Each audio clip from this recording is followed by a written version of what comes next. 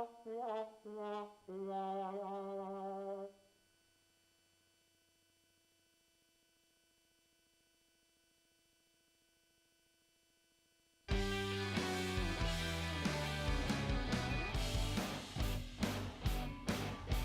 hate this music so much.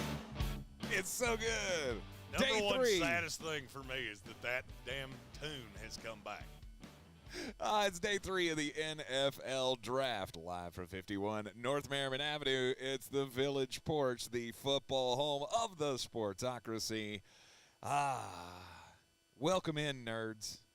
It's day 3, rounds 4 through 7 of the 2023 NFL Draft. This is where nerddom cranks up to the highest degree. And the Village Porch was nice enough to have us back for the third day, so I actually got some sleep, which was awesome. Yes. I was planning on having to tear all this down, put it back up this morning. Instead, I slept. They've been lovely enough to bring us some coffees. And it's just, I feel like you're going to see us here at the Village Porch much more often on the Tube-U. Absolutely. It's been a great time hanging out here. We've yeah. had fun. The staff has had fun. The staff is very appreciative of how everybody has treated them that has come from our group. And we all know we don't get rowdy and disrespectful and all those things. They're very pleased to have us here. Oh, yeah. So this is going to happen more often. George, the owner of the Village Porch, was No, it's good. It's all good. See, they care about things yeah. whether or not the music's too loud. Lauren, our they take care wonderful of us. bartender that was here last night, she was here till like 2 o'clock in the morning. She's back today. If you want to come join us down here, it's just, it works. It's all fun. It's all fun and games until Jeremy gets drunk, and then it gets funner. Oh, and I'm not going to lie. I made myself a personal promise this morning. I looked at myself and I said, Self, you're not going to consume alcohol until the 5th round. And I have not broken that promise to myself yet, but it's entirely possible. Day 3 of the NFL Draft, round 4 is beginning shortly. The New Orleans Saints have traded up to this pick. Yes. If Ian Rappaport's little alert hit my phone one more freaking time, pretty tired of that. It's told me that no less than 6 times in the last 4 hours. But it's time. It is time. It's time. The Saints, with this first pick in the draft, they obviously have a lot of talent left. I was just we were talking before this started, and I was telling Jeremy that this might be one of the most consequential 4th rounds in NFL history. No doubt. There's so much talent still left on the board. I mean, Keely Ringo's still out there. Oh, yeah. A.T. Perry. Adebawore, who we said his name 700 times last night, somehow still on the board. DeJuan Jones, who had back into the first round hype, late in the process, is still on the board in the 4th round. A lot of names that you know, and a lot of guys that could be playmakers at this next level. No doubt. We've got a whole lot of people up on the stage with Roger Goodell now. How did the top 100 go? I finished 21st. 21st. Yeah, not 21st. Bad. How many did you have? How many were in it? No, how many did you 85. get? 85 out of the 100. Kuiper beat me by 1. Todd McShay beat me by 2. Daniel Jeremiah beat me by 3. So, my first time in it, I feel like I represented myself well. Well done. In terms of the mock contest, I finished in a tie for 32nd. I had to do the math this morning. Mm-hmm. And then Cume, I finished 5th. So between the two, and Cume is the 2. So they average out your scores, and I finished 5th. I lost to Daniel Jeremiah, and I didn't actually know any of the other 3 names that beat me. So there you go. I feel like I represented well. I was I'm good with it. I'm good with it. I'm looking forward to playing next year. And next year, I want the ball, and I'm going to score. There you go. Notorious B.I.G. says, hey, Mickey Loomis, don't fuck this up. You got the first pick of the 4th round, and you've got 2 players. I mean, really, the choice should be between 2 players here. Adebawore and A.T. Perry. Yep. Another weapon for Derek Carr, or add to the pass rush. I would agree. Yeah, I would agree. I want the interior player here. That's just me. I mean, and look, how do you? And this is how I'm feeling we should go round 4 here. Okay. How have you felt about the New Orleans Saints so far? Well, let me get the let me get that page pulled up here. And you got Brian Breeze in the first round, Isaiah Foskey in round 2, which I felt like was high. But then again, I'm not I'm not a Foskey guy. I haven't been throughout the entire process. That wasn't news. There's still potential there. They got Kendre Miller in the 3rd round, which I thought was me and Bob were sitting here last night when they made that pick, and I thought that's a good, safe pick. That's an Alvin Kamara replacement for 6 games. You still have, Jamal Williams is going to be that featured replacement. No doubt. But Kendre Miller can come in and give you some snaps, give him some spell. And you knew they were going to take a running back at some point today. Or at some point in the draft. Days. Right. I don't know that Kendre Miller would have been the guy. A lot of people liked him better than I did. I mean, look, and he's got there's definitely skill there. There's definitely high-end potential there. It's just a question of, was he the best running back on the board? I'm going to say no. I'd still like to see them add a tight end. I would too. Another wide receiver would be good for them. And then some depth on the offensive line. The second pick today has been traded as well. The Raiders have traded up to the second pick today. Oh, so I would say you're going to see the highest of high-end players coming off the board quite quickly. The Raiders got to go after DeJuan Jones, don't they? Have to? No. It would make the most sense to me. That would be the player I'd be going after if I were the Raiders. Well, I mean, they have yet to take anybody on the offensive line. I mean, and our Raider fan friends have been telling us that they don't value that to be as big a need as we do. Oh, I think that's one of your biggest needs. By the way, I do have to say this. Thank you to all of you for the super chats, all of the donations, the Venmos. I didn't actually realize how much it was until after we got off the stream last night. That means the absolute world to us. That really helps with. I mean, look, this is a production of 2. You're looking at the 2. And very soon you'll be meeting our new friend Jake, who is our new 3rd. Yep.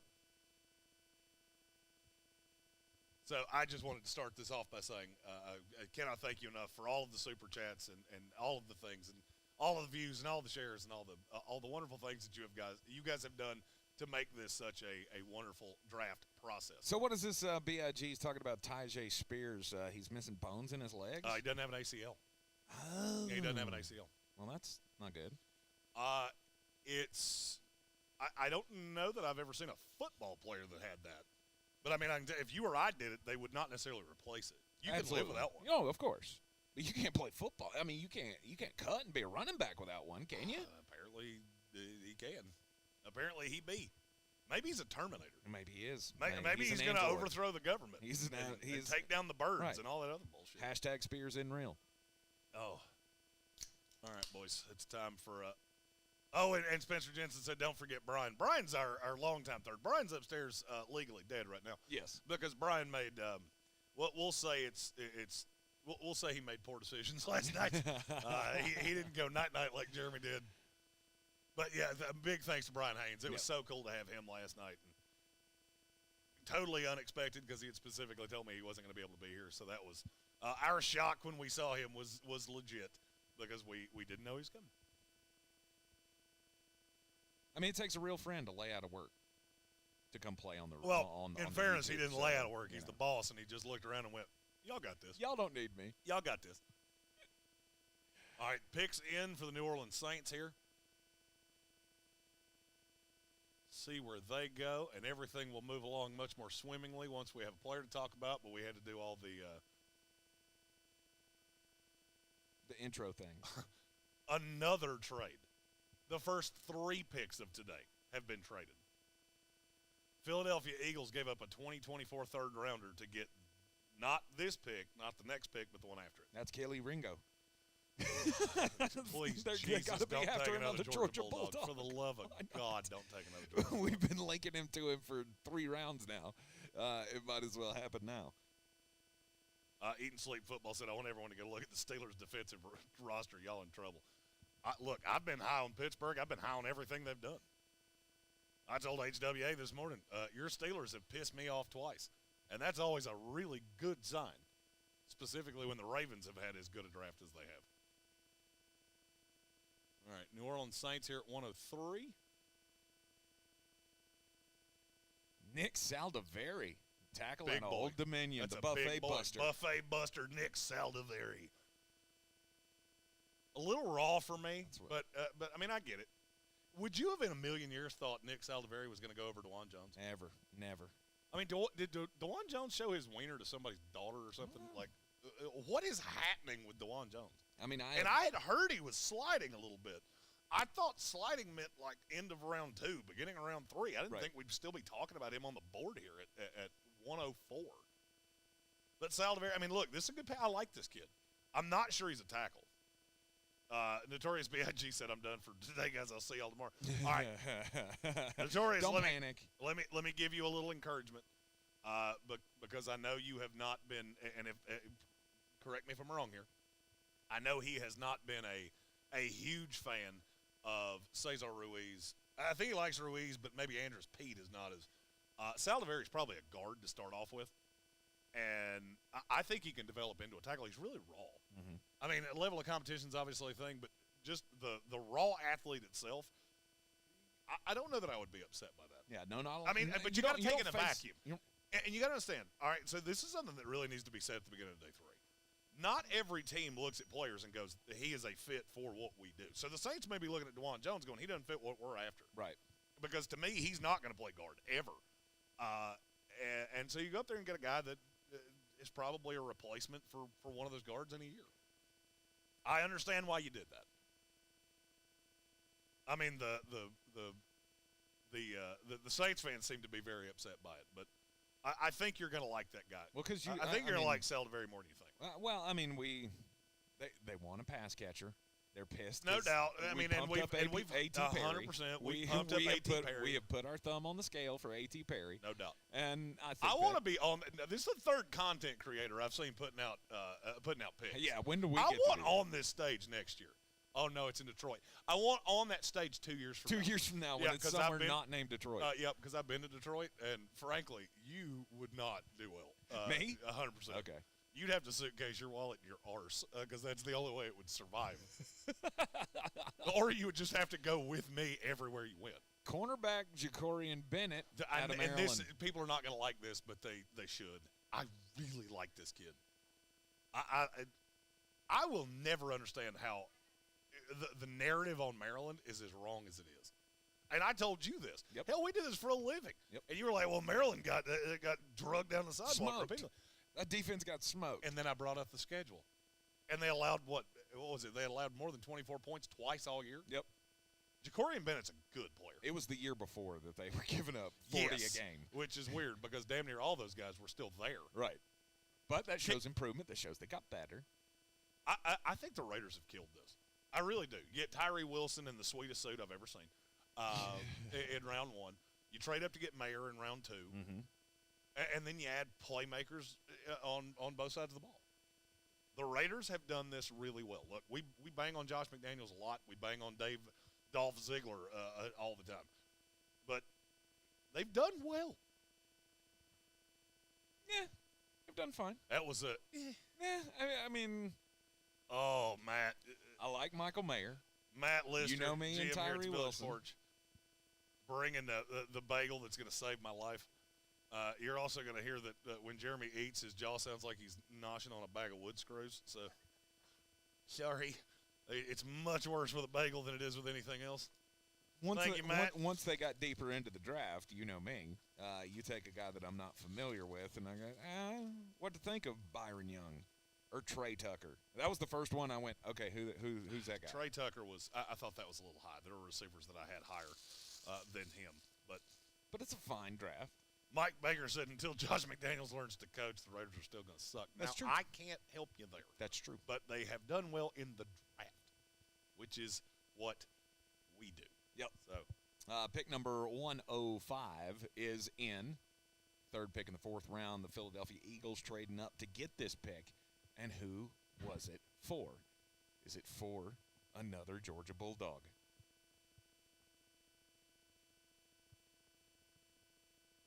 Still waiting.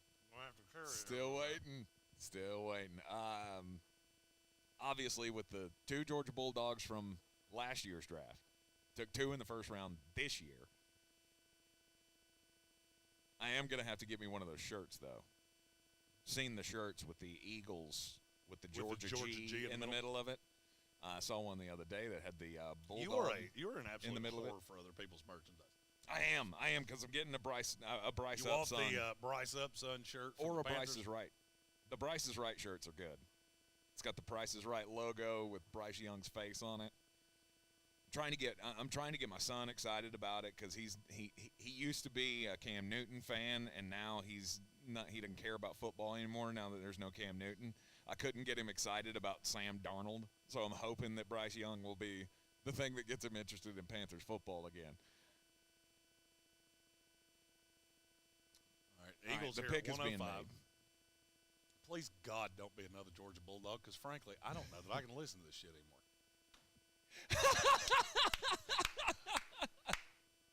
Look, it's like I said to my wife when we started dating. You want to build a champion, you know where to come.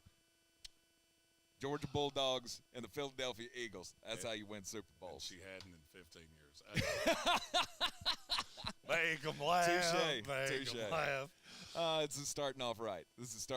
Keely Ringo goes to the Philadelphia Eagles, another Georgia Bulldog. He's a risk. He's a risk, but he's still a good value for this team. He could be a replacement for C.J. Gardner-Johnson. To me, he could be a replacement for James Bradbury in a year or two. Really? You think he can play star He's really outside good. corner? He's really good in press man. The problem is that the reason that he's here, first of all, he did not impress people in interviews. Second of all, when you watch the tape, there were too many times that he would play press man, lag off, and then I don't know if he saw a butterfly or a bird or just his own reflection in a mirror, and all of a sudden you're burnt. Now in Philadelphia, this is probably the best place he could have gone. I firmly believe that. Mm-hmm. I think this scheme fits what he does, and you can be patient with him. I mean, he's your third corner. Play Slay in the slot. And that's 2 big-ass corners on the outside. Yep. The Philadelphia Eagles have killed this draft. And I think anybody that says anything otherwise is just being disingenuous. Yep. I'm not It's shocked another Keely great Ringo pick. lasted this long. It's another great pick. I'm really not either.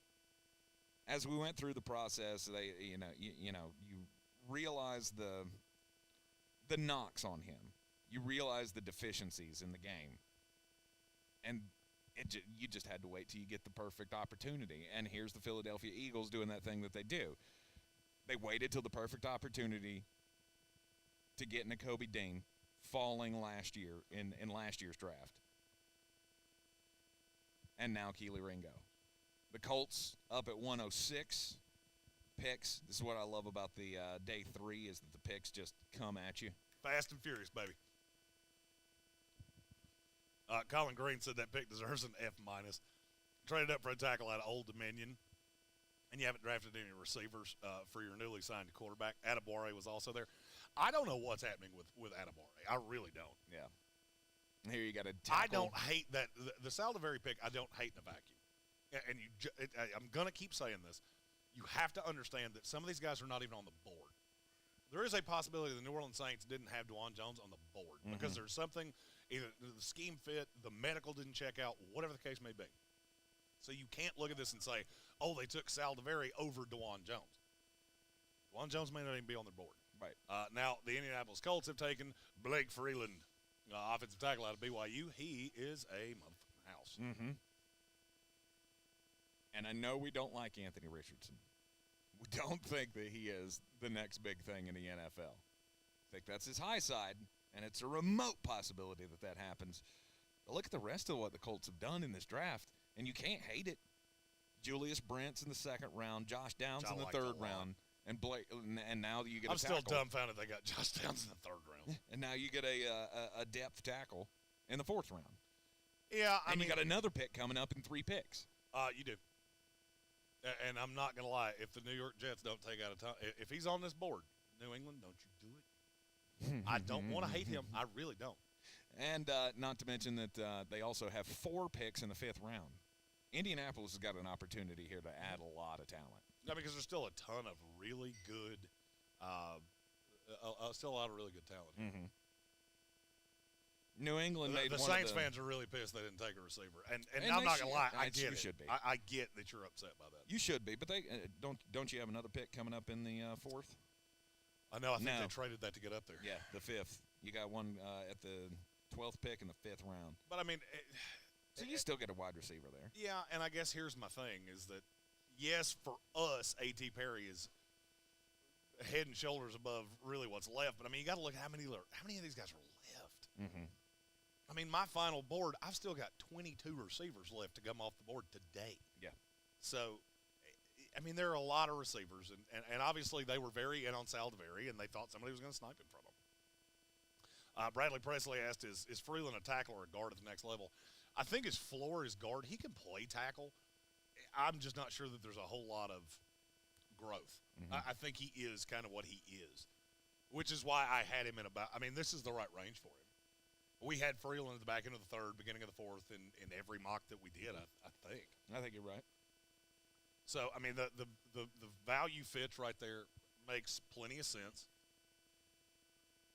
And yeah, Indianapolis has done a phenomenal job in this draft. Yep, the New England pick is in. I still feel like they got one of the best values in the draft, getting Christian Gonzalez in the 1st round at the 17th pick. And then they took Keon White, who's a edge rusher out of Georgia that's got a lot of upside. He's very powerful. And then Marte Mapu, who was a guy that you really liked out of Sacramento State. Obviously, I've never seen him play, so I rely on him to tell me about Marte. But now you're sitting here 4 picks in the 4th round. This is the Bill Belichick playbook here. We're going to talk a lot about New England today. We are going to kill the later rounds of the draft and get the best value possible. And you know, Bill Belichick loves to say that I like banging on the Patriots. They've done a hell of a job. Mm-hmm. They've done a hell of a job in this draft. I didn't love Keon White. I do think that there is a possibility that Bill sees Keon White the same way I do, and not as a stand-up edge rusher. At 285, I just don't think he can do that. Mm-hmm. But you play him on the end of that 3-4, and that's a hellacious guy to put in front of Matthew Judon. Yep. I love the Gonzalez pick just like you did. Mm-hmm. Marte Mapu was really popular through the process, and so I cannot say anything negative about New England. Yep. We got a super chat from Gage. Get that in before the pick comes in for the New England Patriots. He says, Ringo suited at safety or corner? Howie does it again. I mean, there are some people that thought Ringo could play safety. I don't think he's good enough tackler. To me, he's a press man corner on the outside, and you deal with the deficiencies to begin with. You coach him up, and your hope is a year or 2 years down the line. But that's what Philadelphia does. That's why this roster's so good. We just had Dylan, who was down here earlier. Yep. We were talking to him about the Panthers and drafting and things like that. And I told him, I said, the Philadelphia Eagles are the model of the NFL. If they are taking guys that are replacing somebody a year from now to keep that roster cap compliant, that's how they got out of cap hell. That's how they've become the best team in the NFC, I think, by a mile. And Howie Roseman has done it again. I mean, this class is really, really, really good. Mm-hmm. Colin Green's really upset that they traded that the Saints traded up for a kid out of Old Dominion. Let me be really honest with you. I don't give a damn where he played. I don't care. You miss guys all the time. And Old Dominion does, for a group of 5 school, mm-hmm. they do a good job of finding talent. There's a reason that as many of their guys have been drafted as they have over the last few years. And I know you wanted A.T. Perry. I get it. I would have wanted him too. Not gonna lie, I'm seeing the Jets getting closer and closer, and and maybe selfishly, I don't know. I don't know if you want to experiment with another Georgia Tech wide receiver, but well, A.T. Perry went to Wake Forest, so yes, they have. I keep doing that. It's yeah, the they same have the same colors. I keep doing that. It's a completely different school. And ACC gold and black wide receiver. How about that? Joshua Penix asked, how far do you think Adebawore falls? I'm not going to lie because I don't know what's going on. And I really I can't get a good beat on why he's still here. So, Notorious said he's still here. We never had any doubt that you're one of the great listeners of the show. Yep. You just had to. You had to have a moment. I totally understand. Yep. I have a funny feeling that I'm going to do the same thing. New England Patriots take Jake Andrews, the center from Troy. Is that the first one? Is that the first? What the are you doing, Bill Belichick pick? Yep, that's the first non-top 300 player we've had selected. Nice. Which is funny because Walter Cherepinsky, WalterFootball.com, said Marte Mapu was the first non-top 200 player that he had come off the board. I don't thoroughly understand how you take Jake Andrews ahead of Oluwatimi. Bill likes who he likes. He does. And look, you know that's coming. It's built in with Bill Belichick. It's built in with the Patriots. You know it's going to happen. So I'm not going to bang on it. I mean, to me, that kid is. I thought he's a priority undrafted free agent, but wow. So that was a little high for me. But like you said, Bill's got 43 picks in this round. Exactly. So, all right, go get your guy. You're not going to hear me bang on many picks today. You're really going to have to do something untoward for me to be upset by anything that you do. Like the Seahawks taking Stetson Bennett at 108. Yes. If somebody takes Stetson Bennett in the fourth round, you're going to hear me say bad words. Exactly. Seahawks selection getting ready to be announced. Welcome, everybody, into the end of the show again. We're coming to you live from 51 North Merriman Avenue, the Village Porch, the football home of the Sportsocracy. Seattle Seahawks. Devin Witherspoon, Jackson Smith, and Jigba, Derek Hall, Zach Carbonet, and now Anthony Bradford, guard from LSU, added to this class. I knew there are certain players in the class. There are certain players in the draft that as I watch them, I know when they get drafted that I'm just going to kind of roll my eyes and go, okay. And yeah, he's guard. Yep. He's also a motherfucking house. You're going to hear me use that phrase a lot because we got some big boys coming off the board Big damn dude, 6'4", 332. Yeah, he needs he likes cheeseburgers a lot. Like Tank Spencer circa 4 years ago a lot. I mean, he's one of those super strong man movers. I think it was Golick Jr. that I heard explain one time one of his favorite things about playing the position of interior offensive lineman was being able to move one man from point A to point B against his will. You need to do that. That's a good kid to do it. If this kid's not a content creator, I don't know what the hell he does in life. That dude looks like he has a YouTube show. I mean, no shade to us. We have an ESPN show, too. We do. We're not just on YouTube. We do. Ignacio Arroyo. Apparently not a contract. Arroyo. Don't do that. Arroyo. Don't do that. You don't like that? Making the Texans selection at 109. They go with an edge rusher, Dylan Horton, TCU. And that's a thing you did. Uh-huh. I hear that from Jeremy Green all the time, so I know what's coming after that little Let me just, out of curiosity. Oh, God. We're going deep on the board here. Uh-huh. Let's see. LMNO. Wait, where's my... Let's just see how far I had Dylan Horton down the board. I'm going to bet you.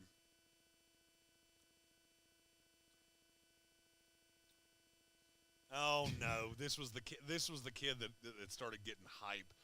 I don't remember why. Yeah. No, this is fine. It's fine. This is fine. This is not as I really wanted to bang on this. This is not as bad as I thought. Okay. Because I originally had like a 7th round grade on. Well, I mean, I was watching the clips. He screamed that they were up showing. the process. And I'm not going to lie, when I do that, I'm not even using my own rankings because those don't change. Yeah. I go to Draft Tech because Draft Tech will tell me where they. Indianapolis Colts. Ooh. Adetomiwa Adebawore. You did it right in front of my Jets. Did you have to do that? At number 110 overall in the 4th round. We've been waiting for him to come off the board for 2 full rounds. Yep, Indianapolis wins. Just winner of the draft? Yeah. Yep. Even taking Anthony Richardson. You killed them for that. Yep. Okay. And they win. And I said this yesterday. Watch this team with a lot of capital go put the pieces around him. At a time, unless he lost a leg sometime in the last 3 days, this is stupid. This is stupid that he goes this low. Mm-hmm. Sloan Jordan said there he goes, but they list him at DT. In Indianapolis, he will play defensive tackle because they play 4-man front. Yep. So he'll be a defensive tackle inside a quiddy pay, and you're going to get after quarterbacks. That's what this team's going to do, and I like it. I like it a lot. Oh, hold on, I believe we have a trade because the Jets were here, and now they're not here, which means we got more picks because Adebawore came off the board, which means Joe Douglas was going to do something that I wanted him to You're do. right. He wanted it, and it didn't happen. And now he went, screw A.T. Perry. We don't need him. He went, you know what? we're going to drop down a skoosh. Let's see. We traded with the Patriots. So we traded 112 to them for 120 and 184. Let's go. That's another value guy. Let's go. Joe Douglas doing the things I want him to do. Okay.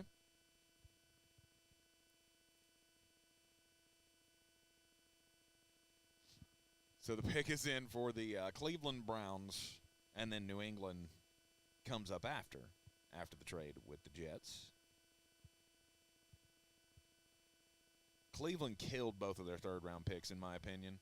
Cedric Tillman to add to that wide receiver core with Amari Cooper and of course, my boyfriend, DPJ. Elijah Moore is there as well. And then Siaki Ika being added to the defensive line. Him and Dalvin Tomlinson are going to plug holes on that defense. Are you a sleeper agent for Donovan Peoples-Jones? I am. Just like you are for Josh Palmer. Oh, I heard no lies there. So. I just wanted to point that out. They put enough weapons around Deshaun Watson. I was not impressed with the little window that we saw him last year, but it was a weird year. Now with a full off season, well, I mean, that's the ability thing. He didn't have a full off season, so he comes in. Well, I mean, he did. He had the full off season, but then he had to wait 11 weeks. Exactly. Right. So you're sitting in mothballs for 11 weeks. Right. So can he reclaim his top 5-ish status that he had when he was in Houston? I believe so. I still think he has that ability. I really like what the Browns did yesterday with 2 picks, especially not picking until the 3rd round. And you got to remember they added Elijah Moore. Yep. So I missed this from Tim Raymond. He said if Devin Witherspoon pans out, he will. Seattle secondary will be insane with Witherspoon, Woolen, Bryant, Diggs, and Adams. I agree with you. Look, I don't want anybody to get the misgivings that I didn't like the Devin Witherspoon pick. It just completely shocked me. Mm-hmm. You understand that was completely out of the character yep. Of the Seahawks. I love Devin Witherspoon. I have the entire process. Tank can attest to this. Yep. I screamed from Jump Street, why are people putting Christian Gonzalez and Joey Porter ahead of him? I don't understand it. And then there, towards the end of the process, a bunch of people saw it my way, including the Seattle Seahawks. Yep. This bagel might be, of all the things in life that are making me really happy, it's in the top 5. Saving your life right now?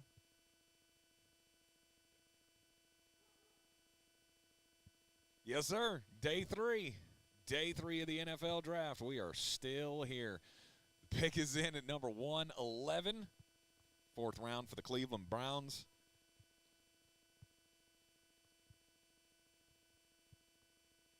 Do you even care at this point? Do you want to make a prediction before the pick comes in? For Cleveland? Yeah. I don't think I can get to the I don't think you can get to it before she makes the pick.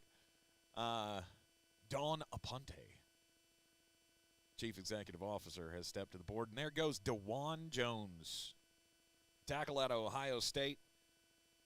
That's a pretty damn good piece. Yeah, that's not bad. That's not bad at all. I do not understand why he fell so far. Now, I thought some people were too high on him in the beginning. But, I mean, to get him here is just stupid. Mm-hmm. And he doesn't have to come in and play. Can you right imagine away. having to guard that big motherfucker playing basketball? I mean, no. As somebody that played a lot of basketball, I would have been the guy that had to guard him, and I was looking at him and going, that dude's about to have a whole mess of points. Oh, yeah. Well, remember, kind of reminds me of Tractor Trailer. Yes. That might be before your time. Nope, Robert Tractor Trailer out of Michigan. Yeah. Watching that 300-pound son of a bitch go up and down the court was fun. That's a big old big one. That was fun. That's a good pick for Cleveland. Yeah. Cleveland has done a really good job for a team that didn't have a pick in the top. They have. There are 3 picks that they've made so far. They have absolutely killed at positions of need to make this team better. And you already have Jedrick Wills and Jack Conklin at the tackle spot. So you can be patient with DeJuan Jones. Right. Your guards are sewed up. So DeJuan Jones comes into a situation where he's not going to be asked to do anything. No, he'll be the swing tackle to start. Right. Which means you can just use the athleticism in the run game. I love that pick for Cleveland. New England here with the selection that they traded up with the New York Football Jets. And they took a kicker. But why? But why did you do that? Oh, wait, you're Bill Belichick. Chad Ryland. Is it? You remember when I said I wasn't going to rag on many picks today? Here it comes. I lied. Here it comes. You took a kicker. You care to tell me who you thought was taking a kicker at 112? Although that is our second kicker off the board, and we're only at pick 112. But for why did you think you had to trade up 8 spots to get him? No clue. That's the point. That's the main question. Hopefully they did a little bit of a better background check on this kicker rather than the last one they took. The Atlanta Falcons, 113. Falcons selection coming in here from Kansas City. There's old Harold Dunn. He sold me insurance once.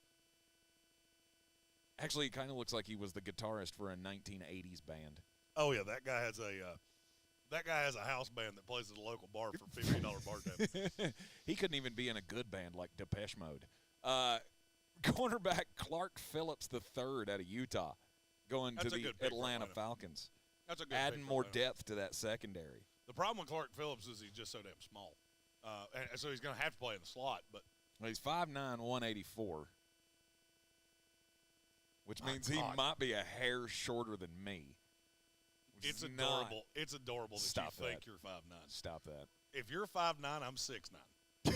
So, and Stephen Tao was here yesterday. I can definitively attest I am not. You are not. You are not. He is, and I am not. Who was it day one that came in first words out of their mouth? You're not 4 feet tall. Thank you. Thank you. Yeah, he's 4'6". Fuck off. He is the biggest of the Oompa Loompas. SB, our satisfied Browns fan, very happy with his draft right now. I said Browns draft better than the Jets. I don't have a. Yeah, he's right. He's right. Yeah, he's 100% right. Their draft has been better than ours so far, no doubt, not close. And we picked at 15. Panther selection coming from Germany. Indeed. It's a great time to shout out Pan, who said high five from Poland as always. Hell yeah. I know Poland and Germany are not the same place, but they're both far, far away. I'm glad you realized that. Thanks, you remember that from world history class? Yeah. I slept through that's a good pick. That's a good pick for Carolina. Oh, Chandler Zavala. This kid screamed up boards through the process. Now, was he? That's a good. He was there with Aquano. I was going to say, was he on the same side of the line with Aquano? Well, it doesn't matter if they're on the same side, I don't think, but still. I know he played left guard, but I don't know if he played left guard with Aquano. Okay. Yeah, that's a great pick. Carolina, you should be ecstatic with that. Puppy fingers. That's 2 Wolfpackers. Yeah. I keep looking into the camera that's not the guard on. out of NC State. 6'3", 322 pounds. Hey, we got we got a franchise quarterback, ladies and gentlemen. And what are we going to do this time that we fucked up the last time when we took Cam Newton? We're going to protect his ass. Yeah, and you're going to run the ball because he ain't big. Because he ain't as big as Cam Newton. Yeah, Miles Sanders has got to be looking at what this line looks like now, going, I thought I was going to be taking a step back in terms of offensive line. And they are, but not much of one. Yep. Pan said Poland and Germany are neighbors. They are? You did not know that? Nope. No, sir. No, sir, I did not. That's what. I've seen it. Correct me if I'm wrong, but I'm trying to think back to my world history. Was it not Germany that attacked Poland, which started World War II? You know what I got in world that's history? Correct. A crick in my neck from all the naps I took. Right. Because I didn't pay much attention. I'm pretty sure I'm remembering that correctly. I've seen almost every state in this country. I've seen 4 countries outside of it, and they were all on the same boat. Went 1, 2, 3, back to the one I started with. Right. All right, the Bears selection at number 115.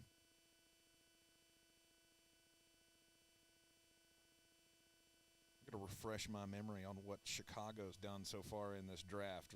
They did trade down to 10 with the Philadelphia Eagles in the first round, got Darnell Wright.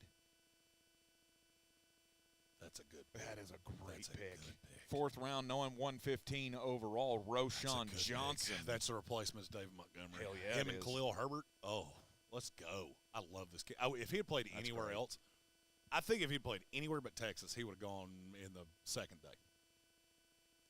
If he'd have been the feature back somewhere. Just rumbling, stumbling. Oh, I love that kid so much. Oh, but he only ran a 4.8 or a 4.58. I don't care. He's 4.58 is still pretty damn fast, especially for a guy that's 220 pounds. Mm-hmm. And he's got a ton of tread left on the tires because they didn't lean on him. And just when I watch him run, the way he keeps his shoulders squared up to the defender that's in front of him, like he's gonna square up, lower a shoulder, and bust your ass getting into the end zone. Sloan said Tank came up to me first Thursday. First thought was, oh, he's not that small. Yeah. Blake, much love, Blake. Hadn't seen that name. Love that Carolina's getting offensive line depth. Absolutely. You should. Zavala's a good pick right there.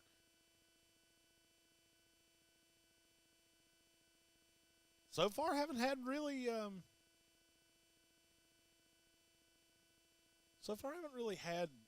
much that's not much ruffled my feathers, other than New England trading up for a kicker. Yeah. I mean, and look, if you're going to take a kicker, I understand why you took Chad Ryland. I just don't really understand why you did it at, the top of the 4th round. The 12th pick of the 4th round.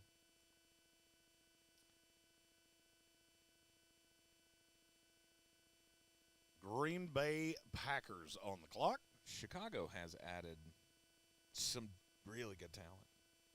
I like what Chicago's done. Gervon Dexter, Zach Pickens on the defensive line. Stick those dudes in the middle. See what happens. Dare people to try to run on you. Tyreek Stevenson wasn't a bad selection to add to the secondary. No, I like Tyreek Stevenson a lot. Right. I like Tyreek Stevenson a lot. Kyler Gordon. And 2 years from now, that Bears defense is going to be really good. Yeah, who's the other? Jaquan Brisker, the safety. Oh, that was a great pick from them last year. Look, the Bears have crushed this. They have. Roschon Johnson, running back out of Texas, added to that class now. Ryan Poles has completely he's brought himself back into the good graces with me. Yeah, I mean I still don't like that you're hinged to Justin Fields, but what were you going to do? You got a lot of capital from the Carolina Panthers to move down. Yep, and you've got the capital to go get your guy next year if it's not Justin Fields. Absolutely, 2 first-round draft picks next year. And I say this again, he doesn't have any excuses. So if he doesn't do it this year, no doubt about it. All right, the Green Bay Packers. Jekyll asked, what does Carolina do with that last pick of theirs? Because they're the first team that's completely done. They'll be done, yeah. They're the first team completely done. God, and I like what Carolina's done too. I swear, I think Scott Fitterer's drafting off my sheet. Minus DJ Johnson, which I didn't hate.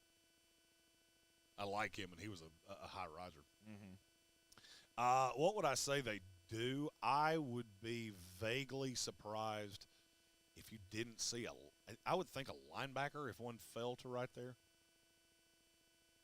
would be my thought. But God, we still have so much freaking talent on the board. Antonio Johnson. They need a tight end. I would like a tight end, and you still got some good ones left. I mean, unless they just want to roll with Hayden Hurst. Ooh. It just blows my – every time I look at the board, it just blows my mind how much talent we still have. Mm-hmm. Antonio Johnson.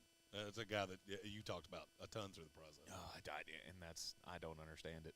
I don't understand the hesitation with him. Is it just the tweener thing? What position does he play? Right, Is he a natural safety? Some teams saw him as an outside corner. I mean, for me, none of it is a big enough negative that he should have fallen this far, especially in just a god-awful safety class. Mm-hmm. Packers selection at 116. They could use a safety.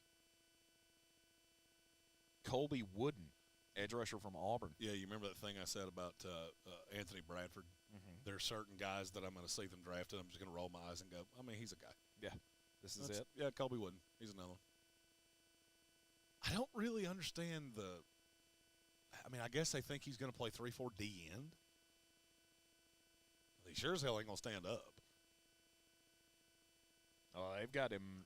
ESPN's got him listed as a tackle. Well, I mean, that defensive tackle would be 3-4 end. Not always, but usually. Fair enough. Because there's a difference between a D tackle and a nose tackle. Although I don't think they differentiate that on ESPN. They don't. He's not a nose tackle, I can tell you that. 6'4", 273. Oh, and Fast and Furious. Patriots are right on it. Other they than need commercial another breaks. kicker. Come on, kicker. Oh, take a punter now. City Sowell, Eastern Michigan. He's a guard. He's a guard. It's another one that wasn't in my top 300. Currently, how many players have the New England Patriots drafted that were not in my top 300? 3. How many has the rest of the NFL drafted? 1. 0. It's 0. I mean, he's fine. Bill makes my head hurt. He really does. And I know he's brilliant and he's the GOAT and all that bullshit that everybody says. But, like, you cannot tell me that you couldn't have gotten Sidey So. By the way, that's how you say his name. That's how you say it? Sidey So. You couldn't tell me you wouldn't have gotten him 2 rounds from now. I don't believe it. Yeah. But Bill's one of those that he didn't care about the value. He's going to take the DNA Tooth podcast said he's not mad at the Packers pick. They've been horrible at taking defensive linemen, and he's a nice replacement if Devontae Wyatt doesn't have a pulse. He didn't have much one last year. I mean, it's not a bad pick. It's just one of those that I don't have. I don't have a lot of. He's a guy. He's a guy. I don't have a lot of negative to say. I don't have a lot of positive to say. Right. And those guys tend to be scheme fits. Look, Chad, it may sound hideous, but he's a guy. Chad Atkins asked off the field issues or fits the scheme. I'm going to assume he's asking about Antonio Johnson. Correct me in the chat if that's not who you were referring to. There's a little bit of personality red flag with Antonio Johnson. I didn't think it was enough to make him fall this hard, but it's a scheme fit that's I think that's what's pushing him down. That's a good pick. Washington Commanders 118 overall in the 4th round. Now this kid's not a dude. Braden Daniels, guard out of Utah. Do you see that bottom name on NFL Network's coverage? I did not. Their third qualifier on him was Joe Tooney. I'm not going to say he's that good, but he is a dog. I'm pretty shocked he lasted this long. And now he comes into Washington. He doesn't have to start right away, but I'm not gonna lie to you. I think he could. I think he's good enough to start right away. I had him as a second-day pick for sure. But is he better? Stromberg and Daniels, you now really solidified the inside of that line. I was going to say, is he better than Norwell or Cosme, who are currently listed as their starters? Cosme, yeah, probably. I don't love Cosme as a guard. I never really. I mean, he's fine. Norwell hasn't really. He hasn't shown well in Washington yet, but I'm good with it. Oh, we have a trade. It's the Kansas City Chiefs coming up to get A.T. Perry. Why not? Well, whoever it is, they think they have to take him in front of the Jets, and I'm not seeing the player that I'm. Oh, no, I see one. No, I see one that's. This is the third time that a team is traded right in front of us. Just are you just mad at us for getting Aaron Rodgers? Yes. And you want to just make sure we're all sad. Mm-hmm. No Smile said, "Don't you always say go get your guy?" I do. That's a good point. Yep. Yeah, that's a good point. Yep. If you're banging the table on a guy, go get him. Which is the reason you're not going to hear me say much negative today. Now, do I think you had to go get Sidey So? No. Do I think you had to trade up to get Chad Ryland? No.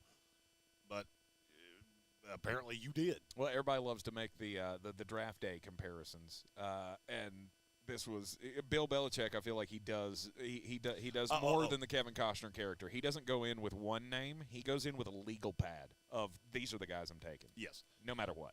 Chad Atkins said, no, why some players fall that we think shouldn't. It happens in every draft. So there's a multitude of reasons that can happen. Things show up on med reports to some teams that don't show up to others. Mm-hmm. So, all right, I'll give you an example with Antonio Johnson. Probably half the league was not interested in him to begin with because he didn't fit the scheme. If 5 teams had a medical red flag on him or had a personality red flag on him, or he just was off-putting when he came to interview with them, well, now you're down to like 11 teams that could physically draft the guy. So if you get unlucky and none of the teams that would take him fall in that spot or positions fall to them, there's a lot of reasons it can happen.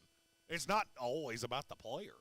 Is this dude dressed like Andy Reid, or did he just – No, that's Eric Stonestreet. That's the guy from Modern Family. Oh, it is. Wow. He looks like Andy Reid's brother that's lived a much cleaner lifestyle. Way less Waffle Houses. I love that we have to show every fan of Kansas City eating barbecue or something. It's because they're the only ones still there. No, that's not true. That's not true.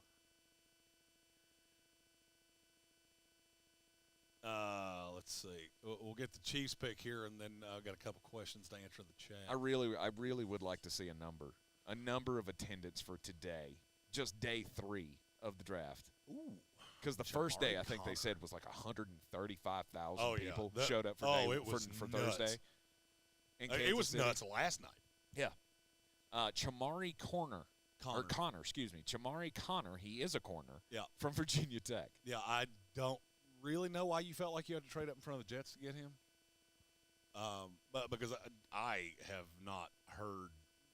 He's really scheme versatile. He's not a guy I talked about much. I had him as a high-end priority undrafted free agent. And immediately the pick is in for the Jets. Which means, and that's just how it works here.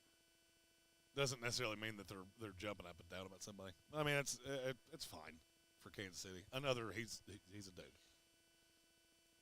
Chauncey Major asked if I liked the Trenton Simpson pick. Tells me Patrick Queen's on the way out. Yep, you saw that exactly how I did, and I loved it. Him and Roquan Smith next to each other. Are you friggin' kidding me? That will the be Baltimore Ravens can play in base now, probably more than any team in the NFL. Not have to go into nickel. I still would like to. I have to imagine they're going to kiss and make up with Marcus Peters. But let's see. Ryan Woolridge, who is the Packers' backup quarterback? Who is their backup quarterback? I got you right here. Because I know Tim Boyle was doing ayahuasca. Danny Etling. Oh yeah, you're coming. Green Bay's coming away with a quarterback before this is all said. You're going to ding to one of them. But then again, I'm not sure I want a young backup to Trey Lance. I mean, Will Levis would have been fine, but you mean Jordan Love? What'd I say? Trey Lance. Oh, 2 bust quarterbacks from the NFC. It's fine. Mark that tape. Mark that tape. That's the first time he's ever said that about Trey Lance. 100%. Yeah, I would be leaning to a veteran because I want a vet behind a young guy or a young guy behind a vet. I hate having two vets. I hate having two young guys. Oh, but Jordan Love, he's been in the league for 4 years. He's a vet. And he's thrown like 18 more passes than I have. And most of them were not overly impressive. Wes asked thoughts on Will Levis. I kind of like the fit with Tennessee. I mean, I do. Because you've got Tannehill for a year. By the way, you want to know why I always say taking quarterbacks in those mid-rounds is because Malik Willis, the ultimate project, he just gave up on him a year. Yep.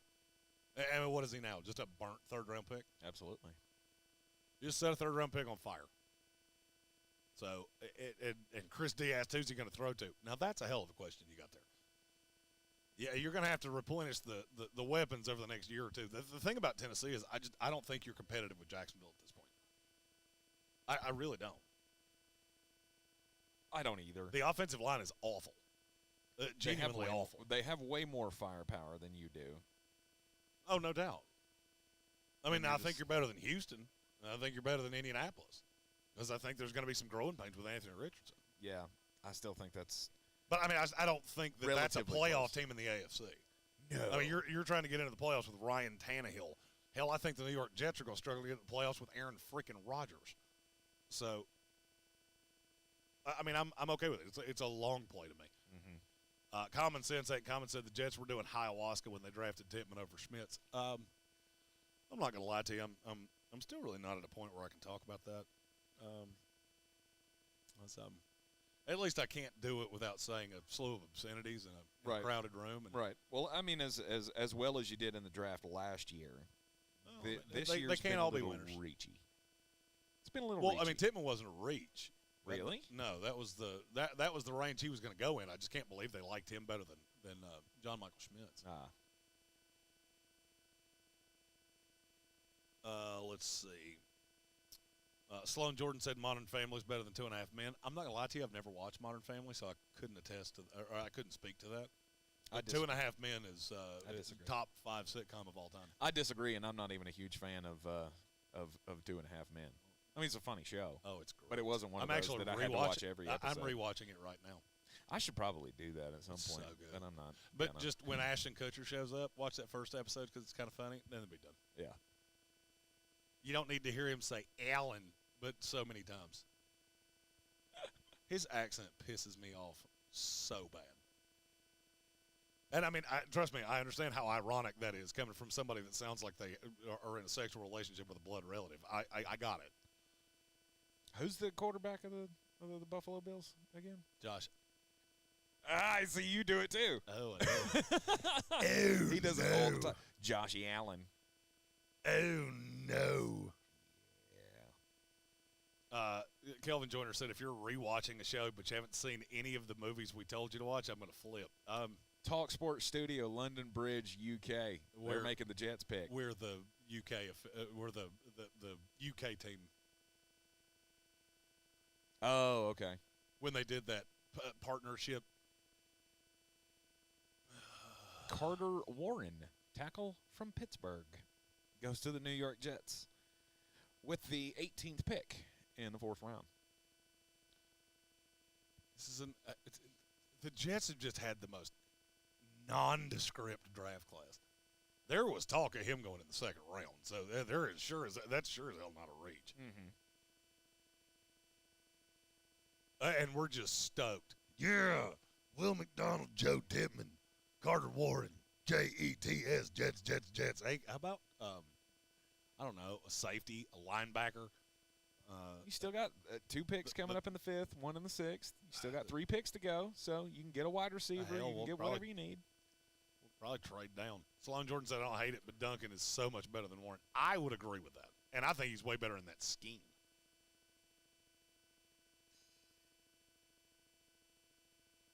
Bill Buttigieg said, Carter Warren over Habakkuk Baldonado. I do like Baldonado. Apparently, I'm the only one. I've been told he may not be drafted. Really?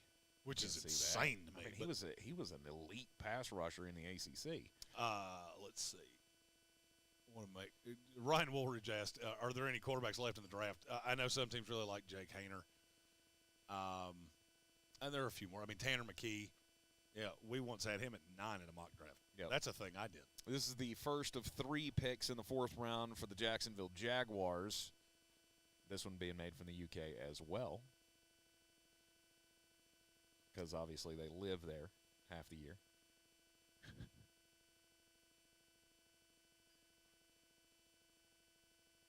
And the Jacksonville Jaguars, the jorts and crumpets of the NFL. And one of the most drafts I've seen. Yep. Ventrell Miller. Anton Harrison, Brenton Strange, Tank Bigsby. I don't. Any of that Nope. really and sends you. Ventrell Miller don't do it either. There's Ventrell Miller, inside linebacker from Florida. That's a lifelong special teamer to me. I'm not wild about anything Jacksonville. Do you need me to order you some food or something? Or No, I had a bagel. I think I'm okay for. All right. I think I'm okay for the All moment. right, I'll be right back. All right. We'll trade places because I'm going to need nicotine. Talk amongst yourselves. Talk amongst yourselves. I'll answer some questions here while we're. Let's see. Wes says he thinks the Jets will cut or trade Corey Davis. I don't know that you're right. Kind of depends on if they can add another player. I think one of those 3 picks will be a receiver. I just hope it's Andrea Iosivas because he got that dog in him. And A.T. Perry's not going to last to another pick of ours. Ryan Woolridge, predict the Packers record this season. You're still so talented that I don't think you're going to crater, but I'll say 8-9. That would be my thought. Colin Green asked, do the Eagles plan on playing Ringo in the slot or at safety? I hope not in the slot. I can't imagine it'll be in the slot. I don't think it'll be at safety. I think they're going to play him on the outside in nickel and slide Darius Slay into the slot. And that would be against teams like Detroit that have it just makes him more malleable. Ringo's a developmental piece. I mean, that's why you took him in the 4th round. Just because he's talented doesn't mean that he's going to have a dedicated, no doubt, role early on. Eat Sleep Football said that guy looks like 2019 Jeremy.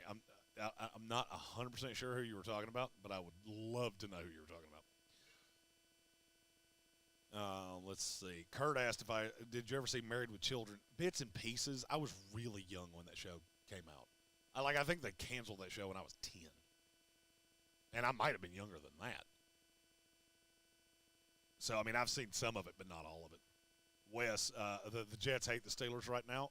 I don't have a bell, but you're 100% right. Let's see. Rodgers could be a Viking if Aaron Rodgers' final destination is with the New York Jets. By hook or by crook, for better or worse, his last destination is with the New York Jets. Kellen Joyner said he's ducking the movies. I'm just going to be honest with you. I don't like movies. It's too much of a commitment. I usually don't like them anyway. The reason that I like shows so much is that you can build the character over time. For me, you just can't do that an hour and a half, 2 hours without forcing some things. And I can't start a movie and not finish it. So no matter how bad it sucks in the first 25 minutes, I can't stop. And I've had Haynes and I watched one several weeks ago as we were doing draft prep. We just threw it on television. And it was god-awful, and I watched every second of it. And that's why I don't watch movies. I mean, we're thinking about doing something here in the summer where Jeremy saw a movie, bring that back, and discuss as I just shit on all of the movies that you all love so much, because I will. But that's still a work in progress. Woolridge asked how many picks do the Packers have left. Let's see. Go to my tracker here. Hit the wrong button. The Packers have, a billion. 2 in the 5th, 2 in the 6th, 4 in the 7th. They have 8 picks left. You will never make 8 picks. So look for Green Bay to make a trade or 2. Let's see. Will A.T. Perry or Raheem Jarrett be at 133 for New England? I think Raheem Jarrett will. I will be shocked if A.T. Perry makes it that far. But then again, I'm shocked that he's made it this far. So somebody's going to get a hell of a value with A.T. Perry, and I just hope it's a fit where he's not stuck as a 5th receiver for 2 years. Let's see. You like the Stanford quarterback, Tanner McKee? I do. I think he's got some upside. I'm reasonably shocked that we haven't seen another quarterback I mean, because you've only had the 5 so far. The 3 that went the first round, Levis in the second, Hendon Hooker in the third. And that's a little shocking to me. Let's see. Eagles play the AFC East next year. This is going to be nuts. It's from Wes. I agree. I'm not going to lie. The NFC East and the AFC East both have murderer's row schedules. So that's going to be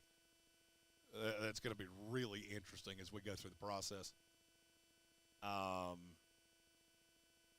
Let's see. Andreas Pinckney, I'm a simple man. I don't ask much. But police let A.T. Perry fall on the Saints in the 5th. I mean, if the ratings fall and you don't have that many more picks left in the 4th round, so we very well could.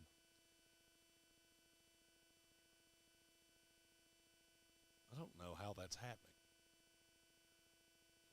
All right, somebody tell me if you could hear the I'm Your Huckleberry right there. If not, I'll continue to play the other sounder, but I just heard it and I don't know where it came from.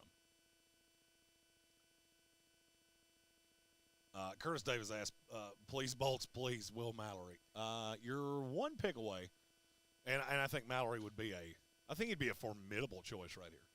I've said I think he was the next in line among the tight ends to me. So it would definitely make plenty of sense to me. And I'm going to play that for Curtis Davis just in case the I'm Your Huckleberry didn't come through. Because, again, I don't know if only I heard that or if you could hear it. Adam Black asked my top 3 movies of all time.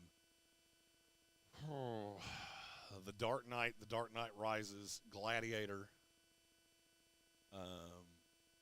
What are we talking about? My top 3 movies of all time. Oh.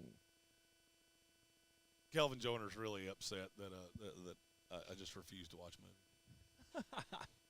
He's not upset. It's just it's Godfather. I think I might go all like crime mafia movies here. I mean, hell, I can go Godfather, Scarface, and Goodfellas. Never seen not one of them. Ugh. Never seen any of the 3 he just said. Crazy. That's crazy. Let's see. All right, what have I missed here? Well, I waited for you, and it's nothing much. I kind of like this pick of Tavius Robinson for the Baltimore Ravens. The last. Oh no, get back to rounds. Oh yeah, I mean, why not? I mean, give the Baltimore Ravens a 6'6" edge rusher. Little raw. Ball hawk though. Really likes forcing fumbles. Yeah, 5 of them. Also really likes missing tackles, but, that's why you get him here at 124. 5 of them last year. John Gaines to the Arizona Cardinals because apparently, and I'm going to say this as nicely as I can, apparently they didn't look at the guards that were still available. Okay, I was going to say there's a child. I know. I don't know why. I have no clue why you would do that. But absolutely none. I mean, I'm just dumbfounded that you would take John Gaines over Emil Eki or Nick Brocker or Andrew Voorhees, McClendon Curtis. I don't really understand that. Yep. Los Angeles Chargers pick at 125, Darius Davis, wide receiver from TCU. Oh, hold on. Before we get to Cameron Young to Seattle, we hadn't talked about that one either. Okay. I mean, I like it. I like it in a vacuum. He's just a developmental piece to me. He's a true defensive tackle. You're not putting him on the outside of a 3-4. Right. He is what he is, and that's all that he is. Darius Davis, that feels like a little bit of a reach to me with the receivers that are still on the board. Mm-hmm. I mean, he's just a little feller. 5'8". He's one of the best kick returners in this class, though. Okay. And will come in immediately and impact you there.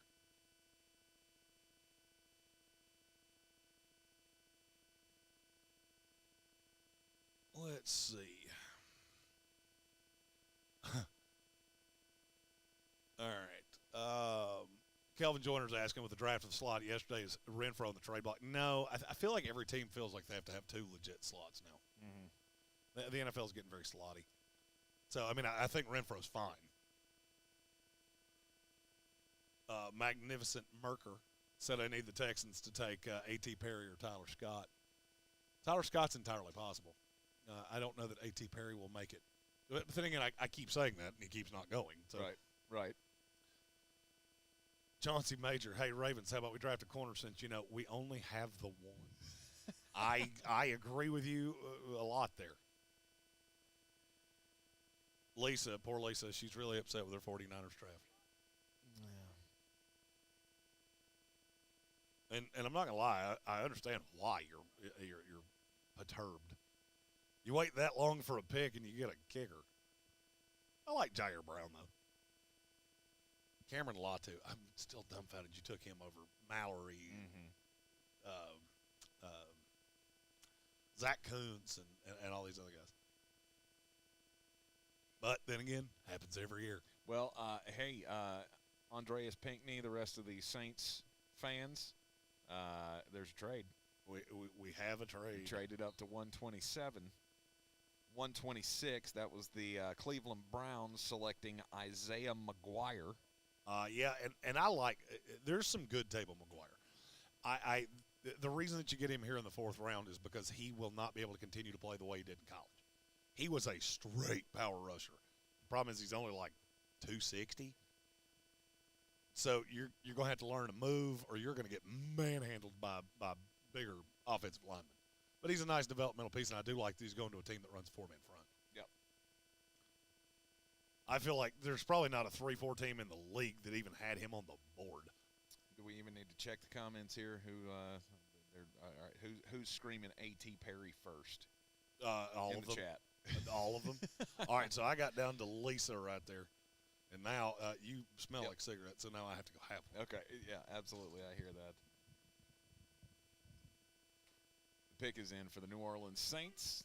We'll give you that as soon as it comes across the board here. Andreas Pinckney says he's hearing Perry is falling because of drop issues, but Quentin Johnston from TCU has the same issues and went number 21. It's absolutely crazy. Hey, I would agree. As much as we've talked about A.T. Perry and his ability to stretch the field, it was very surprising to me that he is still on the board here.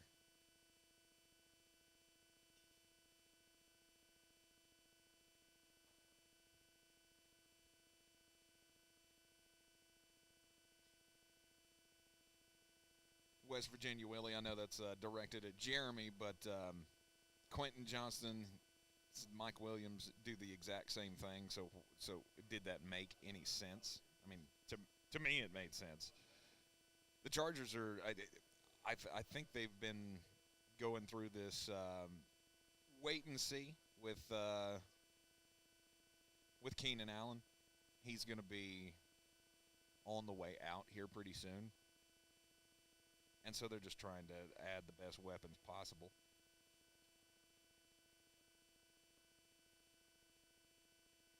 I mean, they've had a pretty good draft so far, the Chargers have. Quentin Johnston, Tuli Tuipoluluto, however you say his name, from USC, Dayon Hanley, and then Darius Davis from TCU.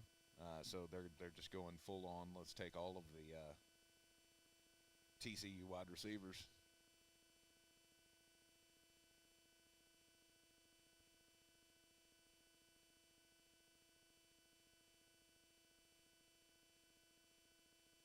Colin Green said, do we just hate A.T. Perry and love all the TCU players? Maybe.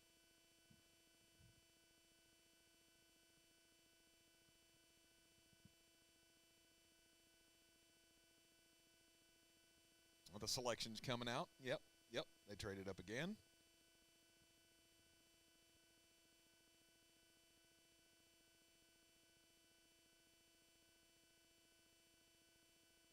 It's Jake Hayner. All right. There you go, Saints fans. You get a quarterback. Jake Hayner out of Fresno State.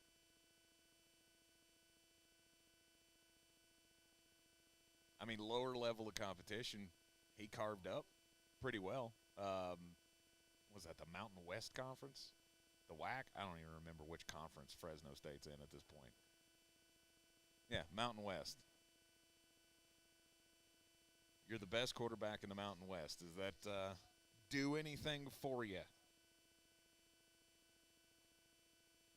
Guess you needed a solid backup for Derek Carr because, I mean, hell, you've kind of struck out on all of the quarterbacks that you've tried other than that. So hopefully this is the turning point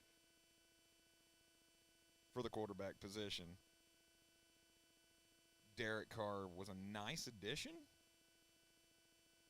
and I think he makes you one of the favorites in this division, but I still believe that Carolina and Atlanta are pretty close to you. Brian Haynes is probably somewhere listening to me say that and going, "Oh, stop it with the New Orleans Saints." It all comes down to Dennis Allen.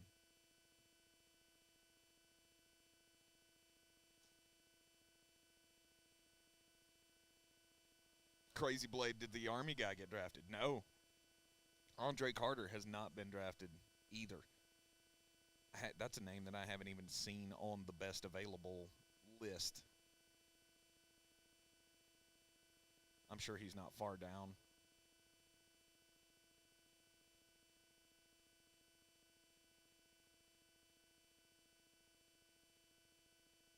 So we've had our first quarterback of the fourth round come off the board. The New Orleans Saints take Jake Haener.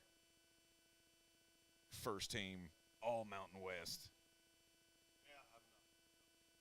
I'm not shocked he was the next quarterback. I'm assuming we've talked about the trade. DeAndre Swift. I did not see the to DeAndre the Swift Philadelphia Eagles because they're just obsessed with Georgia Bulldogs. Hell yeah. I don't know what they gave up. I haven't seen the compensation yet. Wow. And Bob said that to me yesterday. Yeah, it's been rumored that Philadelphia was the team that was super in on him. 2025 fourth-round pick. Our first 2025 pick has been moved for DeAndre Swift. A fourth in 2025.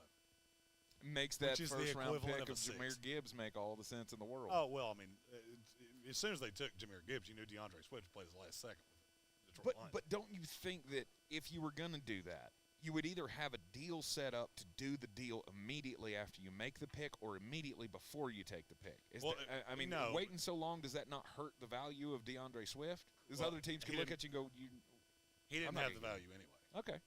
I mean, because of the injury issues. They've been talking about him. Backup quarterback with the LA Rams, Stetson Bennett. Pew, oh, pew, pew. Oh, wow. Oh, wow. Wow.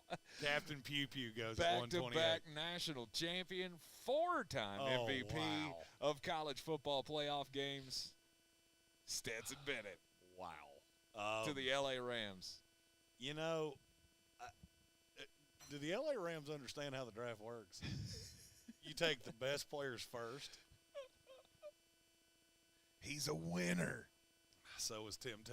Actually, you know what? Quarterbacks to win multiple national championships drafted. Matt Leinart, Tim Tebow, A.J. McCarron, Stetson Bennett. Yeah, that sounds about right. Yep. Yeah, the most successful pro quarterback there is A.J. McCarron as the MVP of the XFL. He's a great college football player, but he'll never be anything more than that. Oh, good Lord. That is horrific. I am actually I was surprised. Oh yeah, more than just about anybody. Oh yeah, look at Stetson trying to throw the high heat. Yeah, and he's not a baseball guy. No, he's a guy. He's not a baseball. He could throw a football into a mailbox. That's why they called him the mailman, because he would practice at his home throwing the ball into the mailbox. I did not know that. That's why they called him the mailman. Now, how could you throw a football 40 yards into a mailbox, but you can't hit the strike zone from 90 feet away in baseball? Yeah, I'm. Zion said the Rams should be ashamed. I agree with you. I fully disagree. That is. This is too high. This is too high. You shouldn't have taken him in the fourth round. I don't think anybody else was going to do it. I don't hate him as a player. I really don't. As a backup, he could be fine. So I want you to walk me through this. You're telling me the Los Angeles Rams roster is good enough with their fourth pick after they've already reached on one to take a backup quarterback? No. There you go. No. I'm telling you, it's too high. If they had taken him in the 6th or 7th round. If they had taken him right there, you see that last pick right there? That would have been okay. You see all these picks in between there? Yeah. That makes it make way less sense. I get it. I don't really think the Rams understand the draft. It's been so long since they've had a high-end pick that I don't really think they remember how to do this. Right. It's a total reach in the 4th round, Zion. I completely agree with you. Wow. That's beyond awful. Oh, I can't wait for Alexander. I mean, I know he's coming. I know unequivocally he's coming, and he should be. And it should be something that I can't say with children around. So if we don't repeat it, that's why. Indeed.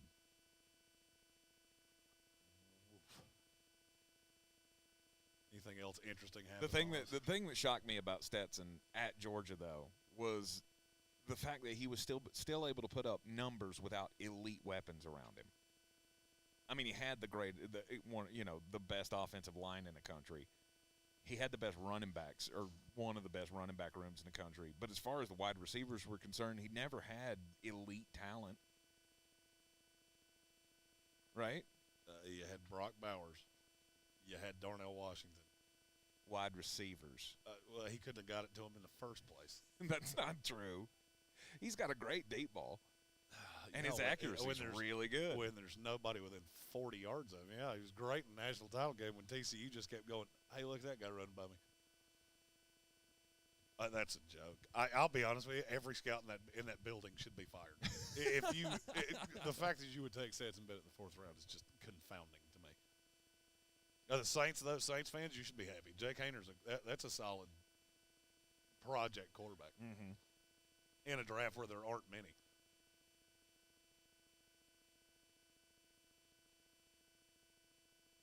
And I do still I find Stetson Bennett's mailman nickname really ironic because 4 years from now, it's probably what it'll be. Oh, absolutely. There you go. That's a good pick. There's your edge rusher going to the Dallas Cowboys. I thought he was going yesterday.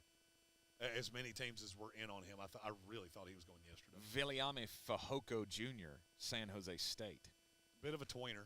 Not 100% sure what position he's going to play, but I like him in that Dallas. He's a tweener between, edge and tackle? Some teams think he needs to bulk up and play on the interior. He looks pretty big already. Oh, he's 280. Okay. Some teams wanted to thin him down and put him on the outside. He's got a really good. There it is. That spin move? I'm telling you right now, it's one of the best in this class. The only problem is that is the only move he has.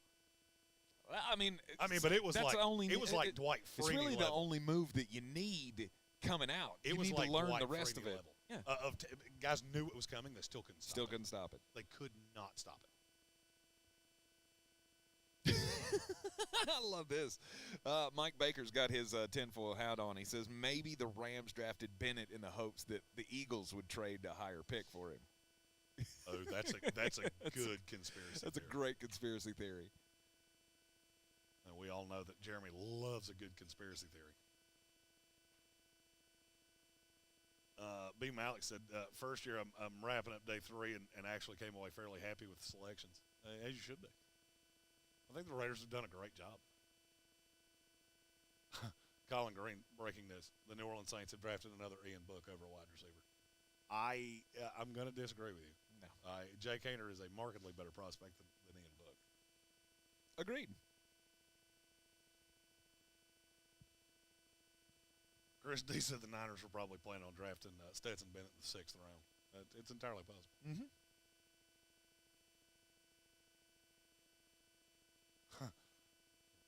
Bill, Kirby Smart has pictures of how he runs the Social Security number.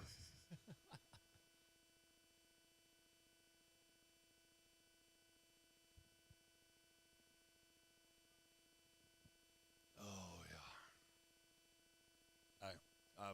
We got 6 picks left in the 4th round before Jeremy has fulfilled his obligation to not drink during the 4th round. You over there with your sweet tea? No, just Coke. Just Coke. You gonna throw some things in that here? In a little bit, yeah. Okay. In a little bit, yeah. We'll venture down that path. the 5th, 6th, and 7th rounds need lubrication. No doubt. No doubt. You want me to care? Oh yeah, this Give me some alcohol. Oh yeah, this is I'll care certainly way more.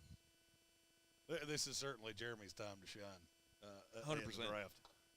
100%. Because I'm just looking once we get down to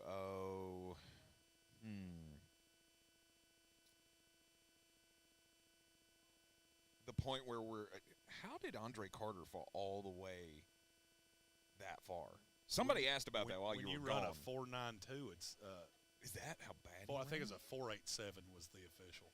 Woof. I can verify that. Okay.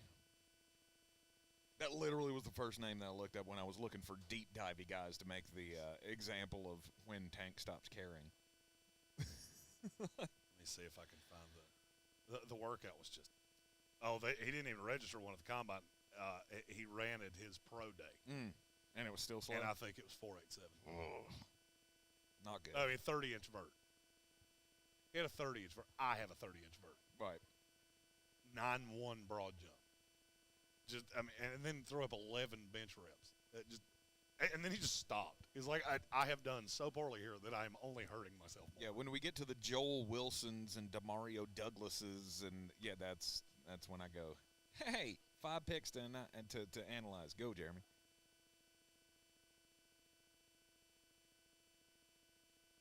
Let's see. Bradley Presley said the Jack and Cokes are great there. He had 4 of them last night. By the way, thank you to everybody that showed up last night. Everybody here was very happy. Yes, good time was had. Everybody took care of the staff, and we appreciate that more than we could ever say.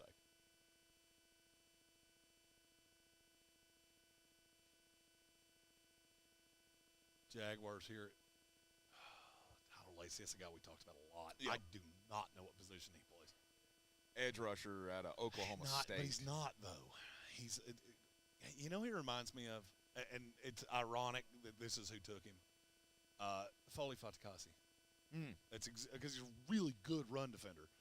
He had some sacks, but most of them were just cleanup work. So, I get it. I just think it's kind of a hat on a hat with what you already have. That was a pretty good inside move he put right there. He but can I think do they were things. playing Wyoming. But that's what I'm talking about. That clip right there. You didn't really do anything there. The quarterback held it too 6 long. seconds. Exactly. And that's virtually every sack he had was the same way. Mm-hmm. And so, to me, that's not a projectionable skill. See, and that's how I felt about Tyree Wilson a lot. A lot of his best film, I felt like quarterback held the ball way too long. He was also triple teamed because the rest of the rest of the Texas Tech defensive line looked like they should be sitting at this table with us. Sure. Oh, has this guy got jokes? He's wearing a sweet Bengal print shirt. I think I need that. If you wear that in my presence, I will never stop making fun of you.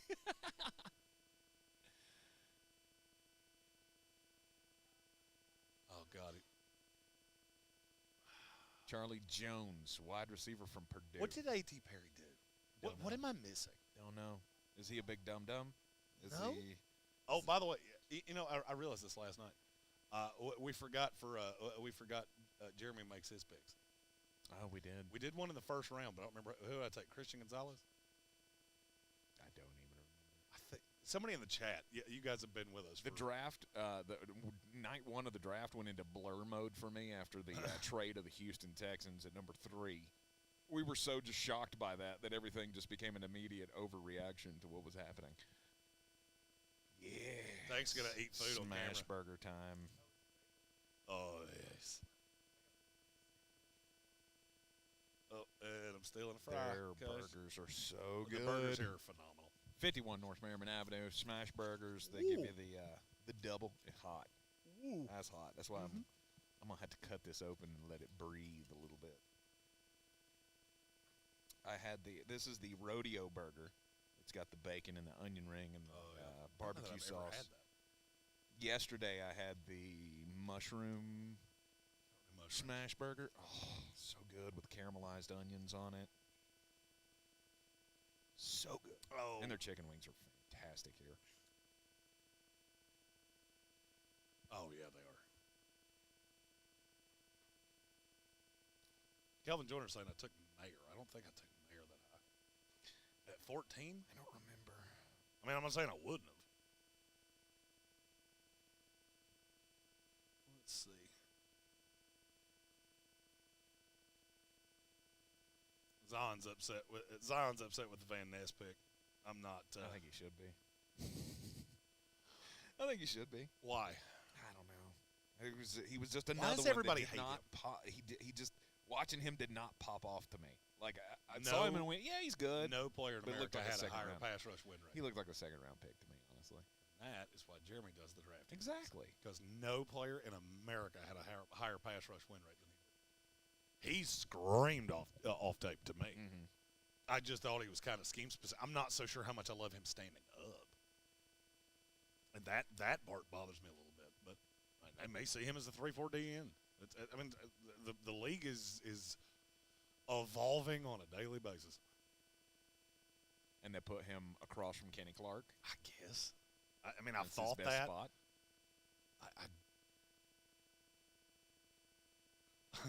But I don't know. Glenn said I ate that fry and you moved your food. Well played. It's good. Oh, I was just trying to move it out of the way.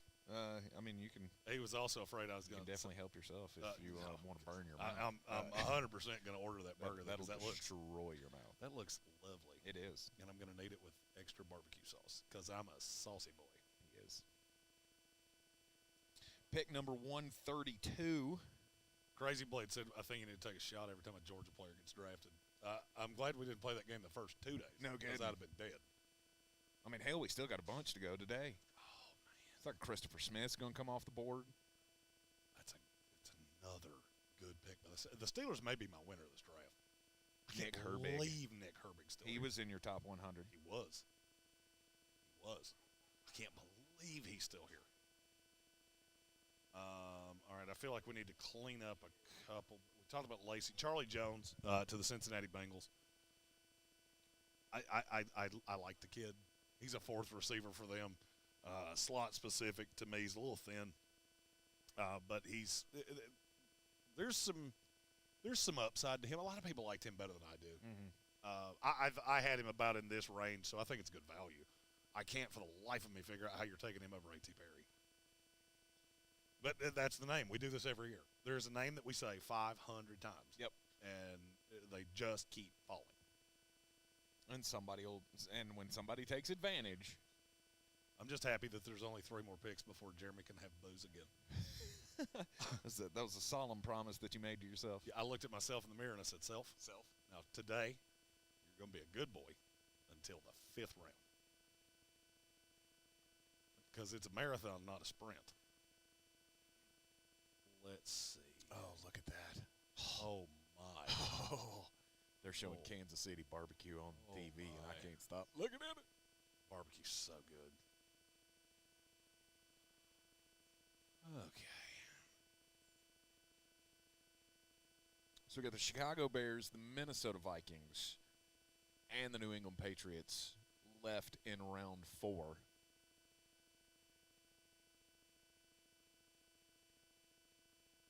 I love this artwork they've been flashing up behind the teams, or behind on the backdrop. The concept, the drawings of the team. Yeah. The New England Patriots one was really cool. Eric Bradley asked, what do I think of K.J. Henry in the NFL? I said I think he'll be a better pro than Miles Murphy.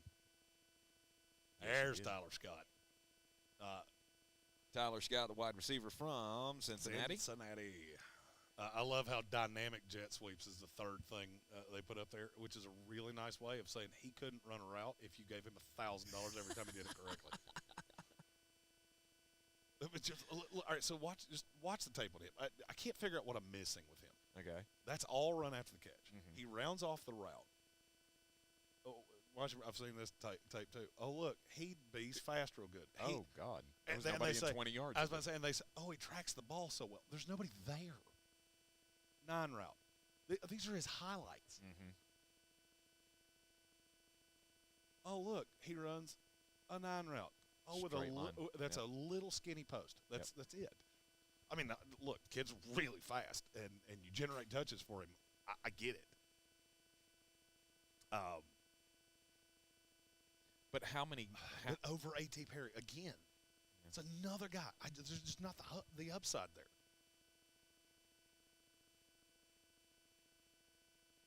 Let's see. Daniel Hillman asked me a question and I missed it. There we go. Feel like the Dolphins made a mistake by not taking offensive line.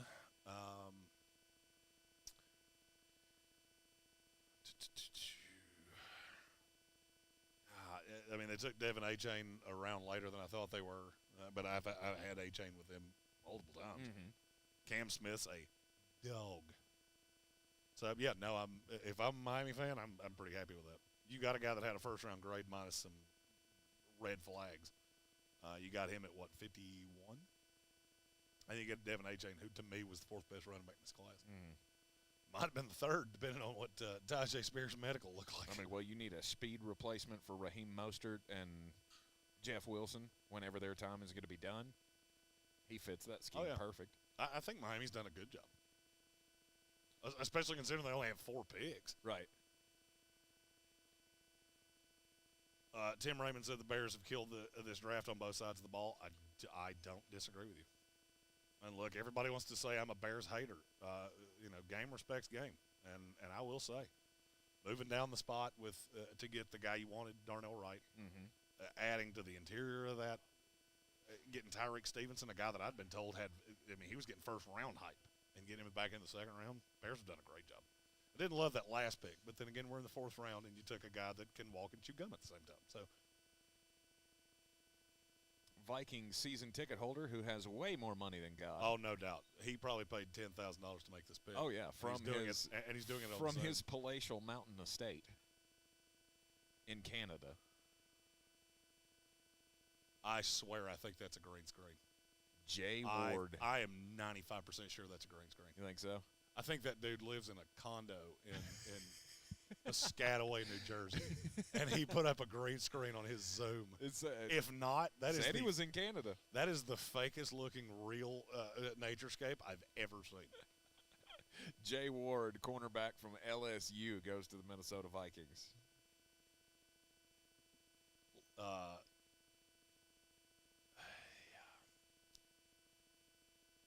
This is proof positive that you can do one thing really, really well and get drafted in the NFL. Because that kid couldn't cover your cheeseburger. Oh, he covers the flat real well. Because he can lay the hammer. He's a really good blitzer, and he's a really good run supporter. But right. He can't cover the safety. There are teams that had him as a safety. So, I mean, if that's how they view him, then okay. There's been a trade. The Las Vegas Raiders moving up to 135. They're probably going to come get A.T. Perry because they're apparently watching our draft stream because everything the Raiders have done I've liked. Man, they have a lot of picks. Oh, New England recoups that 5th-round pick they gave up for a kicker. Aha. Quality. Good for you. Quality. Good for you. Oh, Josh McDaniels and Bill making moves. I bet they had each other's phone numbers. 100%. They used to do karate in the garage together. And now they Till don't. Bill got too old, sprained a hip, and he was like, "Well, I guess I'm on to backgammon." So this is the last pick of the 4th round, which means Jeremy can have a beverage after this. Yeah. Matt Lister said you had to wait until after. I didn't have to. I made myself a promise that I was going to be a good boy today. Mainly because my heart's hurt for like 3 days. And, I didn't check. He asked if Haynes still had a heartbeat after last night. It's entirely possible. Did you put the mirror under his nose to make sure he's still breathing? I did not. No, but you could hear him snoring down the hallway, so you knew he was still alive. Yeah, correct. Snoring, by the way, does kind of sound like a death rattle. Oh, no doubt. I did not think we were going to get the term death rattle into the stream. And now I can't unhear it. Never will I ever call that anything else. Las Vegas Raiders pick is in for them. Their last pick, Jacorian Bennett which I love. The cornerback. I think B. Maryland. Malik asked how I felt about that. He's a really good nickel corner. Mm-hmm. So I look, I've loved everything the Raiders have done.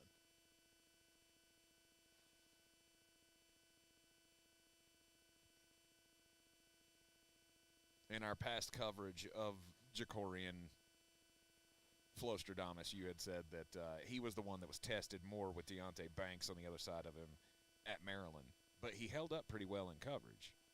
So that should be a plus. Eat and Sleep Football said he asked one of his draft friends what was going on with Perry. Apparently he did some things in high school that weren't ideal. I can tell you definitively that no one I have talked to has come back with anything on him. Anytime I'm that boisterous about a player, I don't want to look like a moron, so I do my due diligence. Right. And there were drop issues. And I'm not – and I need to really preface, I'm not saying that's not true. It very well could be true. Could be. It would make a lot more sense than he's falling because of drops. You know, I had not realized this till they just flashed it up on the screen on NFL Network there. The Las Vegas Raiders have not won a playoff game since they lost in the Super Bowl to the Tampa Bay Buccaneers in 2003. You broke them. Jesus. Mike Baker asked, what are your overall thoughts on the Chiefs so far? Let me pull them up here. I mean, they're a solid – I'd say they're a solid B-minus so far. You got 4 more picks. I like Rashee Rice in that system to a point. I don't necessarily know that he was the receiver that I would have wanted right there. And Adike Azama, it's probably a little early for him, but, I mean, Wanya Morris I love. Mm-hmm. I've heard this, that they were just – if they didn't get Hooker or if they didn't get Anthony Richardson, that Aiden O'Connell was going to be the long-term backup to Jimmy. Look, there were a lot of teams that liked Aiden O'Connell. They felt like he didn't necessarily get the love that he deserved. I mean, and I think he fits that McDaniel system. I told you we would have a much better indication of where Josh McDaniels was after this draft. And I think he is much safer than people want to think. I really do. And look, they've killed this draft. I'm not a fan of teams just upsetting the apple cart every 2 or 3 years just to do it.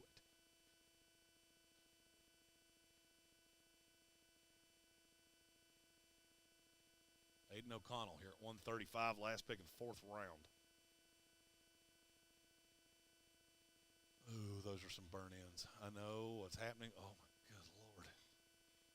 They're going to make some burn-in mac and cheese with that. Have you ever had that? Oh, Bear Smokehouse here in Asheville.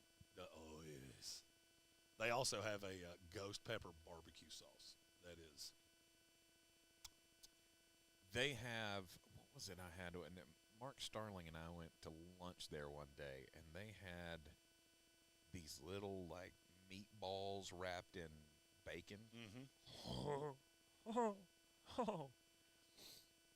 That'll fill your tummy. Jekyll said he would rather had a starter on the offensive line, and I get that. You know, it's I just think I think you have I think you've done well. B. Malik said that scene in Canada that I thought might have been real is Banff. He's been there. It's surreal, legit movie scene. It's gorgeous. Mm-hmm.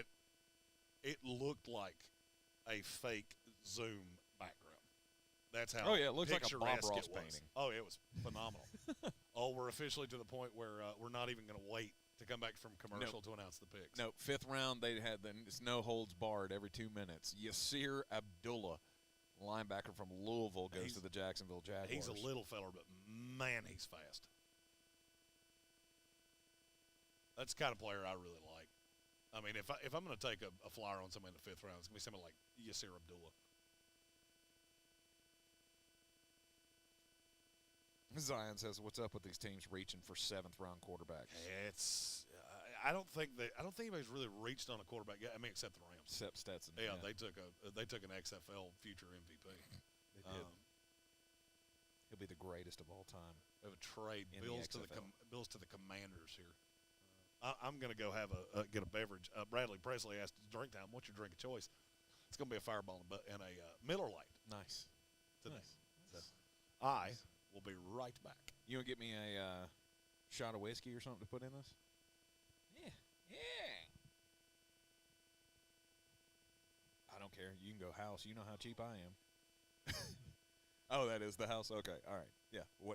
Whatever. I don't care if it's old granddad.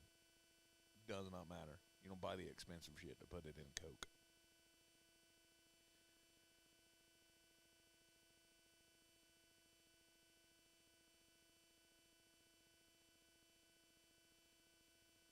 All right. Let's see. Where are we at here with the draft order?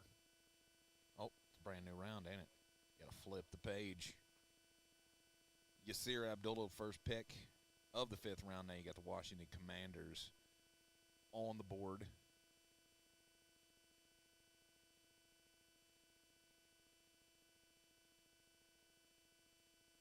Washington started the draft with 2 corners, Quan Martin. Emmanuel Forbes was the first-round pick at 16. Then Quan Martin, Ricky Stromberg, and Braden Daniels. So we've added 2 interior linemen, offensive linemen, 2 corners as well.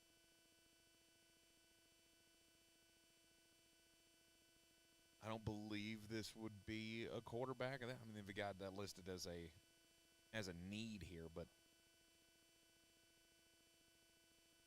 I don't know that I see that as being a major need.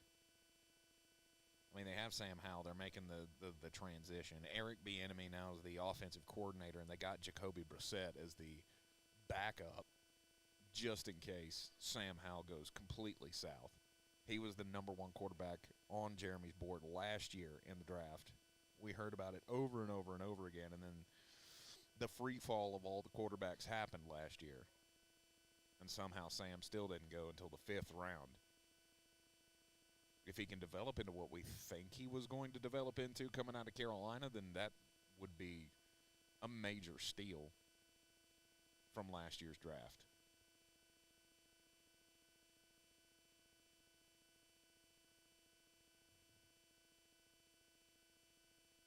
Also wouldn't be surprised to see them go with a tight end here.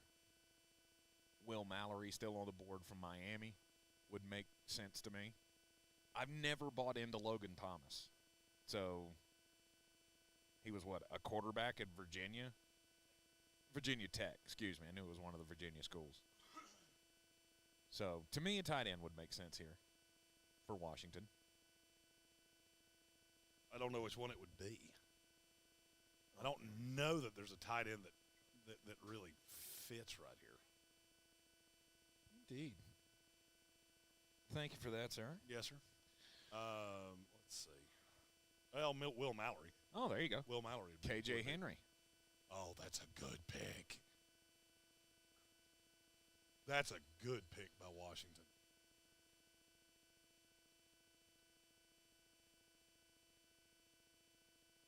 That may be my favorite pick of the draft so far. Really? I told you I love that kid. I absolutely love that kid. Well, as I was saying while you were gone, apparently the Washington Commanders all in about 5th-round talent after getting Sam Howell in the 5th last year. Wow. I like what Washington's done. I'm still dumbfounded they took Emmanuel Forbes ahead of Christian Gonzalez, but I don't hate it. I just didn't think anybody would do it. Daniel Hillman asked opinions on Swift to Philly. To Philly. I mean, I think it's a home run. Yeah, absolutely. It's your receiving back, and now you got Penny. I feel like they'll add somebody else over the course of the problem is you might get 6 total games between Rashad Penny and DeAndre Swift. Yeah, when fully healthy, it will be a very evil backfield. The only problem is it'll only be healthy for about an hour. Right. Oh, good pick here from the Indianapolis Colts. Darius Rush. Everybody talked about Cam Smith, but Darius Rush was quite good as well. Oh. Cheers to you. Cheers, Lovians. Here we go.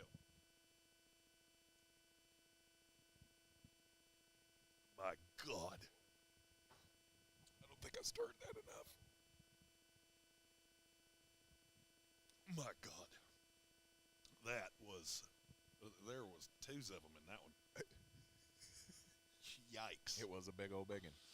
Anytime you hear somebody go, oh, after it, that's a bad, oh boy. Oh, let's see.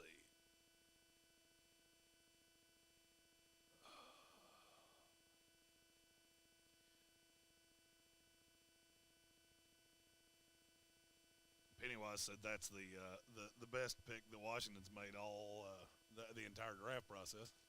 I'm not going to disagree with him because I like KJ Henry a lot.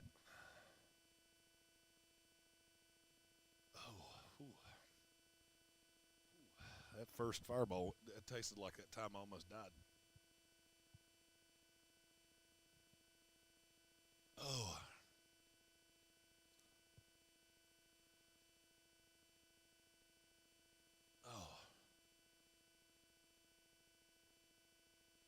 Just the word fireball makes me.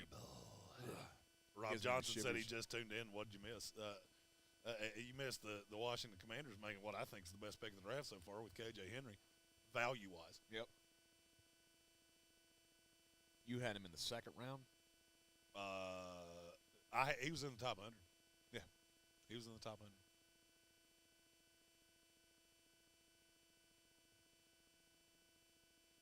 Oh, it's almost time for the Jets to make another pick. Who is it? Hooray! And who are you going to skip this time that's going to piss you off?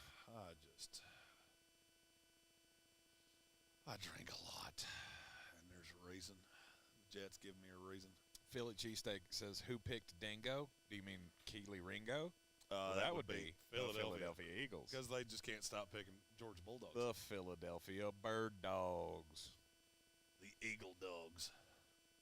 Now have 5 members from back-to-back championship defenses. And traded for another Georgia Bulldog and DeAndre Swift. Yes, they did.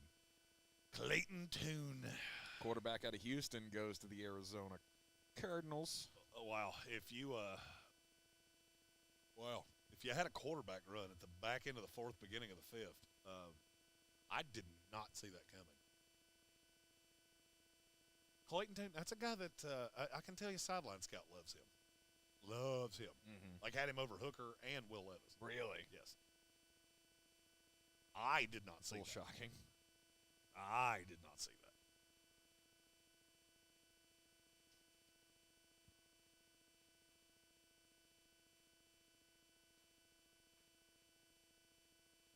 See, I wouldn't have thought that Clayton Tune would have gone before Tanner McKee. I thought he had more hype than that. He did early, but it's waned for sure. Mm-hmm. Philly Cheesesteak asked best drafting team this year so far. I know my answer without even looking. I think it's the Detroit Lions. Honestly. Oh, my God. Honestly. I like every player they've drafted. Every one of them. Was the value there? No, it wasn't. But I look at each one of these players and I think that is a culture guy. That is a guy that you added some pieces. They're not my big winner. My big winner is Pittsburgh Steelers. What more do you want? You got 5 players. Mm-hmm. The defense is now even more evil than it was before. Mm-hmm. Added, I think, a legit pass rusher off the edge. You added a legit defensive tackle. You got Joey Porter's kid. You stole Broderick Jones from my Jets. And you got Darnell Washington. Yep. Who will be a phenomenal second in 12 personnel with Pat Freiermuth. It's a hell of a draft. No question about it. I don't hate what the Cardinals have done either. Especially when you factor in that they got the Houston Texans first-round pick next year. Oh, boy. Watch this be another quarterback. There's still two of them that we've gotten to this point. This many quarterbacks have gone, and still haven't seen one. I still haven't seen these specific two. Tanner McKee's one. There's been the kid from UCLA's had a lot of hype with Cleveland. So if they panic that it's time for Dorian Thompson-Robinson? Yeah. Which wouldn't be a bad selection behind Deshaun Watson. No, there's a lot of people like him just better than I do. The two teams I've heard his name with a lot are Cleveland and Hey, there you go. DTR. Huzzah. Old DTR. I've heard his name a lot with Cleveland and a lot with Philly. Played for 7 years at UCLA. He's on his way to a doctorate. It's fine. None of that's true. It just feels like he's been there He's forever. got a PhD in Chip Kelly economics.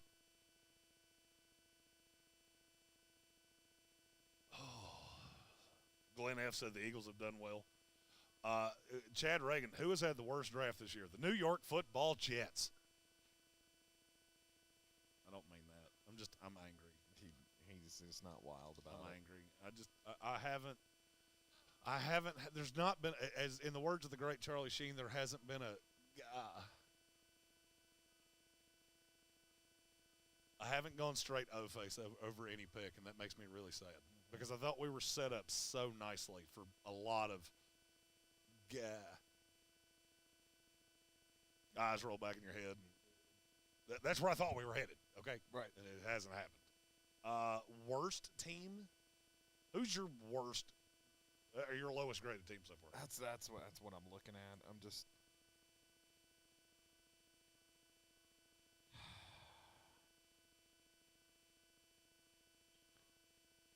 I mean, I really Jacksonville, maybe? I can't.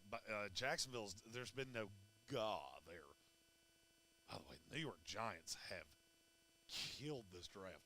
I just realized something, and maybe it's because I was a little drunk last night. Mm-hmm. Do you realize that the Giants have made 3 picks, 1 in each round, and they've drafted 3 guys that I projected to them in the first round at some point over the course of this process? I had Jalen Hyatt, John Michael Schmitz, and Deontay Banks, all of them in the first round at some point. Wow. That may be we're not giving the Giants enough love here. That's a hammer class from the Giants. With limited capital. Mm-hmm. The Rams. No, the Rams took Stetson Bennett, which means they're from, automatic losers. Aside from their first pick, Steve Avila in the second round, the rest of it I like Avila. has not done much for me. Byron Young from Tennessee, Kobe Turner. Turner you was drafted reach. Stetson Bennett at least 2 rounds too early. It's a weird way of saying in the wrong league, but he should have been a 4th-round pick in the XFL draft. Future XFL MVP Stetson Bennett. He's the mailman, folks. He's always on time. That's right. Rain, sleet, snow. As long as he can get off work from his job at the docks because he's too worthless to play quarterback in the NFL, he will deliver for you. Nice. I know I've said this a lot, but can I just state that going back to the studio after spending 3 days here is not going to be great. Yeah, I'm a little nonplussed about it, but, you know. I am dumbfounded how well this has worked. Right, we've had no interruptions, no stream dropping out. Haven't dropped a frame in 3 days. It's crazy. I mean, and we'd be remiss if we didn't point out again the huge thank you to the Pfeiffer family and all the wonderful people here at the Village Porch. I mean, they didn't even know we were coming today. We decided this at, midnight last night?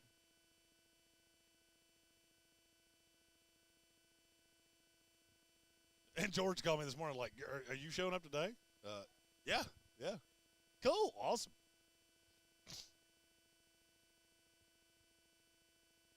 I am curious if we could, how much it would cost to rent a studio space in here. The only thing is that I would never leave the neighborhood. I was going to say. I would literally, there would come a time where you would have to forklift me out of my own house because I would become so fat from lack of actual movement.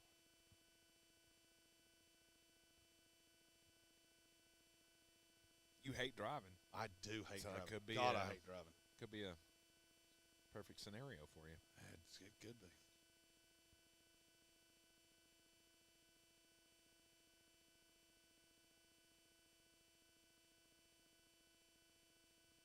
But I think I can say definitively that we will be doing the fantasy show from here.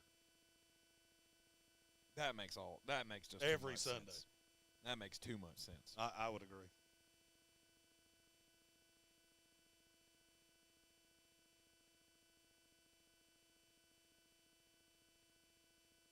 I've had radio hosts and podcasters from all over the country asking me, how do you have a relationship that good with a bar? Because we got it like that. Because he pays the rent here. He's not wrong. Not through any ownership deal, just because I'm here all one domestic light at a time. The pick is in for the Minnesota Vikings, 141 overall. Jaquelin Roy, defensive tackle from LSU. He had a lot of hype later in the process. There were a lot of teams that really liked him. I thought for sure he was going to be a Buffalo Bill because they were really hot on him towards the end of the process. 2 USC players, 2 LSU players for the Minnesota Vikings in this draft so far. Oh, by the way, that reminds me. We have a trivia question. Oh. I don't know what you're going to win, but I'm really curious to see if anybody gets this right.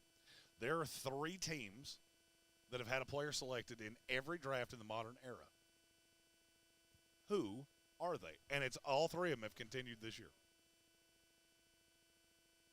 That's it? There's just 3? Just 3.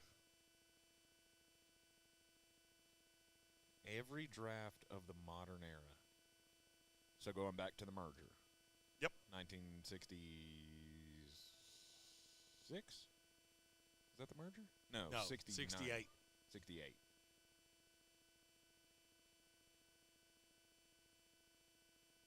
Or no? 68 was the merger. Was it 68? Mm-hmm. Okay. Because the Jets were the first champion post-merger. That was in 69. Right you are.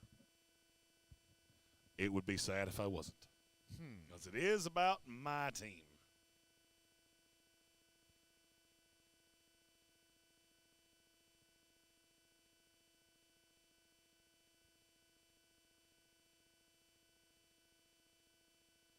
Sloan Jordan says LSU's got to be one. Nope. For you to have brought it up. Nope. Really? They are not. It's kind of shocking to me.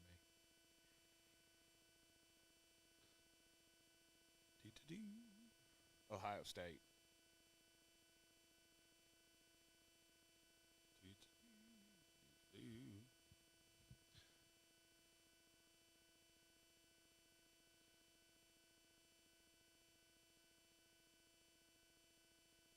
I have saved a lot of Will Levis' girlfriend memes.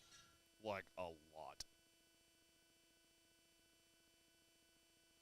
Brian C. says he's new to the channel. There's some great content here, fellas. We appreciate you greatly. Eric Bradley, I think, saw the same thing I did because ding, ding, he's your winner. It's the Florida Gators, the Michigan Wolverines, and the USC Trojans. By the way, Eric Bradley's kid just became my new favorite person last night. He showed up in one of our shirts that said run the damn ball. Then showed up and basically took my job. I mean, because he's better at it than I am. And he doesn't sound like an inbred hillbilly either. By the way, thank you, Eric Bradley, for showing up last night with the childrens, with the wife. It's commitment. It's commitment. I love it.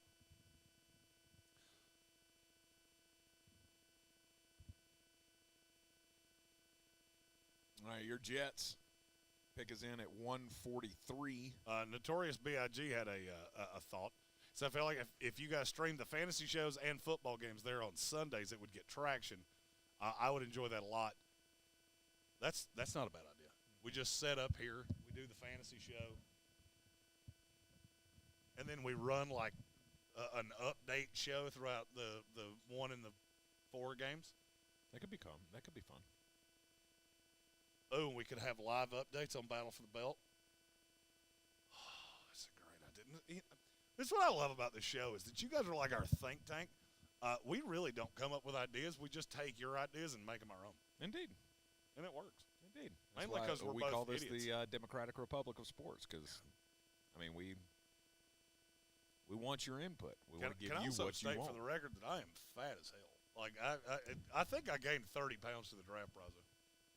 It's quite possible. I'm just looking at myself. Jets go Israel Abanikanda, running back from Pittsburgh, adding to the backfield there. R.I.P. Markel Carter. No, I don't think it's really? R.I.P. Zonovan Knight. With Brees and Zonovan and Zonovan's the 4 now. Boniconda's the 3. Carter's the 2. I don't mind that at all. I'm not gonna lie, I don't hate that at all. Oh, let's see.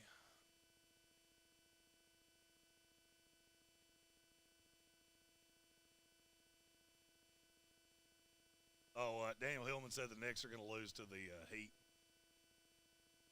probably.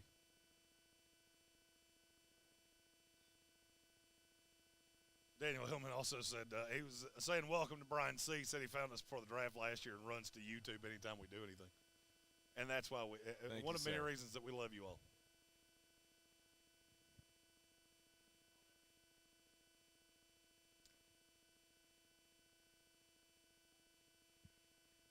Bill said, damn it. Oh, no. That means there's another one of those coming. Curtis Davis said, hey, Jeremy, how about giving us Bam Knight for a 7th? In. I'll do it right now. Because he is now, I have fallen out of love with him because he is our 4th running back. Pick is in for the New England Patriots, pick it at 144. Oh, don't let me forget, after, I don't know, say pick 150, we got to really deep dive into the battle for the belt thing because I have genuinely, I've scratched the surface on that, and I keep getting intoxicated and forgetting to do it. So, you ever get drunk and forget? Happened to me. One time, a whole bunch of times. God, and frankly, that beer is going down so well that I may end up having 30 of them for the week. Again? Who's shocked? What are you, a cop? Nope. Oh. Don't even play one on TV. I'm going to have to order one of those burgers. I've been staring at yours for the last. Now, I do declare right here that's a good pick for the New England Patriots with Antonio Maffei. Antonio Maffei. Now, if you had done that in the last round, I would not have made fun of you. But no, you went Sidey So. If you'd taken Sidey So here and taken Antonio Maffei in the previous round, I'd have been totally fine. Well, see, that's kind of how I feel about the Detroit Lions draft. I don't give a shit. Took everybody out of order? Right, I don't give a shit how you did it. You got a lot of talent here. The Jets fans are getting very upset by Israel Abanikanda. You ought not be, because he is a motherfucking dog. He was on the Chase Claypool team, just throwing that out there. I'm on our St. Brown team, sorry. But I look at I look at their backfield and go, that's a hat on a hat on a hat on a hat on a hat. And maybe you're going full on San Francisco 49ers of just all the running backs. Let's have them all. I mean, Brees got hurt. Hey, where'd Robert Saleh come from? Yeah, exactly. There you go. Glenn F. said the Patriots made a pick. I don't mind. They made a pick. I don't mind. There would definitely be never again would I ever, if I was a GM in the NFL, pay a running back any amount of money. Just keep rotating. No doubt. Young guys. Take one every fucking year. Absolutely. Carolina Panthers on the board here. This is their last pick. This is our first team that will be done with the 2023 NFL Draft.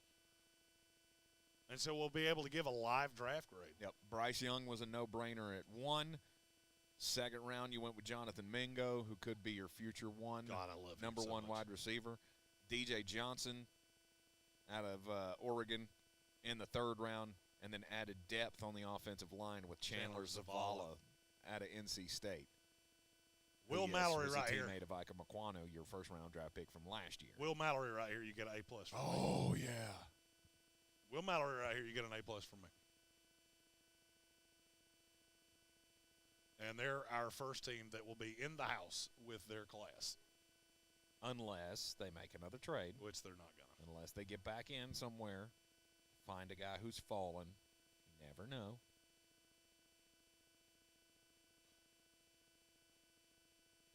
Moro Ajomo, I think, is a name that I saw connected with Carolina a few times through the process. Let's see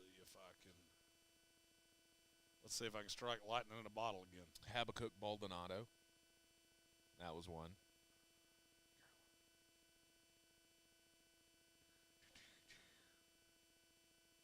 Zach Evans is a name that was attached to them. Eke Leota. Ooh. Asheville's own. Yep. Bumper Pool.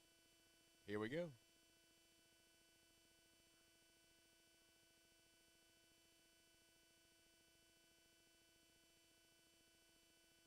Well, hello, little girl. Did you get lost?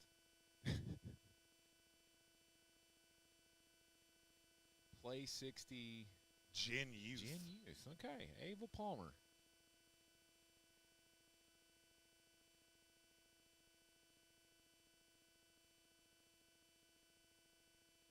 Jamie Robinson, safety out of Florida State. And boys and girls, we have our first A of the NFL draft, and it belongs to the Carolina Panthers. Gave him an A, despite the fact that they didn't take the tight end. Don't care. You like Jamie, though. Jamie. I'm going to keep calling him that. Hey, you want me to say it that way, you spell it that way. That's Jamie. Don't use my lines against me.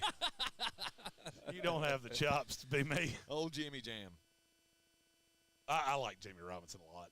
I mean, he had a very bad workout, ran really slow, and that pushed him down the board. But I think it's a solid pick for Carolina. I think they killed this draft. I really do. They don't have one pick that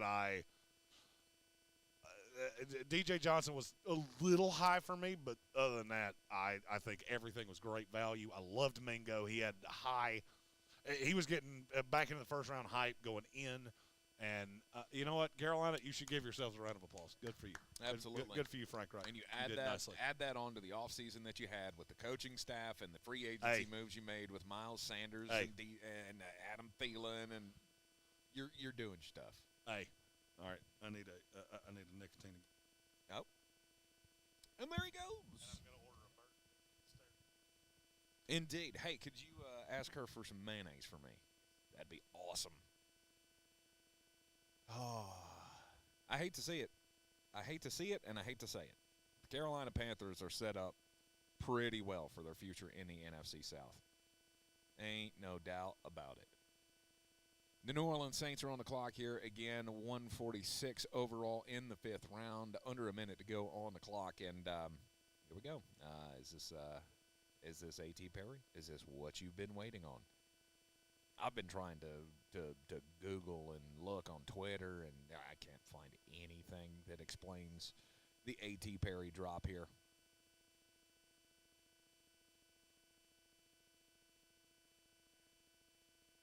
And their pick is in, so I'll give that to you in just a moment.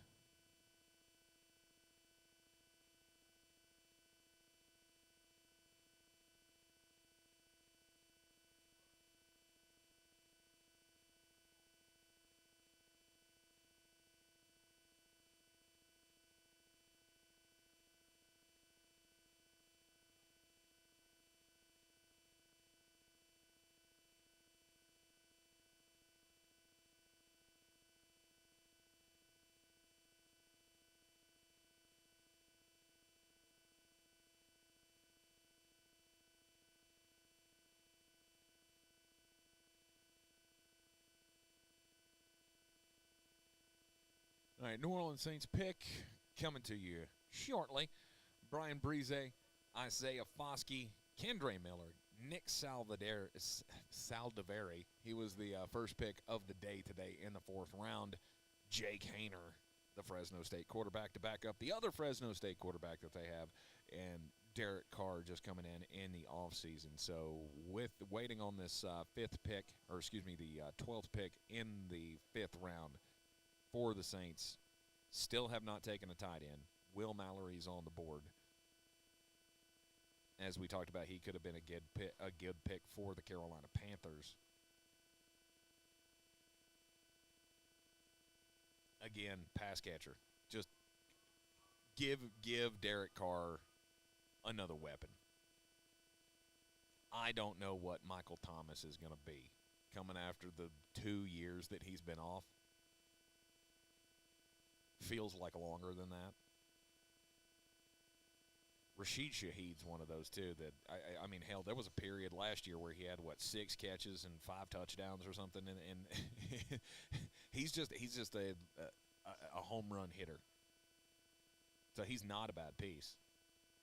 But I still feel like he's that specialist 4 wide receiver. Oh, and here you go. Makes sense. They went with a safety. Hot. So Jeremy will break that one down for you when he gets back in. Jordan Howden, safety out of Minnesota.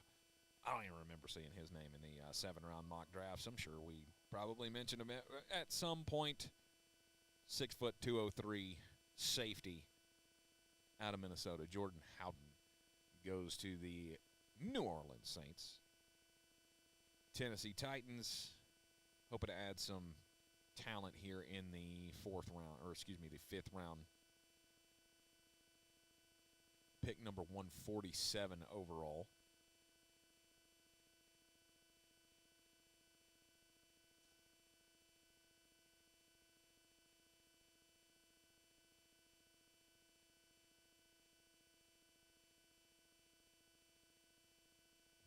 Chad Reagan, I'm with you. Yeah, really. Safety. Yay! It's not sexy, and you can't get down with it. Because, as Andreas Pinkney said, it's the 10th one now on the roster.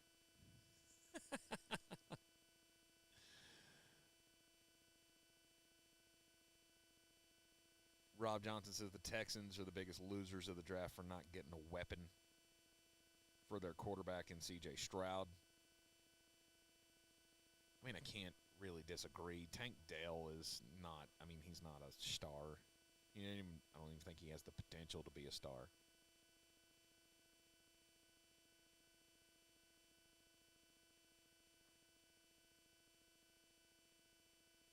Yeah, you don't have a weapon for him, so yeah, I can fully agree with that point. The Texans, Rob Johnson says, are the biggest loser of the draft because they didn't get a weapon. And because they gave up their number 2 pick in next year's draft for Will Anderson.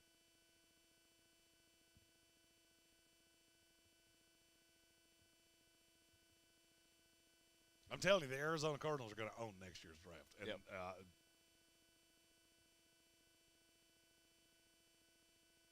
Let's see what I missed. Oh, just Jordan Howden. Wow. Okay, that's a little reachy. Yeah. That's a little reachy. I'll even agree with the Saints fans there. All right, you've left this fry sitting in front of me for too long. Andreas said now we have 10 safeties on the roster.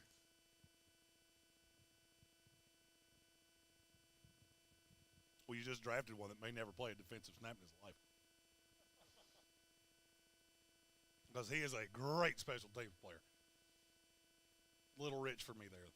Josh Wiley to the Tennessee Titans at number 147. A lot of other people were higher on him than I was. I still like Will Mallory better. Tank with his mayonnaise.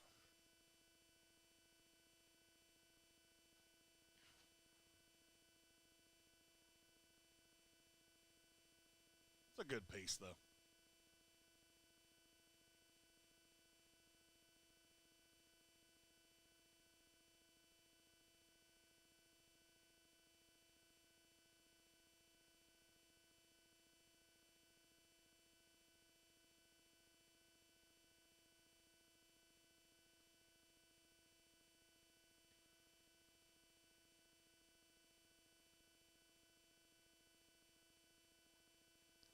Colin Green said, mind you, Antonio Johnson's still on the board. We just took an unknown player out of Minnesota.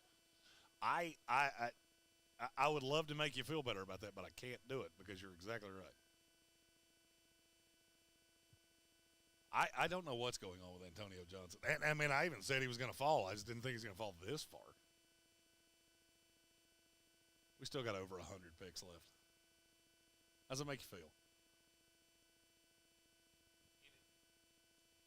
in it to win it. Oh.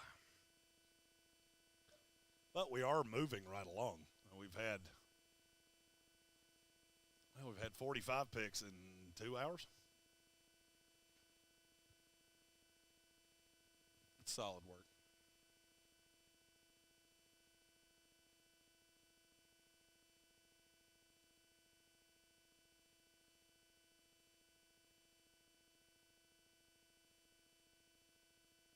I still can't. This window is really like my favorite thing on the planet. It is the tits. Noah Sewell. Hey, Noah Sewell finally goes at 148. Wow. It's a good pick by Chicago. It is a good pick. Chicago has done a really good job. Oh, yeah. Oh, now the Sewell brothers in the same conference with each other, or in the same division with each other. Indeed. Brother Penne with the Detroit Lions.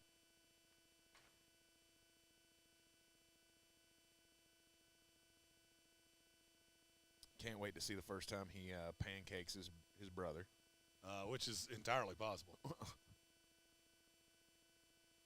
All right, so I feel like this is the time of the draft where we open up any questions that you may have about your team or players still left. This would be the time.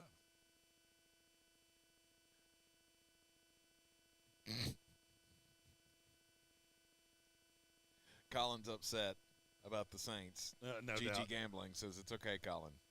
You want Stetson Bennett because I'll trade him to you for a bag of, or what was it, 5 bags of crawfish? Oh, Daniel Hillman. Look at that. First question, and it's something that I specifically told you to remind me of. So battle for the belt. We did this last year, and it was a DraftKings contest. We had season long, but that went into the battle for the belt and all those things. So this year we're going to change the process a little bit, because one of the things that we figured out was that people couldn't come in later in the process.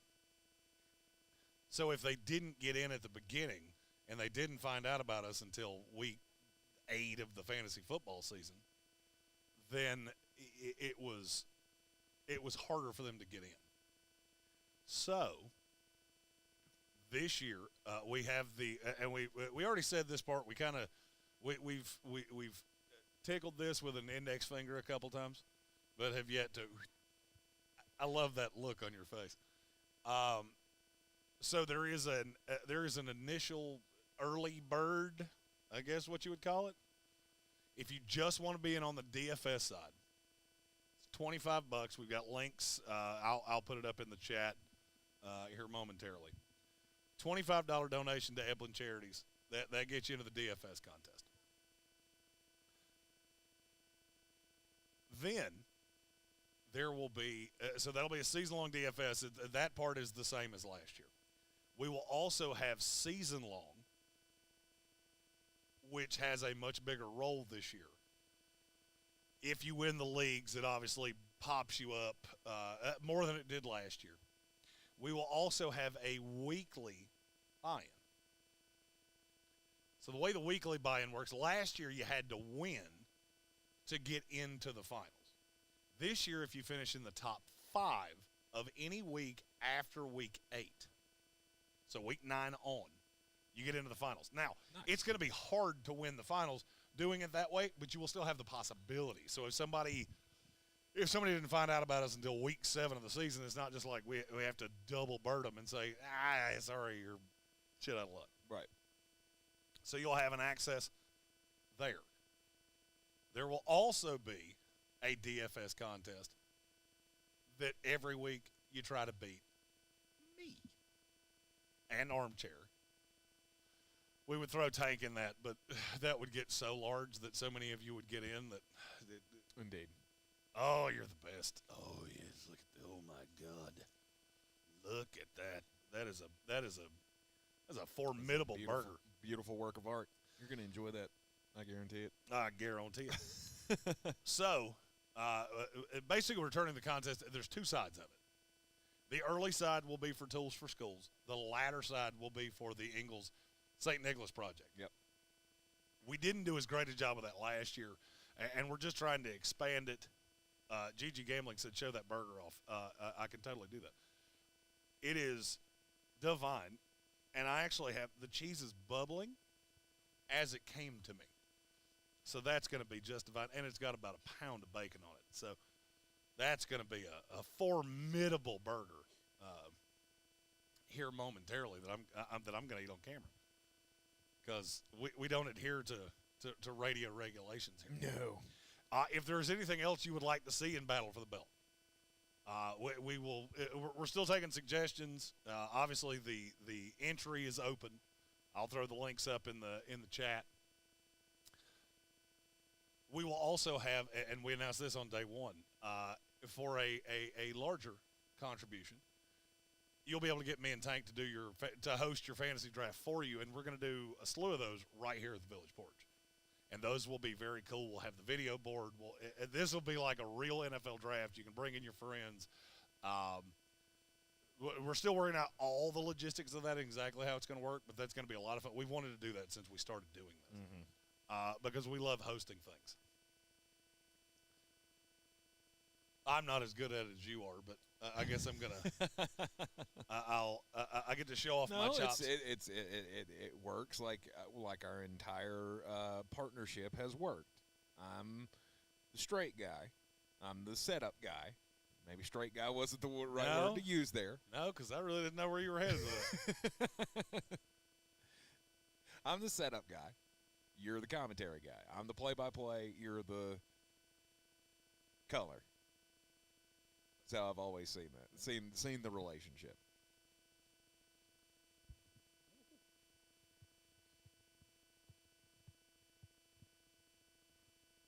It's a very warm French fry. It'll destroy your mouth. 100%. All right, so this year we're really steering into fantasy this year. I am doing a fantasy football kit that will be wrapped into anybody that does the early entry to the Battle for the Belt will get my fantasy kit for free.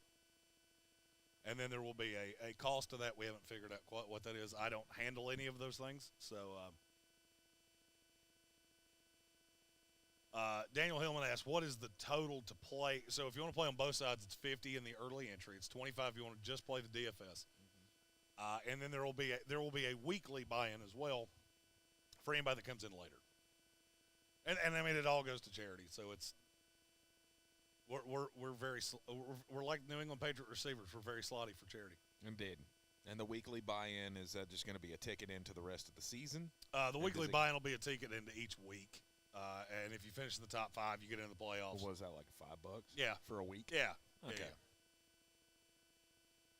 So really, the deal is get in early. 100%. Get in and pay the $25 for the full season. 100%. Yeah. Well, or the 50 or whatever. Well, I mean, here's the thing: the early entrants are going into the earlier tools for schools to help the kids and things like that. Right. Then we got the whole season to build up for the St. Nicholas project to make Christmas bright. MF6 said you guys are legends for this. Day 3 still going strong. I don't know how strong we're going. I think I actually died 8 or 9 hours ago. The fact that we're able to keep our eyes open and be somewhat intelligible. Yes. I mean, somewhat. I don't know how intelligible I'll be 100 picks from now. Because, frankly, that nobody's going to expect you to be. That first shot the first shot went down like concrete. The first beer went down like butter. And when I pour it on top of that sweet-ass burger right there. B. Malik wants to know, draft rankings so far for the AFC West in order. Who has won the draft for you from the AFC West? Okay. Well, Denver is easily my 4. They overdrafted Marvin Mims. I'm fine with Riley Moss. I think Vegas. I'm fine with Drew Sanders. Vegas is the best. Kansas City's going to be my 3. I feel very sure of it because I like all their guys. They were just a little overdrafted. I like what the Chargers have done a lot, but they'll be my 2, and then the Raiders are a pretty comfortable one. Yeah, I'm the exact order there. Oh, we got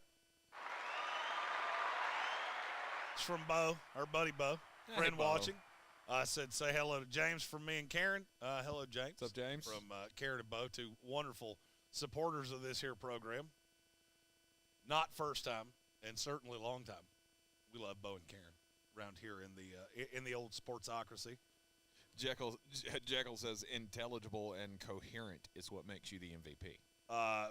We try. I'm not gonna lie, we try. We're in a bit of a slug here because you've had a few picks in a row that nobody cares about. Well, it's not nobody cares. It's just there's not a whole lot for me to say. Noah Sewell, that was you got Sean Clifford going to the Packers. Hey, what a surprise! They drafted a quarterback. I don't think he's an NFL quarterback. I never have. That feels a little high to me. Mm-hmm.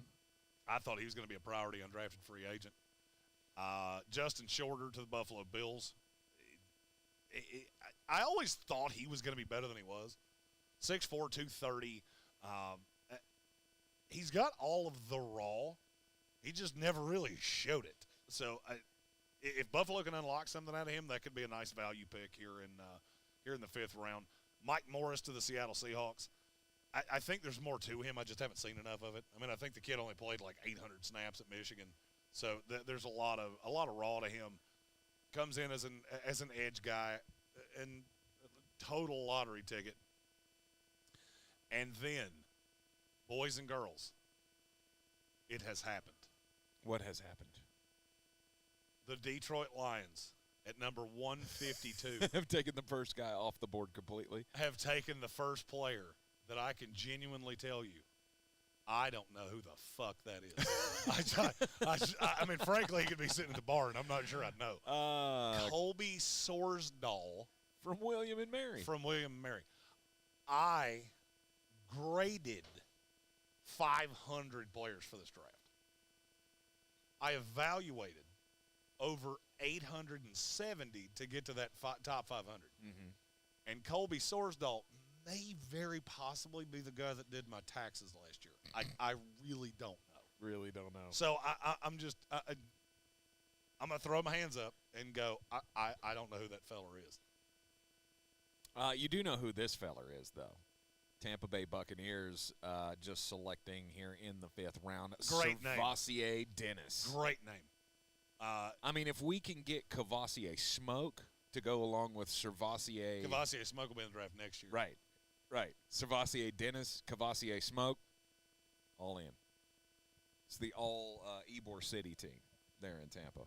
I mean, look, Servassier Dennis lived in the backfield. I think there's certainly a lot of that is because of what he had in front of him with Halbachak Baldonado, Kalijah Cansey. But is there a chance he develops into anything, like a starter? No doubt. He could be the replacement for Levante. He could. Okay. All right, I'm in. It's a developmental piece. He's going to start on special teams, but I mean that's a high level pick today. Thank you for that. MF6 said, so I take it that the Bengals' last pick is just like Boyd. He has some Boyd to him. You're talking about Charlie Jones. Mm-hmm. Oh, there you go. Seattle Seahawks doing what the Seahawks do, adding to the offensive line. That's a good the pick. Center out of Michigan, Oluwatimi. That's a really solid pick by Seattle. Oluwatimi. Does Seattle have 9,000 picks in this draft? Because I feel like they've been on the clock like 6 times in the last hour. I believe you are correct there. Notorious B.I.G. asked if Jalen Duncan has been picked yet. He has not. Nope. I don't really know why. But he is still on the board. Certainly a player I would like to see go to the New York Fighting Jets. Mm-hmm. Roger Princeton said Charlie Jones is almost the same age as Boyd. You're not wrong. He's 25. One of the reasons that he lasted as long as he did. That was the already the 4th pick of day 3 for the Seattle Seahawks. I like Oluwatimi a lot. Mm-hmm. Still trying to figure out how Ricky Stromberg went in front of him. Let's see. GG Gambling asked, 3 teams having the worst draft. I can tell you definitively you're not going to like one of my answers. San Francisco 49ers. Los Angeles Rams. Oh, 100%. And I keep coming back to Jacksonville. There's been, hell, I'll throw the Jets in there too. I don't think the Jets have done particularly well. Yeah, nothing exciting. And they've drafted players I like. Just, there doesn't seem to be a really, there doesn't really seem to be a plan. Because I wanted to come into this draft and get a safety, I wanted to get an offensive tackle, and I wanted to get a linebacker. So far, you've done one of those things, and you have 2 picks left. Right. And that tackle was Carter Warren. So, MF6 said, has anyone taken Israel Abanikanda yet? That would be my New York Jets. Not real sure why we took a running back instead of a linebacker, but, it is what it is. Can't win every draft, I guess. You probably have a whole shitload of guys on the UDFA list. Oh, no doubt. Because I feel like Joe's pretty good at that as well. He is. Hit on Zonovan Knight last year. Let's see. Daniel Hillman asked, is it all on DraftKings? So we'll have DraftKings, we'll have FanDuel. We're going to run both. I am not as good at FanDuel, but that gives more chances for more people to get into the finals. So we'll have a FanDuel contest. We'll have a DraftKings. So that will ensure that everybody has access to something they're comfortable with.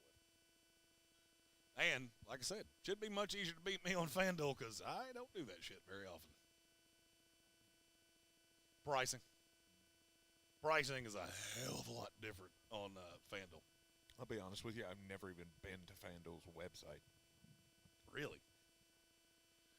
There was a time it was easier to win playing basketball in FanDuel.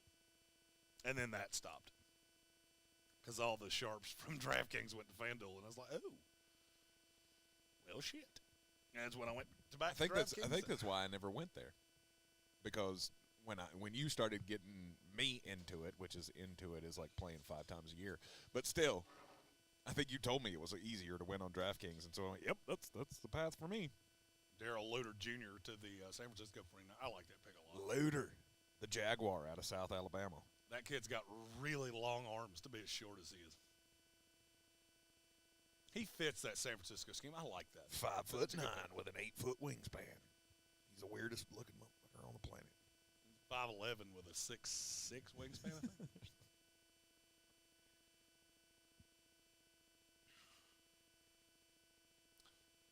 Oh, Bradley Presley asking for a couple guys the Colts should target here with their upcoming 2 picks. Ooh. Let's look to the list. I haven't done that for Indianapolis today. Payne Durham is a guy that I know they really liked. Mm-hmm. It wouldn't shock me if. Let's see. Make sure I don't double up here. It's hard to keep every team's draft in your head. Yeah, and they haven't drafted a weapon yet, so I wouldn't be shocked if they went Payne Durham here with one of these next 3 picks. Art Green, who's a corner out of Houston. It's a guy that I know they really like. Brought him in on the top 30. Probably too early for him. Trey Hawkins, cornerback out of Old Dominion. We know Colin Green won't like him because he went to Old Dominion, which means he blows dead bears. Right. We love you, Colin. Devonta Maxwell is certainly a player to keep an eye on because I know they really liked him as well. Who the hell is Hines Tyler? He's a kid out of Ball State. That's immediately one of the best names in the draft that I've never seen. Yeah, Hines. That really usually means he's going to be in a UDFA. But that's local? He's local scout. Well, Ball State's close to Indianapolis. That's true. It's in Indianapolis, isn't it? I don't think it's in Indianapolis. It's in Muncie, Indiana, I think. Okay. But it's very close. Right. It's close enough that that's one of their local schools that they get a lot of UDFAs from. Well, yeah, this is the Ball State. That's the fighting David Letterman's. Correct. So that would be names that I think they're going to look for. Muncie, Chris Oderson's in Muncie. Yep. So, GG Gambling has Yasir Abdullah been picked yet? He has. He went to the Jaguars at 130, I think. I thought he. No, that was Yaya Diaby. Yaya Diaby went to you last night. Yeah. I think he went to the Jaguars at 130. I don't know why that's stuck in my head. I think you're right about that. Glenn F. said Jets going to jet. Now need Robert. Rogers decided he's going to do a like Clemson, change his mind and retire. That's not going to happen. Yeah, he went to the Jaguars at 136. 136. The first pick of the 5th round. Chris Oder asks, why do I think Jalen Duncan sliding so far? I'm not going to lie to you, I really don't know. He's one of the ones that confuses me the most. I know there were some teams that didn't like there was a bad tape with him that some people got stuck on. And and that happens. You throw that one bad tape, and some teams just don't get past it. And I feel like that's kind of where we're at with Jalen Duncan, why he's falling down the board here. Just had another pick here at 156. Jordan McFadden, the guard out of Clemson, to the Chargers, and that's a good pick. He's really raw. Fits nicely in that scheme, but the thing with the Chargers, they don't necessarily need him to play anytime soon. They've done a really good job of drafting linemen between Zion Johnson, Rashawn Slater. I think Sawyer's going to play that other guard spot that was vacated by Matt Filer. And they may see, just looking at what the Chargers have done, hell, they may see McFadden as starter level because he's the only offensive lineman they've taken. So maybe they're planning on playing Jamari Sawyer on the right side. Baltimore Ravens on the board right now. Pick number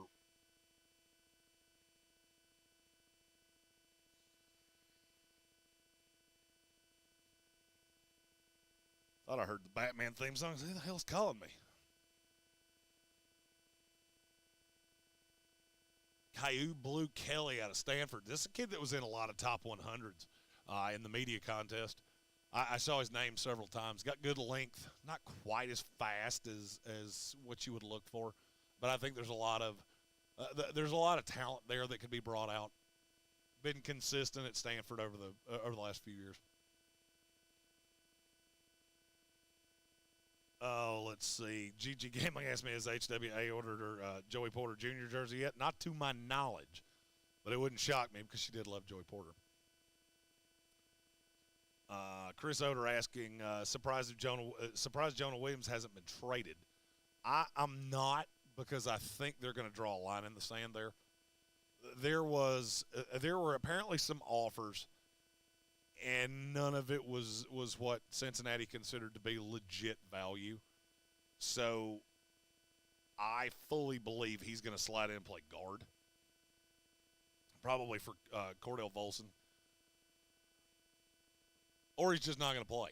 So because no team really views him as a left tackle. He has been beat like a kettle drum, so no team, no matter how bad they needed one, was not jumping up and down to give draft capital to him. Pick number 150, let's see, it's 158. Daniel Scott, kid out of Indianapolis, going to Indianapolis, kid out of Cal. High-level special teamer early on. We've talked about him a good bit. He was really popular in the process. I believe the exact phrase I said about him is this kind of guy you want to marry your daughter. He's just a really good kid. Don't know that he ever has. I don't know that he'll ever be a starter in the league, but he has the potential, and a lot of teams were really interested in him. So that's a nice pick right there by Indianapolis. Let's see, Max K 238. Thoughts on the Browns draft? I feel like they've done a lot with very little capital, which is incredibly impressive. I would be remiss if I didn't point out that you got Elijah Moore as well. You just drafted Cameron Mitchell out of Northwestern, which is one of the best picks of I'd say it's one of the best picks of day 3 so far. You got DeJuan Jones earlier, Isaiah McGuire, Siaki Ika. It's really hard for me to give an A plus to a team that didn't have a pick in the first 2 rounds, but they're a solid A to me. They've added some really high-end upside guys. And I'm not going to lie. I like what Cleveland has done. Chris Utter said we'll trade y'all Jonah Williams for Mekhi Becton. No, I'm good. The Sasquatch of Mekhi Becton is worth more to me than Jonah Williams. I can see that. I can see that. Dan Hillman asked if Jalen Duncan can play in the Dolphins scheme. I actually think he fits really nicely in that zone blocking kind of scheme. Very mobile. I can't figure out why he's still on the board.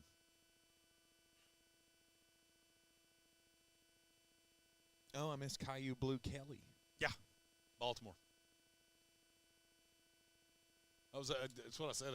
There were people in the media contest that had him in the top 100. Mm-hmm. Some of the lists that I saw, he was in the top 100. I saw him in several. Oh, that's a good three-round. That's a good pick by the Green Bay Packers. Dontavian Wicks. Yeah, Packer fans that have been pissed off at some of the things they've done. You just hit I can't tell it's a home run, but I think it's a solid stand-up double. I will never understand how teams are stupid enough to let guys like that fall. What's the Well, he was bad his last year. Yeah, because they couldn't play dead in a Western on offense. I think their quarterback was legally drunk for 12 of the 13 games you played. Well, I mean, he did have, 1.6 seconds to throw every time? Yeah, which is because they couldn't block anybody. Yeah, it was awful. Dontavian Wicks, that's another good value. I don't know how we missed Cameron Mitchell going to the Browns, by the way. Did we? We did. Oh, I love that. Okay. Our That's new pick for the friend Browns.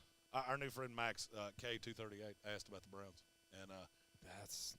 I had that completely draft. missed it. I must have had my thumb in my ass or something. I do like their draft. I do too. I mean, For a team that had nothing no in first day two picks. one Yeah. and had to wait a really long time into day two. I'm going to have a bite of this here burger. All the times I've come here, I've literally never had one of these. I've had a burger, just not this one specifically. They're asking the question on the NFL Network right now, God. what quarterback was drafted into the best position? Stetson Bennett. Sorry, I couldn't help it. Is that even a conversation? It's Bryce Young. No. It's not close. The only question to me is, what's the second best quarterback in position, or best position for a quarterback? Stetson Bennett. Stop that.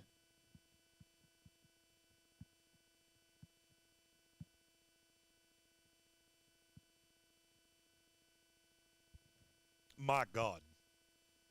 It's good. I isn't do it? declare. Yeah.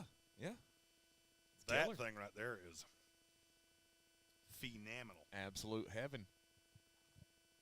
The Jacksonville Jaguars on the clock here. And see, there's a pick. There's a good pick. That's Jacksonville your best Jaguars. value yet. Yeah. 160 overall in the 5th round. Antonio Johnson out of Texas A&M. I don't get it. I don't get why he lasted till the 5th round. I don't either. I thought he was the second best safety in this class.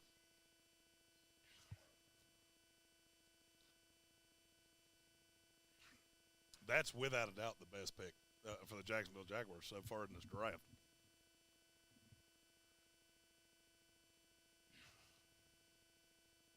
Good gracious.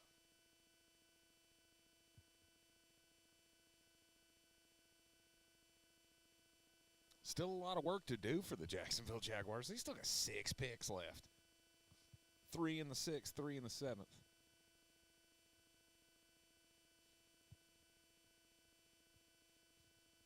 The LA Rams, who have made one good pick so far in this draft, on the clock at 161 overall.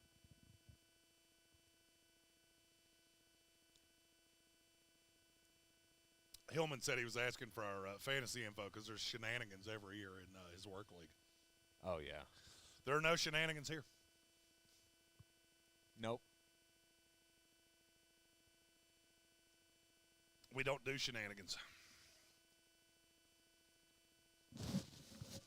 The edge rusher Nick Hampton from Appalachian State is the pick I actually don't mind that. for the Los Angeles Rams. I don't mind that. Holy God, that burger is wonderful. Mm-hmm.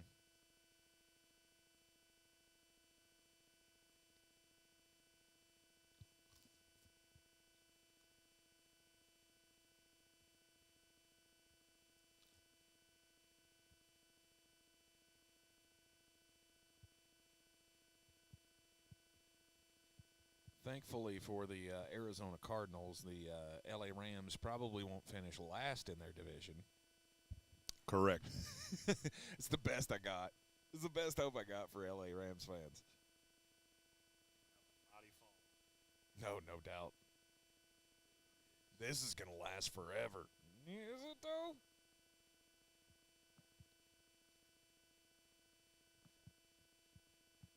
You just lost so much, and then because you went full fuck it, let's go get a Super Bowl trophy.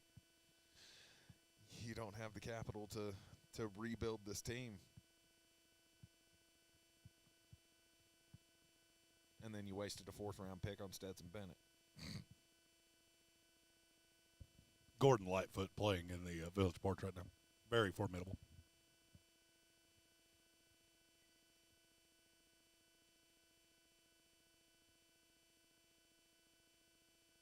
I can barely Sundown. hear it. I could barely hear it. I was trying to pick out what song it was. B. Malik said, rate that burger 1 to 10. That's a motherfucker right there is a 14 and a half. When you throw the extra barbecue sauce on it, it becomes a 16 and a half. Yep. Good God, that's good. I don't like the rodeo burger as much as I did the mushroom burger, but I know you don't like mushrooms, like mushrooms. so it's the caramelized onions that they put on the mushroom burger. They're so good. That is awesome. And that they're always so good to me here. There's extra bacon on that burger, I have no doubt. I've already eaten one full piece off of it. Yep. Everybody here is always so good to me. Might be because I pay the light bill, but Bingo. that's because I'm a drunk. I live up the street.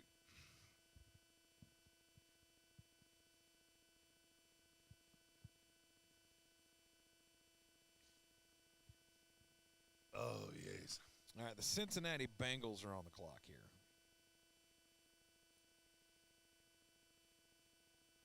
That's another draft I look at and I go, I don't know. Looky what the Colts did. Oh, Will Mallory, tight end out of Miami. Only thing is he goes to a team where they already had 5.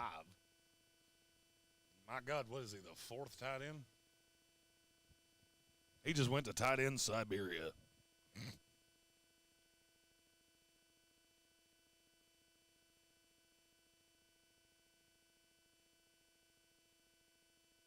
Well, eventually, you think you're going to hit on one of these guys. Jelani Woods last year. Colin Granson the year before. You got Mo Alley Cox, who's been on this team for a while. Mm-hmm. And now you add Will Mallory to it. Eventually, one of these guys is going to be something. Although Will Mallory, I mean, he's the most balanced tight end that they have, right? Mm-hmm. And now Chase Brown, the running back from Illinois, goes breaking to out that 13 Cincinnati personnel Bengals. with the Indianapolis Colts. So Cincinnati gets the running back.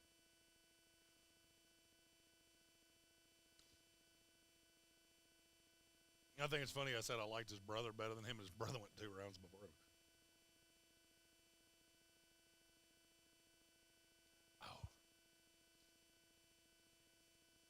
Oh, that's Old Crow. It is. That's the Old Crow Medicine Show. Wagon Wheel, of course.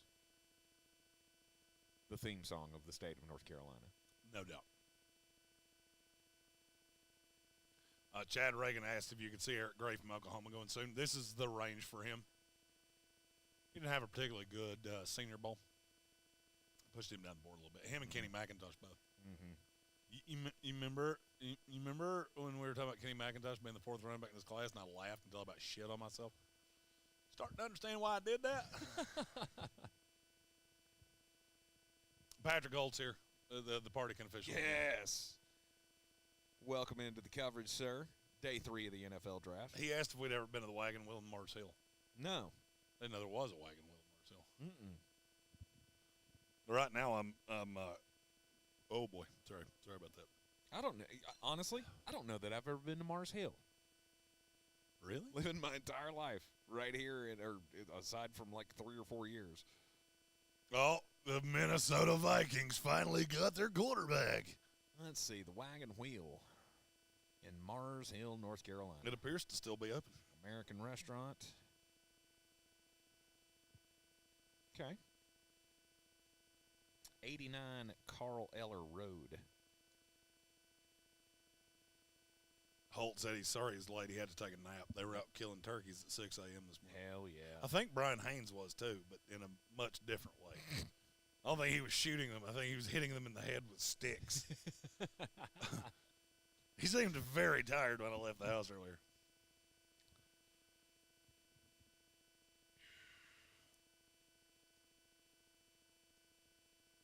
Jaron Hall to the Minnesota Vikings. My God, there have been a lot of quarterbacks taken today, and I don't know that any of them mean duck.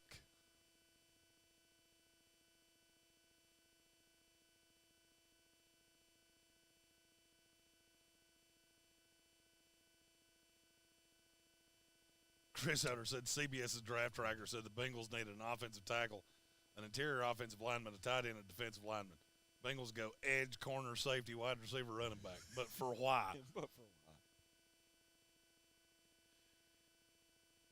There are certain teams that just really don't give two shits about.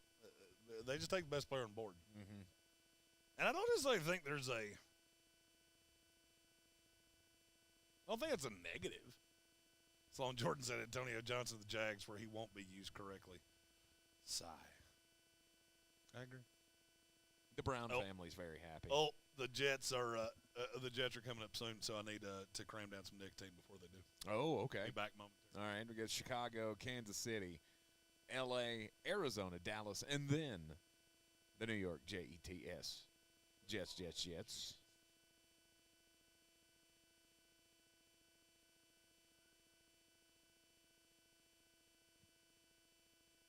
He's tried to go outside. But it's, yeah. Oh, on the bricks. Yeah.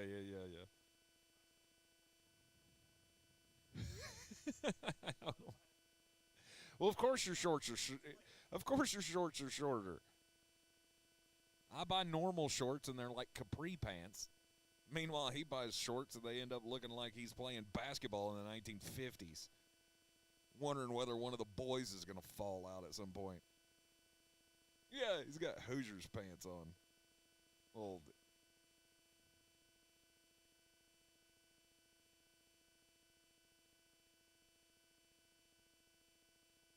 Sloan Jordan, come on, A.T. Perry.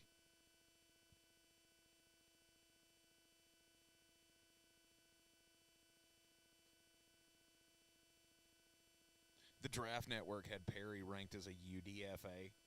Good Lord. Yeah, well, the Draft Network, some of their rankings are so off. I mean, I guess you have that with every service. You're going to agree with some of their rankings and completely laugh at others.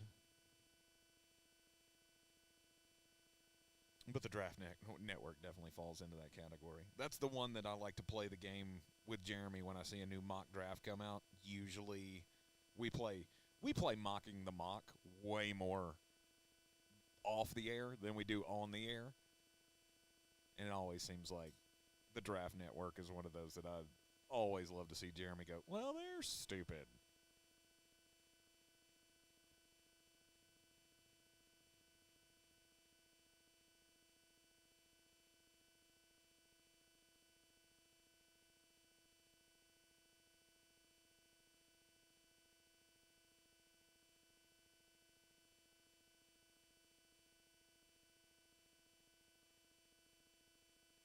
All right, the latest picks of the draft here, the Minnesota Vikings get a backup quarterback, Jaron Hall, out of BYU. That's another one of those names that I guess early in the process they tried to throw that against the wall to see if it stuck. As like a second, I think he was like second or third round prospect at some point. And then here we got him going in the 5th round of the Minnesota Vikings.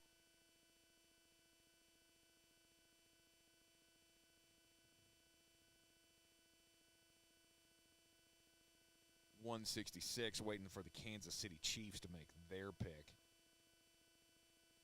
Looking at Minnesota's draft, though, I feel like it's kind of, again, just a meh, but I do love the Jordan Addison replacement for Adam Thielen. Definitely a worthy weapon on the other side of Justin Jefferson. Justin Jackson. He was a bad running back for the Bolts for a while, wasn't he?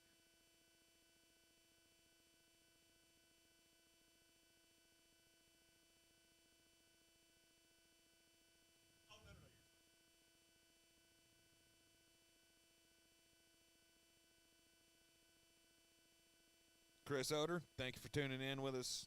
It's got to get back to the house project. Good luck on that. Be safe. Don't hit yourself in the head with a hammer. Godspeed. Make good decisions. Those are all things I can't do, so I just have to call the man because I don't know how to do anything. I always feel bad when I'm the handiest of the two. You should. Ooh. I'm not sure you're the handiest of the two. I don't know. It really says more about me than it does about you. I was going to say we have moved into two different studios at some point, and I was always the one that Jeremy goes, will you help me hang this on the wall? Yeah, but all you got to do is just use a hammer. I don't do so well. I don't do so good with the hanging things. And he doesn't do ladders.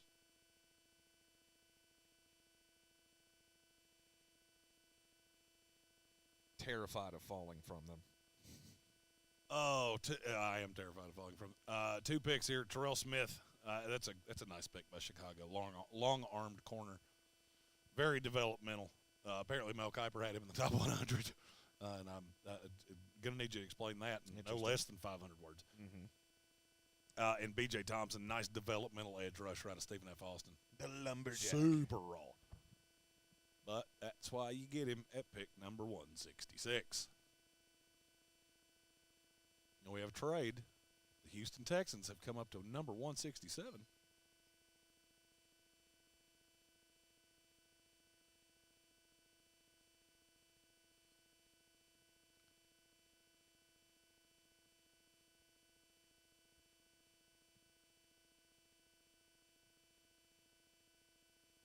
Frank Reich here just going full on, I'm the best there is, plain and simple. I wake up in the morning, I piss excellence. We got 5 players, 4 of them probably start this year.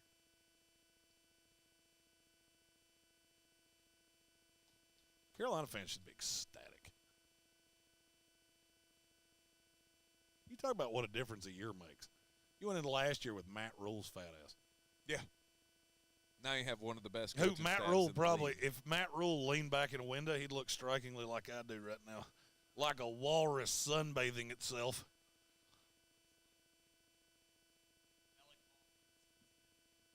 Frank Reich. He does. Frank Reich looks like a man that went through a bad divorce and is now owns a Trans Am, goes to bars and hits on girls that are the same age as his daughter. And I love Frank Reich.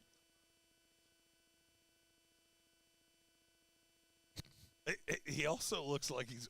What is with these big ass lines on the side of his face? I don't know if it's bad lighting or if he's like trying not to be the Joker in the next. You want to know how I got these scars?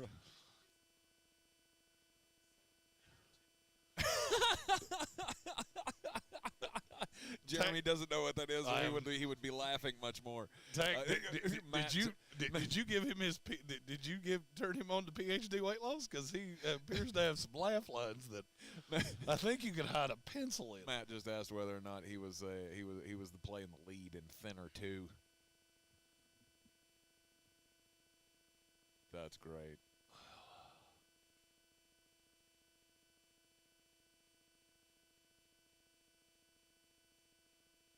Oh, Henry To'o to the Houston Texans. There you go. Who's shocked that disciples of the New England Patriot way draft an Alabama guy? Yeah, but I mean, that's a linebacker that I can see D'Amico Ryans using to his fullest capabilities. I mean, he'll be used, on the inside? He won't be an outside linebacker. No, God, no. No.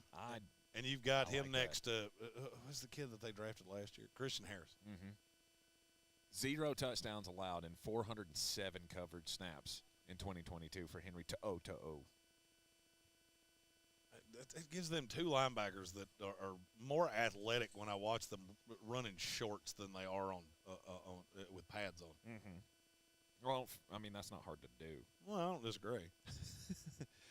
That ain't hard to do. I mean, you would like to see more. I just want to see your speed translate. Yeah, you're right, exactly. You would love to see more of that speed and agility translate when you got the pads on. Tremendous speed, wonderful agility, long arm prospect. Ooh, I just realized that. God, we're almost around 6. Yes. I only had a shot and a beer in the 5th round. What is up? Well, you don't have Eric Miller here feeding them to you. I did have 4 shots in 14 minutes last night, so that put me on the doubles. That helped me get on the right track. There wasn't a single shot in any of those. I think 2 of them were triples. It might have been. Bringing them out here in mason jars, just, hey, you want to try this? Owen Papo. Tell us about Owen Papo. He's fast, like real fast. 4.39 40 fast. That's pretty good. The only problem is that he is a real whittle feller. I'm a little shocked he lasted this long. I thought he would go higher than this. I will say, I do think teams are figuring out the combine. It only took 30 years. Hey, he's real fast. And what else can he do? He's real fast. 5th round.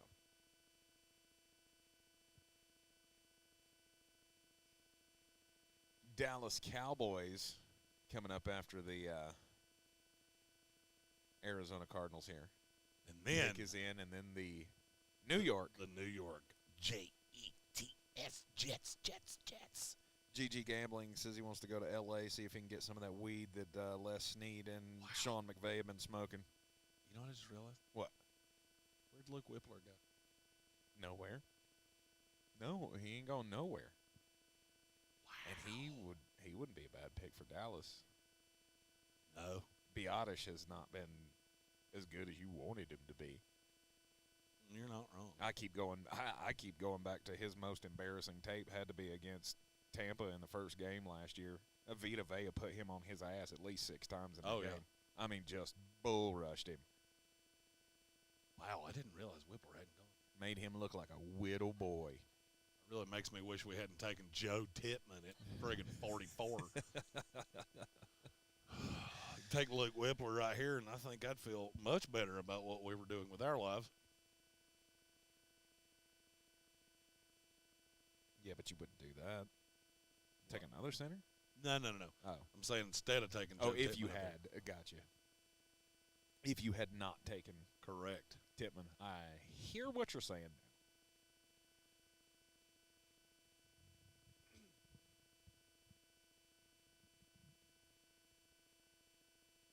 Peter Schrager has a nose like a bird. Asim Richards from Carolina? It's got that crook to it. Who? Peter Schrager. Oh. I mean, I do too. That's why I noticed it. Asim Richards, that's a nice depth piece for Carolina. He's guarding the NFL. Mm-hmm. He's not going to play tackle. If you had told me Asim Richards would go over Luke Whippler, I would have said you were on drugs. Crazy. Absolutely crazy. But, yeah, Asim is a guard. He's a guard. He's a guard. Hey, let's see how the Jets are going to let me down now. Oh, well, I mean, if it's not A.T. Perry. And it's not. It's not? Well, A.T. Not Perry. do that. A.T. Perry pooped on a baby or something. I don't know what he did. That is the best one you've come up with yet. What, pooped on a baby? Pooped on a baby. Just don't do that. He just shit on a baby. I don't know Don't shit why on kids. You're not done Let's that. not do that. Corey Trice, by the way, that's a guy that 2 people had in their top 100 in the mock contest. Mm-hmm. Yeah, he's still on the board, as he should be. Still some really good names. No doubt. Still some really good names Dwayne out there. McBride's still on the board. Mm-hmm. That's a shocking one. Carrington Valentine, as many pre-draft visits as he did, is still on the board. Emil Ekior. That's another. That name just blows my mind.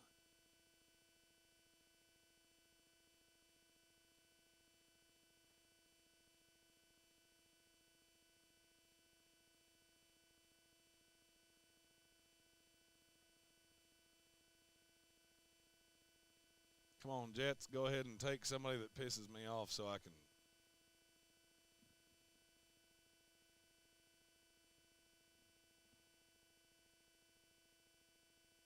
Did you see the story about Broderick Jones today, by the way? Actually, that might have come out last night. He's going to wear number 77 in the NFL in honor of Devin Willock, who was killed in the car crash. I thought that was a nice little story.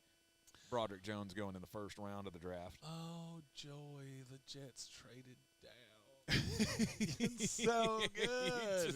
Hey, maybe you got some more picks out of the deal. Awesome. More players that Yay. can piss me off. Yay. That's really what the Jets More chances More to be players pissed off. that can piss me off.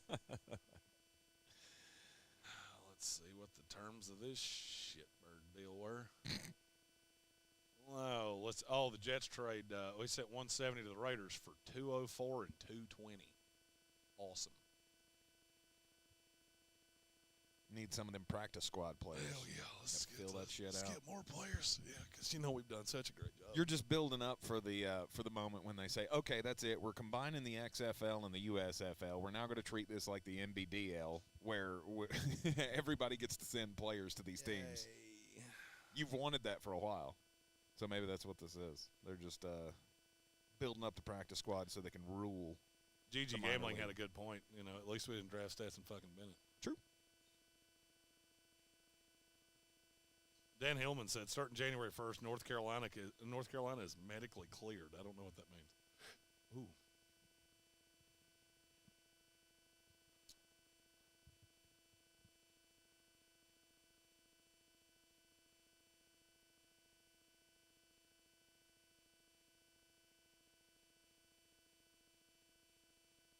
Yeah, I'm not sure what that means.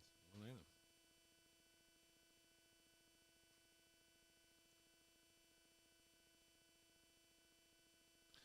Notorious B.I.G. said, shocker. Keyshawn Booty's still on the board. Well, he had a workout that would have been second only to the legend Stetson Bennett in terms of pure athleticism. Mm-hmm.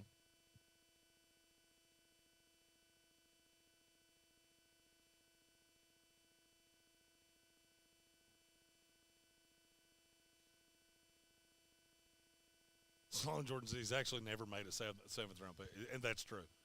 Joe Douglas has never made a seventh round pick. Really? Nope. Oh, are we going to make one this year? What's the point? Don't need no damn seventh rounders. I can fuck up a sixth rounder with the best of them. Because Joe D has hit some real good home runs. He has also dribbled a bunch of later ones, which is, every team does. Las Vegas Raiders on the clock here. I feel like it's slowed down. Like, when did the clock get longer in the fifth round? I don't know. I don't like it, though.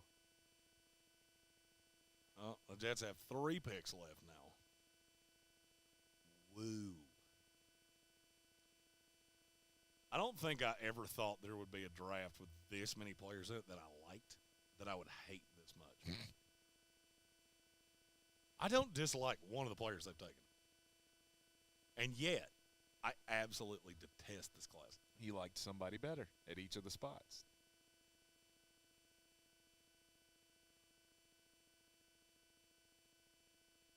Oh, apparently we just apparently weed will be medically legal here on January 1st. How did I miss that? I had not even heard that. Oh, Raiders just traded up to get Christopher Smith. Shocked he didn't go to the Eagles.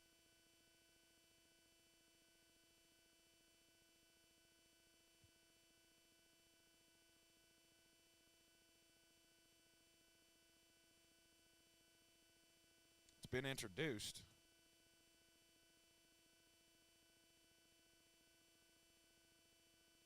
We're gonna get weeds and sports gambling on the same day. It's quite possible. Hell, in Asheville, you can have meth. It's not like they're gonna prosecute you. Did you hear that new bill that they've?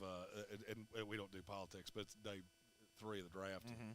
That in Asheville, if a homeless person is squatting on your land, the bill states that they will send out a police officer to try to resolve the dispute, to where if the homeless person will keep their trash cleaned up, that you should just let them do that. Senate Bill 346, the Marijuana Justice and Reinvestment Act, has passed its first reading in the North Carolina State Senate. For those of you who don't know how that works, I'd say you did politics. I did. I was going to explain it. That means absolutely nothing. Sweet. The bill has been introduced, and they went, "This is the bill. Here's the intro," and there it goes to committee. Sweet. We're a long way away from it and getting that passed, in my opinion.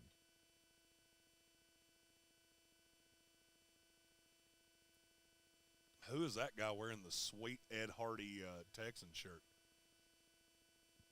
That guy's children never felt loved.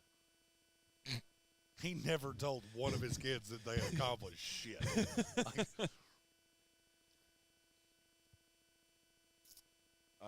Let's see here. Pick is in for the Tampa Bay Buccaneers at 171. Come on, be stupid. Take a kick. Oh. Payne Durham, tight end out of Purdue. But why? We already have Kate Otten. Gigi Gamling said the Rams are going to draft that dude in the Ed Hardy shirt next. Still younger than Stetson Bennett. No doubt. That actually might have been Stetson Bennett's brother. Younger brother. Sadly, yes. The baby of the Bennetts. They hold themselves to a higher standard. I still love that. After he got busted knocking on doors drunk in 4 o'clock in the morning in New Orleans, his statement later was, "As a Bennett, we hold ourselves to the higher standard here." Now, I get your name is Stetson Bennett the 4th, and you got to be pretty fucking annoying to go by the 4th. No doubt. I mean, I stopped it at 3 in our family. Like, we're not going past 3. 3 was bullshit to begin with. But we're definitely not getting into the 4ths and the 5ths. You are a pompous ass. Your family is pompous as hell. And you know what? He's going to name his child Stetson Bennett to the higher standards. Stetson Bennett the 5th.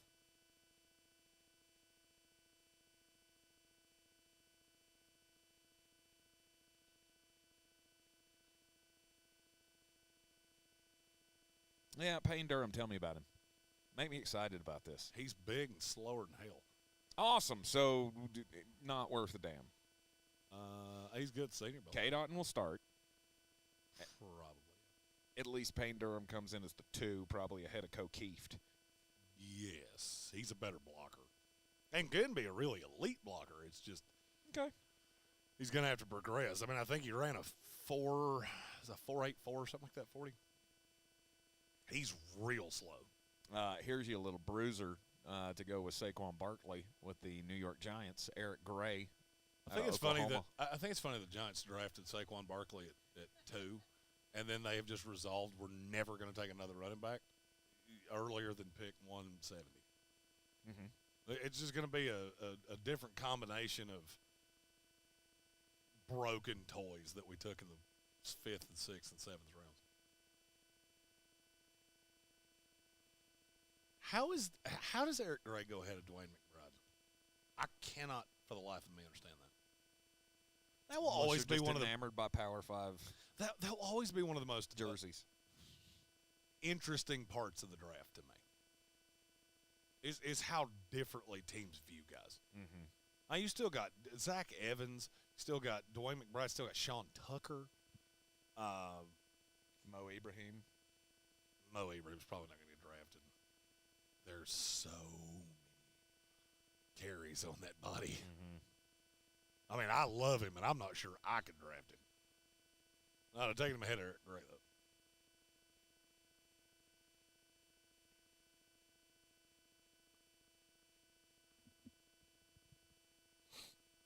The Chicken Slinger. The Chicken Slinger from Sonic. Why does everybody have to name their chicken sandwich such dumb shit?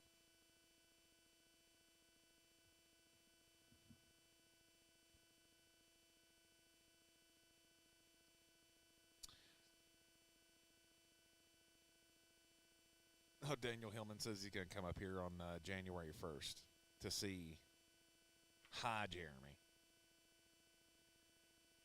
I think I've only seen it once, and it's kind of funny.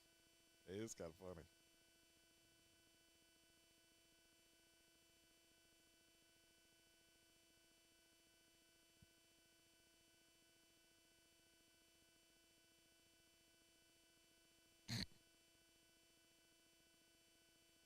That big nod, in case you were wondering on the camera, was the waitress coming over to say, "Hey, Jeremy, do you need a shot?" Uh-huh. Yep. I'm a big alcoholic, yep. About spit burger in my mouth, dude.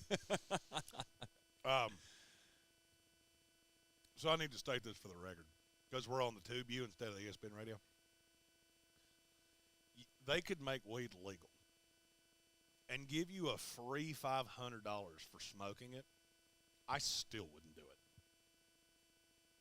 Like once or habitually? Well, surely you'd do If it I once. could do it once for $500, I'd consider it. Really?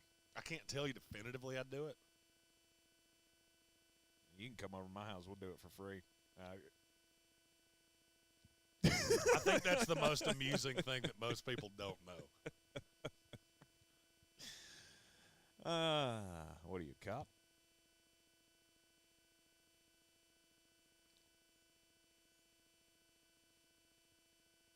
Oh, you were the wind beneath my wings. Oh, thank you, dear. Oh, you're so good. Yes, ma'am. I'm good. So good Thank to you us. so much.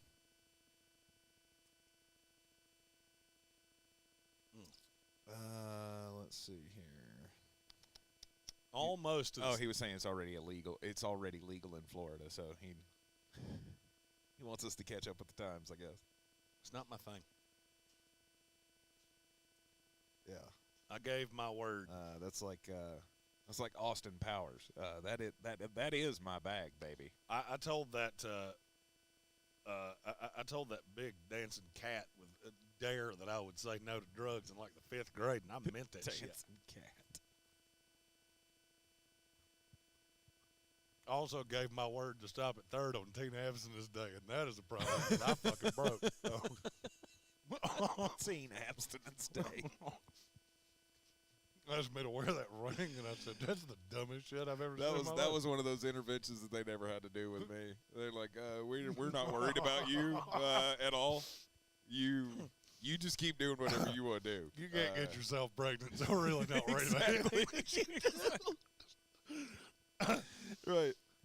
Oh, my wife, for some reason, has gotten into watching every season of Law and Order SVU, the Special Victims Unit. 25 seasons. Yeah. And she's been and rolling like through this for 24 seasons of it. Yeah. She's been rolling through this for 24%. like the last 4 or 5 weeks. So like every night when I get home, that's what she's binge watching.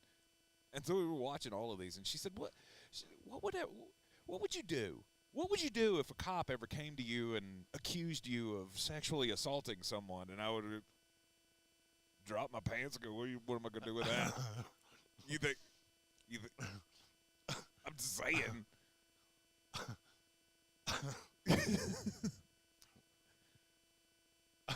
I don't think anybody could ever accuse me of doing something like that. I already have my defense ready. Let's go to the videotape.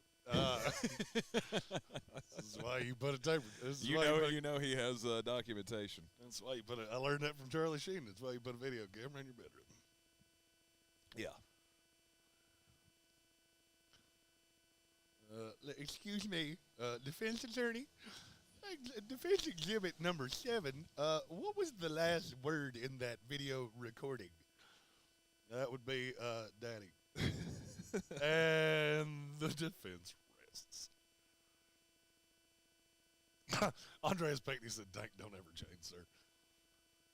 I don't intend to. You are a national treasure." I don't intend to. Danny said, "Did we just become best friends?" Yeah. Okay, so since we're into the And list, I'm sure there's a strain out there called karate. We'll do that in the garage. we're into the weird day 6 or 6th round of day 3 here. There are no two people on this planet that live more different lives than you and I do. 100%. Not because one of us is like Mr. Goody-Goody and the other is Mr. Nefarious, but because we do different nefarious things. Right. Glenn S. said, "Wow, that went south in a hurry." Well, I mean, of the two of us, one of us is very debaucherous, and the other just has a vice or two, and I'll let you guess which one's which. He says as he slugs his 14th fireball in the last 24 hours. Pick is in for the LA Rams, and they get Warren McClendon Jr. from Georgia to block for their new backup quarterback, Stetson Bennett. A little shocked he likes that. That's actually a good pick for the Rams. It's not bad. Oh, we missed Robert Beal going to the San Francisco 49ers, so that's back-to-back Bulldogs. Talk about a Georgia Bulldog that just didn't have a shitload of tape. Robert Beal. He never played. He barely ever played. That's when you know your defense is good, when a guy goes in the 5th round that I think played 700 snaps total. Mm-hmm. That's why the last few years it's been, oh, well, they're losing so much in the draft. They're not going to be any good next year. But bullshit. Look at the recruiting battles that we've had over the last few years, the recruiting classes that Kirby Smart has brought in here. This team may never not be good again. That's okay. Wow, when Florida State knocks you off your perch next year, it'll be good for me. Hey, I hope you do. I hope you do. College football's always better when the great heritage programs are good. Why are we showing this picks by school? 6 for Michigan, 5 for Tennessee, 1 for App State, and none for Emory. Who the hell's Emory? I have no idea. That is the weirdest graphic. Maybe this is where the panel went to school? I was about to say. It is because Daniel Jeremiah went to App State. Oh, did he really? Mm-hmm. I don't think I ever knew that. Yeah, Daniel Jeremiah went to App State. Schrager went to Emory. Rich Eisen went to Michigan. Yep. And Charles Davis went to Tennessee. Yep. Yeah, that's exactly what that was. Okay. I'm glad you figured that out because that aside pissed me off for like the next hour. Look, why the hell are you talking about Emory? Why are you talking about College? Emory? LA Rams with another pick here at 175 overall after taking Warren McClendon from Georgia. The Rams have. Damn, I missed Christopher Smith, too. I said that one. I didn't. The Raiders. That was the trade up with the Jets. I was too focused on Payne Durham. The Bucs picking next, I guess. That was the player that the Raiders traded up with the Jets to get. Yep. Oh, Rams selection at the Terraza Cathedral, Mexico City. I'm still waiting on the next pick where I go. Who? I've only had one of those so far. Yeah, the kid from William and Mary. Yeah.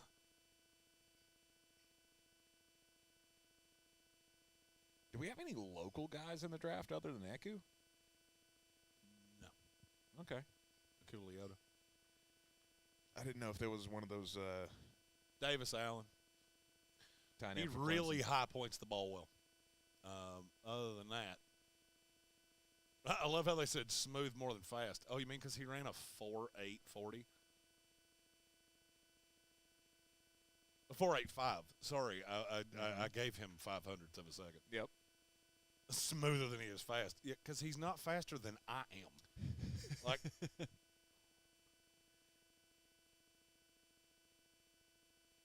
He's a good red zone target, though. I mean, he can get it. Go up and throw it. Dan Hillman said he might be here week 1. Just remember, Tank, I'm younger than you, and you older guys can't hang 30, by the way. I'm older than 30.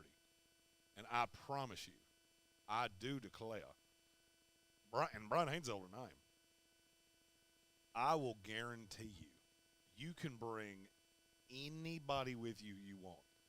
And me and Brian Haynes, HWA, and I will make you wish for the sweet release of death because it's what we do.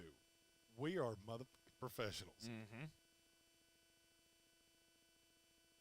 Brian Haynes and I are the Rock and Roll Express, and HWA is our manager. And I'm telling you right now, we've won most of our matches before we even got off the bus. Now I'm talking about with beverage consumption. You get me, you start smoking the devil's lettuce, and I'll curl up my ball on the floor and just, please pet me. That's what he was laughing at the, I've only seen it once, yeah, because I wanted to crawl under a table and be petted like a tabby cat. Yeah. I think that was also the night my wife told you to put your vagina away, and I thought we were all going to puke laughing so hard. Yeah. That was hilarious. Jeremy doesn't do recreation. Jeremy drank beer. Jeremy drinks beer. That was the face we had for 3 hours. You okay, Jeremy? Yeah. I'm good. Yeah. I've been talking to my dead grandfather since about an hour ago. I haven't spoken out loud. Danny says he belongs to the original Lil Wayne generation, so yeah. In theory, so that's a giant cloud of smoke coming out of that little I also Celica. belong to the original Eminem, Tupac, Biggie generation. And all of us are pushing up on heart attacks now, so we got nothing to lose. Frankly, I think I've been actively having a heart attack for 3 days. Danny said he didn't know that Jalen Carter was originally from Apopka, Florida. Mm-hmm. That's his hometown. Yeah. Went to the same high school as Warren Sapp. The old Apopka, Florida. Apopka Warriors? I think that was the name of the school. I'm impressed you know the team name. Only because I saw the Football Life episode on the NFL Network of Warren Sapp. Indeed. Great stories about how they used to play in the dirt lots outside of his house because they lived in a poor ass neighborhood. You didn't have a field or a park that you could play in, so they just played in they played tackle football in a giant basically just dirt lot.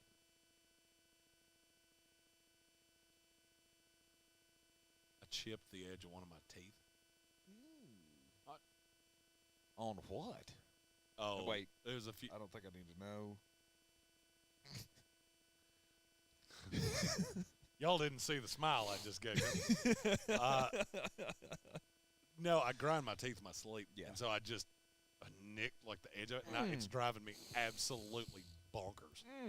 I just made the hair on the back of my neck stand up. Evan Hull, running back I love this from kid so Northwestern. much. But why? I'll tell you the same thing I told you in the lead up to this. He's a poor man's Austin Eckler. Just built like a brick shit house. Played some quarterback at Northwestern. Wildcat quarterback. Mm-hmm. He's bulldog. I think he can come in and play some fullback too. 5'10", 209, ran a 4.47. Gives great effort in pass pro. You know what that says? Willing blocker. That's right. That's a drink. That's No doubt. How did we not play a drinking game? I had one. You told me you had the rules all did. laid out, and we never played it. I mean, Missed opportunity once. Brian Haynes and I played. Although we really didn't need to. We didn't really need to have a drinking game. If we do have a drinking game, it's called Drink the beer. Whenever You Breathe. Yeah, it's called Drink the Beer. What are the rules? Drink the beer. It is presented to you. You consume it. Have the Rams been just back-to-back on the clock here for the last 8 picks? 3 out of the last 4. What is happening to my computer right now? Is it having an infarction? It was.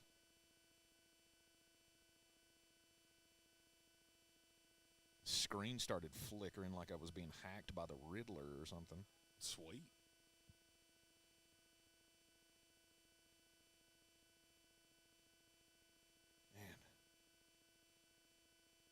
almost to the end of the 5th round. Puka Nacua.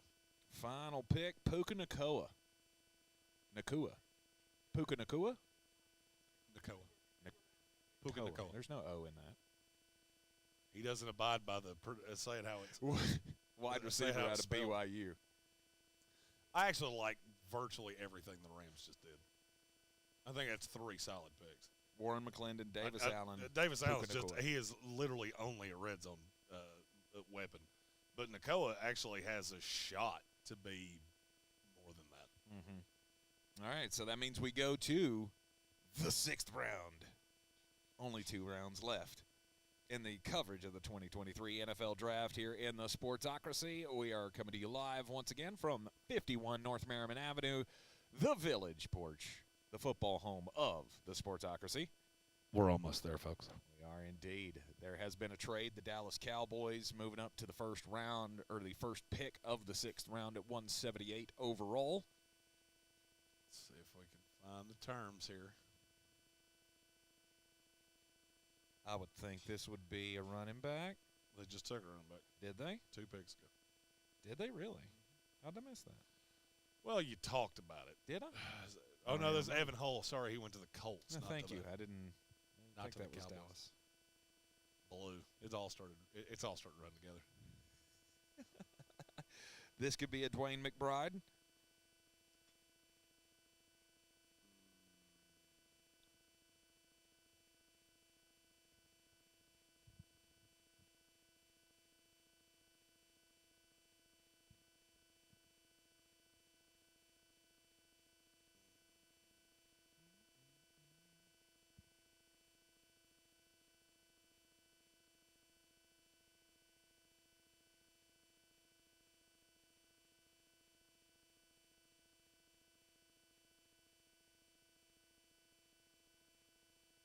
Dallas sent a 2024 5th-round pick to Kansas City for number 178. From Tom Pelissero. So I always hate when we do this. If the pick is in, well, we have to watch Gemma here season the peppers and onions that go on a chip. I don't care. Eric Scott Jr., cornerback, Southern Miss. Okay. That might be the slowest corner in the NFL.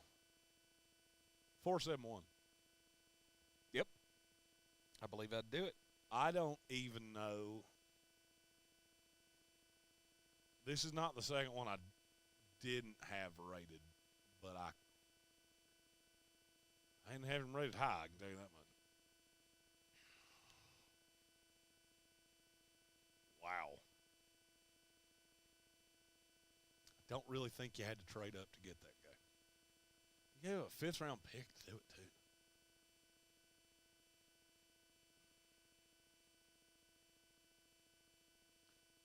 Wonder where Joe Douglas is planning on trading down this next time. Maybe we have 4 7th-round picks. Oh wow, that's a ginger with a little Pebbles Flintstone bump on top. Fresh, clean. Look at Pebbles there, like, bruh. That is not a good look. How dare you assume pronouns? I'll punch you. Man.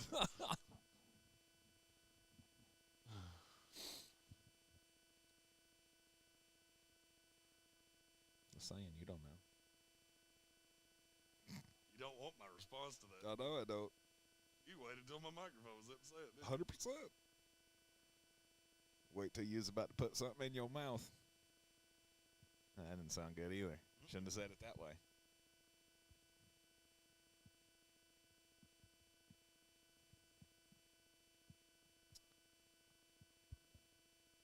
Napkin?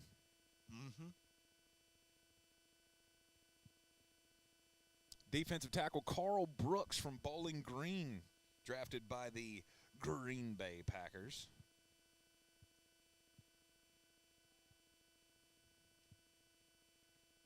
Jeremy's a fan.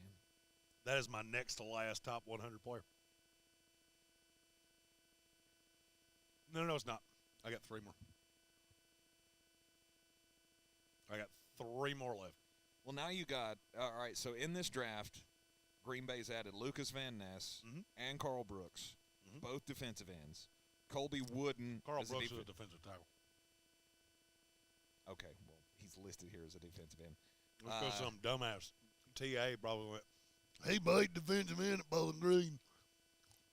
yeah. And then Colby Wooden out of Auburn, defensive tackle as well.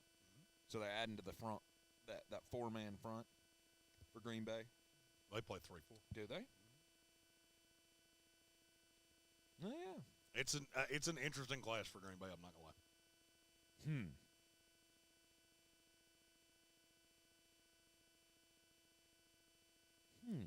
Yeah. I'm not going to lie. It's an interesting – Green Bay is one of the most interesting classes of them. And Carl Brooks might be my favorite pick you've had yet. Say, make that make sense. I can't. I'm looking at all these names, and I'm just trying to figure out where the hell are you going to play them all. I can't do it. Huh.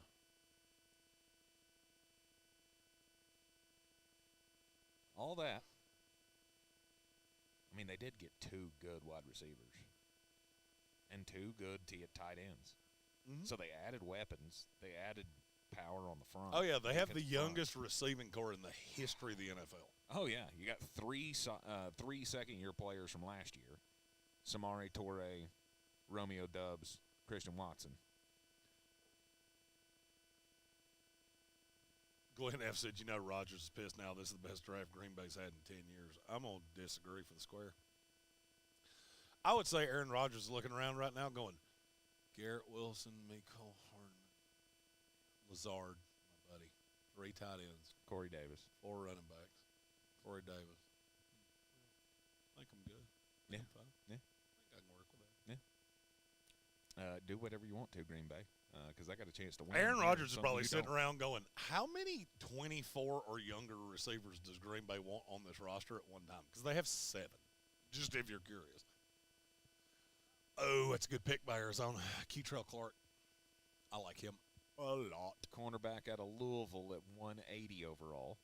Which is funny because he weighs 181 pounds, which is probably why he's here. Other than size, I don't have a lot of dings on that kid. Notorious said, anybody drunk yet? I'm out of it. Are you out of it drunk at 3:43? Let's go. Damn. Warrior.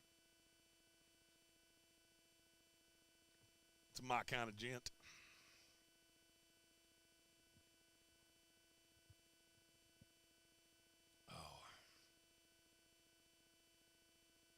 Those of you still hanging with us here at pick 180, y'all the real MVPs. Warriors. Dogs, if you will. Tampa Bay Buccaneers coming up next. You're probably going to take a long snapper. Emory College. We're serving the purpose. Get a little better, not too much better. It's okay. You still have Baker Mayfield playing quarterback. Indeed. Which is why you don't want to get too much better.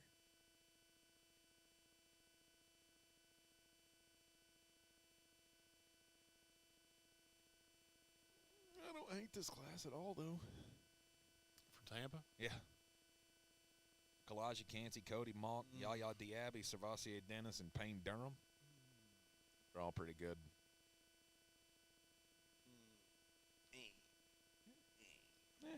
DNA Tooth Podcast said Carl Brooks in the 6 with Van Ness. Sign me up. I agree. I agree with you. I like the defensive things that Green Bay's done. I'm just not wild that you have this many young receivers. Well, you got a shit with a young quarterback, so it don't matter. Yeah, they're throwing poor Jordan Love to the wolves. Oh shit! Because they know what they have. I tend to agree with you. They know what they have, and he's a sacrificial lamb for a year. defensive back Josh Hayes from Kansas State to the Tampa Bay Buccaneers.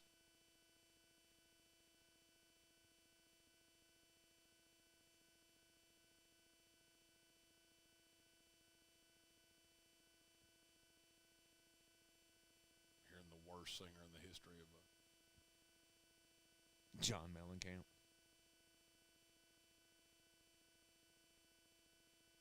John Cougar. Hey, the Rams are up again. Got nothing to say about Josh Hayes. I didn't have a draftable grade on him. So. Right. Good to know. Awesome. We're doing stuff. Yeah, he also confuses NFL Network because they don't know if he's a safety or a corner.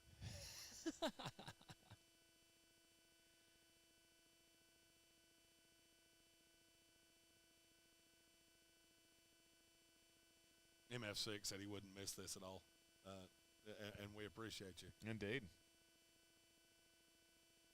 GG says he would take Baker over Stetson Bennett. I would too. Lisa said the players she has left are Dwayne McBride, and I have nothing on why he's falling. Other than the fact he's never been a pass catcher, so he's really just part of a rotation early on, and you have no idea what you're getting there. A.T. Perry, there were some drops, but I mean not sixth round. Like we've gotten to a stupid point with A.T. Perry. Zach Evans, he just never seemed to catch much traction because he is an absolute head case of a person. Mm-hmm. Zach Kuntz is really raw, and Jalen Duncan, I guess it's just the one really bad tape has pushed him down the board. None of them make really any sense to me, if I was being honest.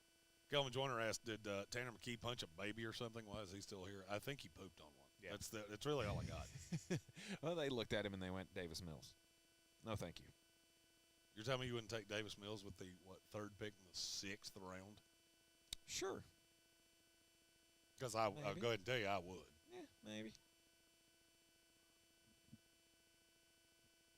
Oh, no, you're I forgot, you're a fan of the Tampa Bay Buccaneers who take corners that I didn't even have as priority undrafted free agents in the 6th round. I had him as some team will have a corner that just, I don't know, doesn't show up, and they'll invite Josh Hayes. Tampa Bay went draft pick. You've got to make sure you get that kid in the building. You want somebody else to pounce on him before you do. 100%. It's like Brock Purdy hey, last you know year what? with the San Francisco 49ers. I bet they needed some pictures hung up around the facility, Damn and right. he's really good at hanging pictures. Damn right. That's really the only explanation I have of why he got drafted right there. Colin Green said the Saints did really well the first 2 days. Then today we got hammered at the crawfish boil. It's easy to get hammered at a crawfish boil. See me do it. Ugh. Why would you eat them nasty fucking thing? Delicious. Old mud bugs. Motherfuckers are disgusting. I had never had a crawfish until like 2 years ago, and I think I had 2. Ugh. I mean, that is like.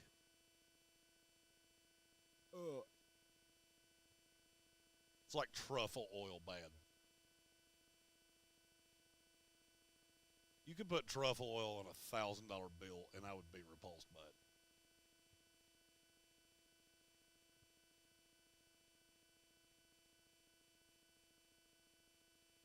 Gigi Gamlin saying there's a big difference between what you get up here.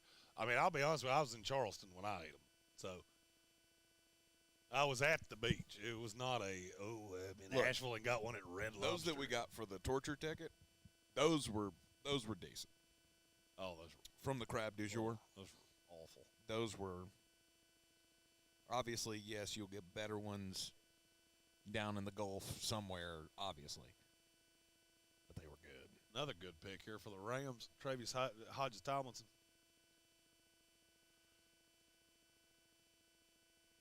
The Rams are trying to bring their class back to respectability with nothing but 5s and 6s.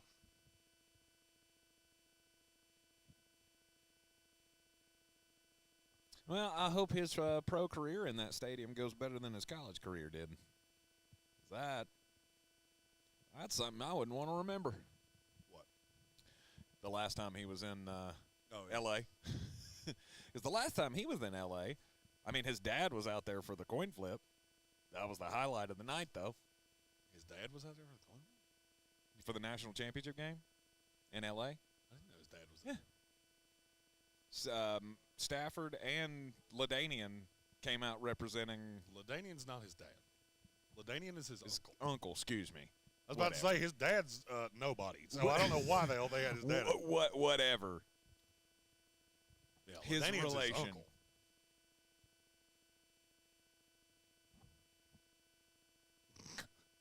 I should have known what you were. It wasn't clicking with me what you were saying. It's like I don't remember what his dad does, but I know it's not something that would have gotten him at the national. You should have known who I was talking about. I should have. I wasn't. Yeah. When my face lit up, like wait. We're talking about the famous family member. Indeed. Yeah, no, his dad.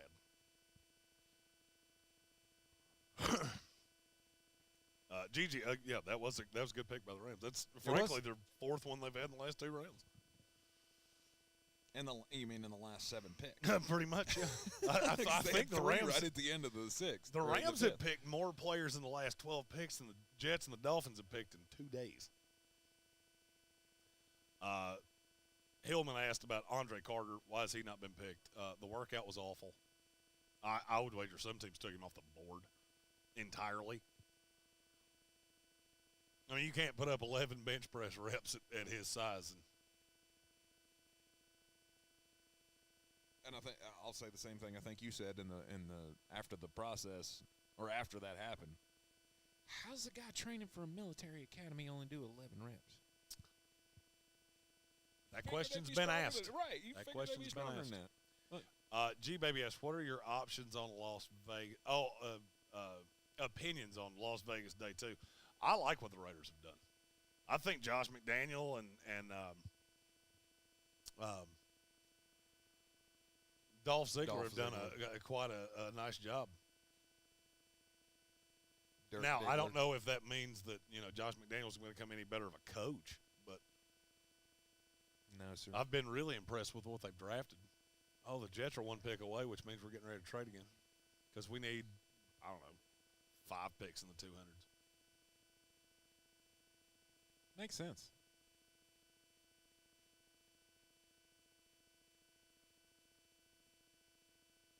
That breeze feels just wonderful. It's very nice. G-Baby says, what have they done today? Jacorian Bennett, Which I liked. went the 2nd pick of the 4th round. At the end of the 4th round, or toward the end of the 4th round, Aiden O'Connell, the quarterback from Purdue. It's a nice developmental long-term backup. And then in the 5th round, they took Christopher Smith, the safety from Georgia. You talk about a kid that's a ready-made product right now. That kid can come in and play right now. He's not going to get better. Yep. He has hit his ceiling, but his ceiling's good enough to compete in the league. J.L. Skinner, I like this pick. This kid got screwed because he blew out his knee in the process. Big safety. Speaking of, Andrew Voorhees. Still hadn't gone. We thought that was a name that was going to go despite the injury at the Still combine. hadn't gone. Ronnie Hickman. That's another safety that hasn't gone. I like J.L. Skinner. He may have to put him in mothballs for a year, but Kelvin Joyner asked, could you see a world where Josh gets fired but Ziegler stays? Yeah. I could. I don't think it's super likely. But if you just decide that, the draft has gone well, we just don't have the coach. Because, I'll be honest with you. I think Dave Ziegler's done as good a job as you could expect a GM to do. Mm-hmm. And now it's on Josh McDaniels to coach him up. So I was is gonna say, that a possibility? I was Absolutely. going to say, could you also see Ziegler staying and then elevating Graham? I could. If they wanted to oust McDaniel, it's just not working, the offense isn't clicking. I would say that happens this year, though. I would agree. I don't think he has much of a leash at all. Dan Hillman asked how long we're going to be gone for. We're not. It's not going to be gone per se. I mean, I will be gone for a little for a while. Yeah. But we'll have the schedule of that out. Still working on all the as soon logistics. as the plans are made. We're still working on the logistics. Exactly. Pick is in for the Jets. Hey, let's see who they piss me off with here. If I really hate this, I'm just going to go buying a fireball shot. Zaire Barnes, linebacker from Western Michigan. I can't tell if that was a hate at Cy or...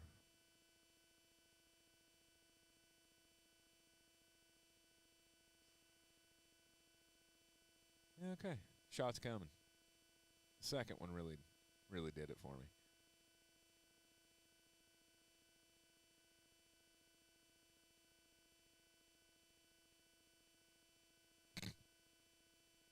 Why does Joe Douglas want me to be sad? It's as silent as the war room. They're all standing there like, who? Sitting there like, yeah. Does he know A.T. Perry's still on the board? Should we tell him? Should we tell him? Should we tell him that Zaire Barnes was like he ran fast. He ran fast, and that's why he got drafted right there. But Joe Douglas wants me to go kick a fucking baby or something. Like I am 100% sure of that. Satisfied Browns fan wants to know about Raheem Jarrett. He hadn't gone, nor has Dante Demas, nor has A.T. Perry.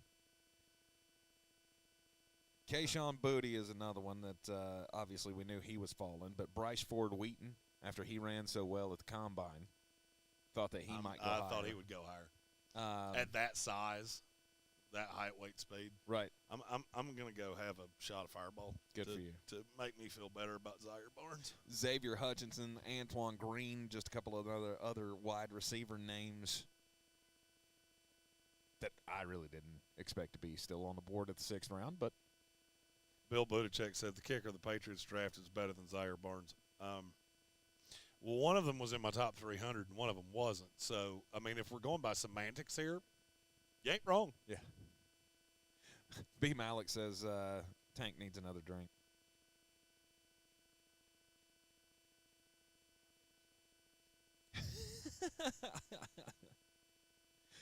Oh, yeah, Amy, yeah, he does look defeated. It hasn't gone his way today. Each and every pick has been no one he wanted.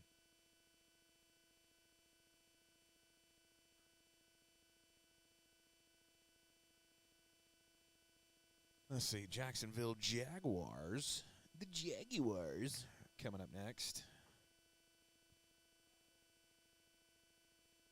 Jacksonville, Tennessee, New England, the next 3 picks.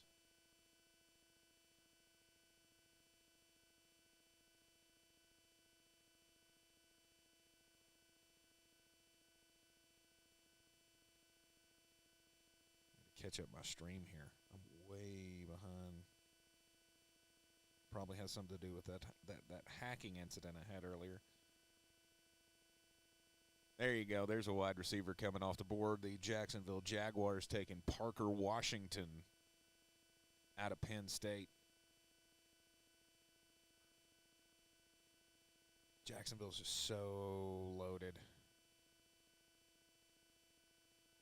And so are their fans. Which they should be. After the turnaround from Trevor Lawrence, Calvin Ridley, that's the one thing I'm looking forward to this year more than anything, is seeing Calvin Ridley come back from that suspension. See if he comes back with that kind of just that pissed off chip on his shoulder, set the world on fire kind of an attitude. But Christian Kirk had a way better year last year than I thought he was going to. Zay Jones, too. I remember how hard we laughed in the offseason last year, how much money they spent giving that, $80 million, $85 million, whatever it was, to Christian Kirk, and then $40 to Zay Jones.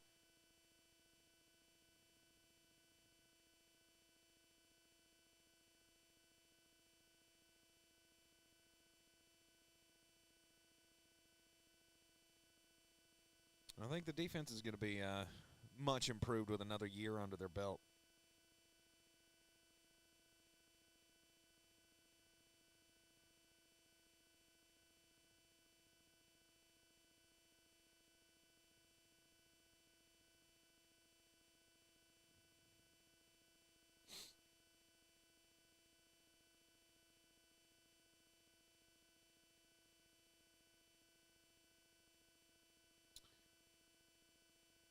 Tennessee Titans getting ready to make their selection at 186 overall.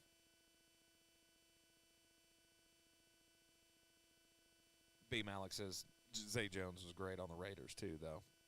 Yeah. He's been one of those, much like the Raiders, I guess.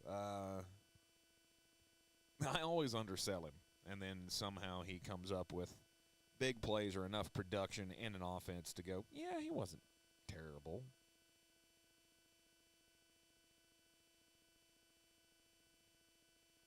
Danny wants A.T. Perry to go to the Patriots just to piss Jeremy off here.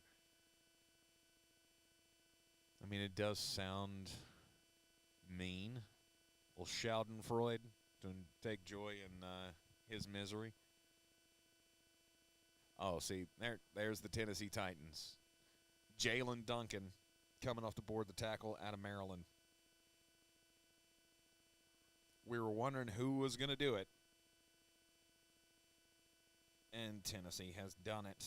And now, I don't know why he fell, if it was just concerns, if there was something else out there. But, I mean, this is – I honestly think he's better than Andre Dillard. The Jets drafted another future XFL All-Star? No, but Jalen Duncan just went to the Tennessee Titans. Of course he did. And I think he's better than Andre Dillard. I'd agree. Okay. I'd agree. Andy Reid looks like every dad you've ever seen that doesn't understand that when he opens the camera, it's on the front-facing one. Oh, you know, my team makes me very angry. I worked so hard on the draft, and then they just show up and go, "Hey, let's take Zaire Barnes." Fun, ain't it? I hate our draft class so much. I really do. I hate it all. It's just so vanilla. I mean, is Zaire Barnes your linebacker? Is that? I mean, if that's the plan, I feel like you did it wrong. I mean, it tells me to re-sign Quan Alexander for whatever he wants. The New York Jets will now pay him whatever he wants. Oh, HWA said she could see a substantial amount of fireball in my future. She ain't wrong. She ain't wrong. Yep. MS6 said, "Are there any tight ends worth taking?" Zach Kuntz. I don't know what he did. He. I mean, I get he's raw, but how many 6'7", 255-pound guys you ever seen that can run like that? Mm-hmm. Blake Whitehart. That's probably who the Jets will take next, just to really just solidify how angry I am. Oh, you want to play good. You try to play good. You won't play so good. BIG says, yeah, same thing with the Saints. Soft, vanilla bullshit. Yeah, it's just okay. Like I love Will McDonald. You know that. Mm-hmm. And you knew that when you. I just don't understand how you took that first. I don't. I had such high hopes, and I'll be honest with you, I didn't even want an offensive tackle. You know that. I told you that multiple times. Mm-hmm. And the Will McDonald pick, I can get on board with it. The fact you don't take a linebacker until the 6th round after you traded down 3 times. Mm-hmm. You bypass John Michael Schmitz. Oh boy. Oh boy. The New England Patriots have taken N'Keal Harry 2.0. And N'Keal Harry was at least big. Kayshawn Booty, wide receiver out of LSU, going to Bill Belichick. That's going to go over like a fart in a windstorm. That's going to go over like a fart in church. Oh, God, I can't wait for – Bill may actually strangle him. That may be what gets Bill fired, is that he attempts to kill Kayshawn Booty for not giving the effort in practice. Canceled.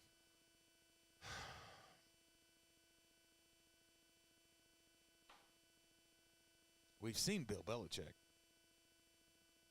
get angry in practice before, but we've never seen him assault another player. He could go full Urban Meyer here and kick the kicker.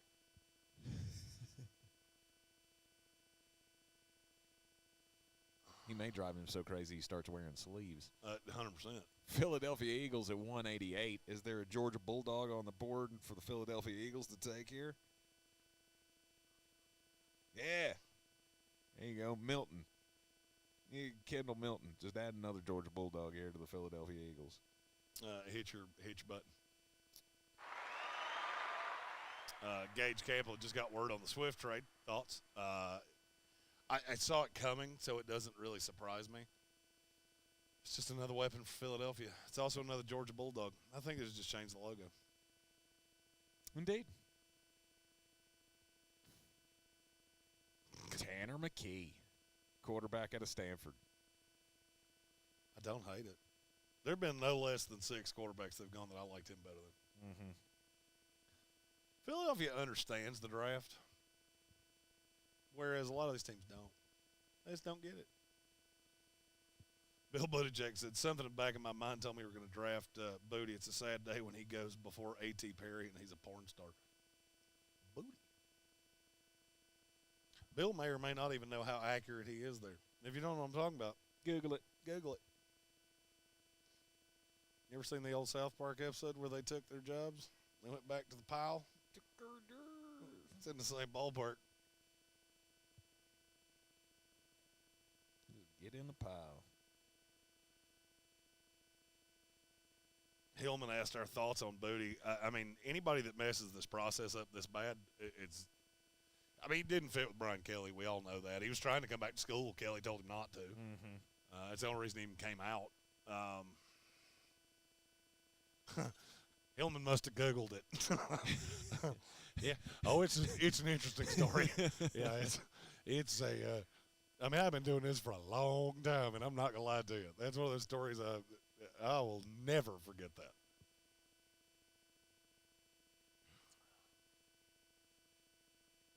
Oh, you know, I think we should use these last 2 rounds as a sweet little think tank for all of the new things that need to go into the show in the new year.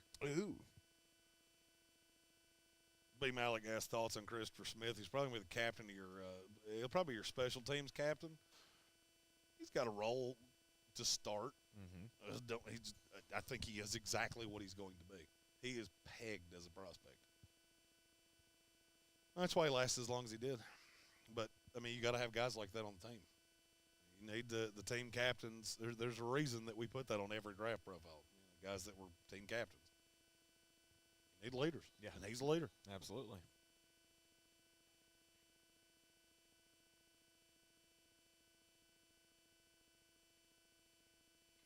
The Rams are picking again. How many picks do they have today?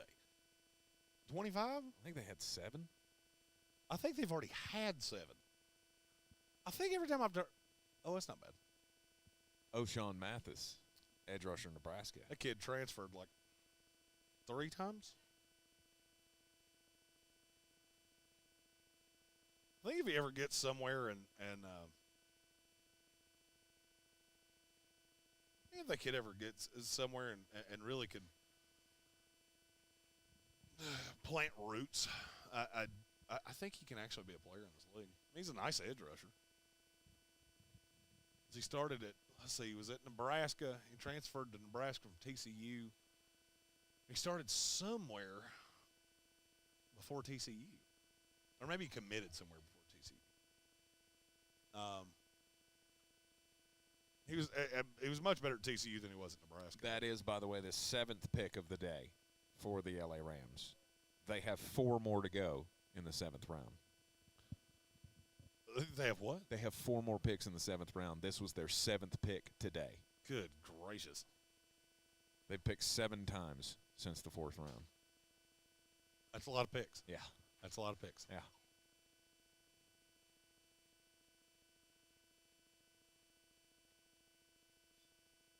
Kelvin Joyner said the UDFA market is going to be insane. You're not wrong. And this is the point where guys start saying, don't draft me. Don't draft me. Let me pick where I'm going. Mm-hmm. A.T. Perry, he doesn't want to get drafted at this point. Just let me go.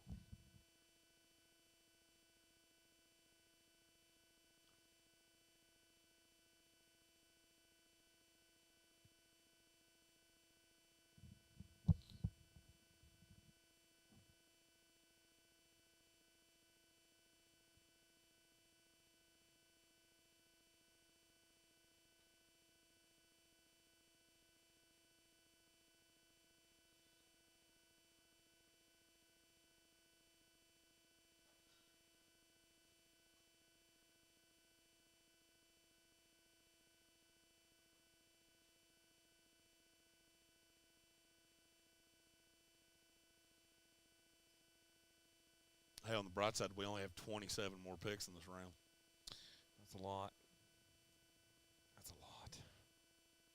Then we have the whole 7th round to go. Wah. On the bright side, there's only 41 picks in the last round.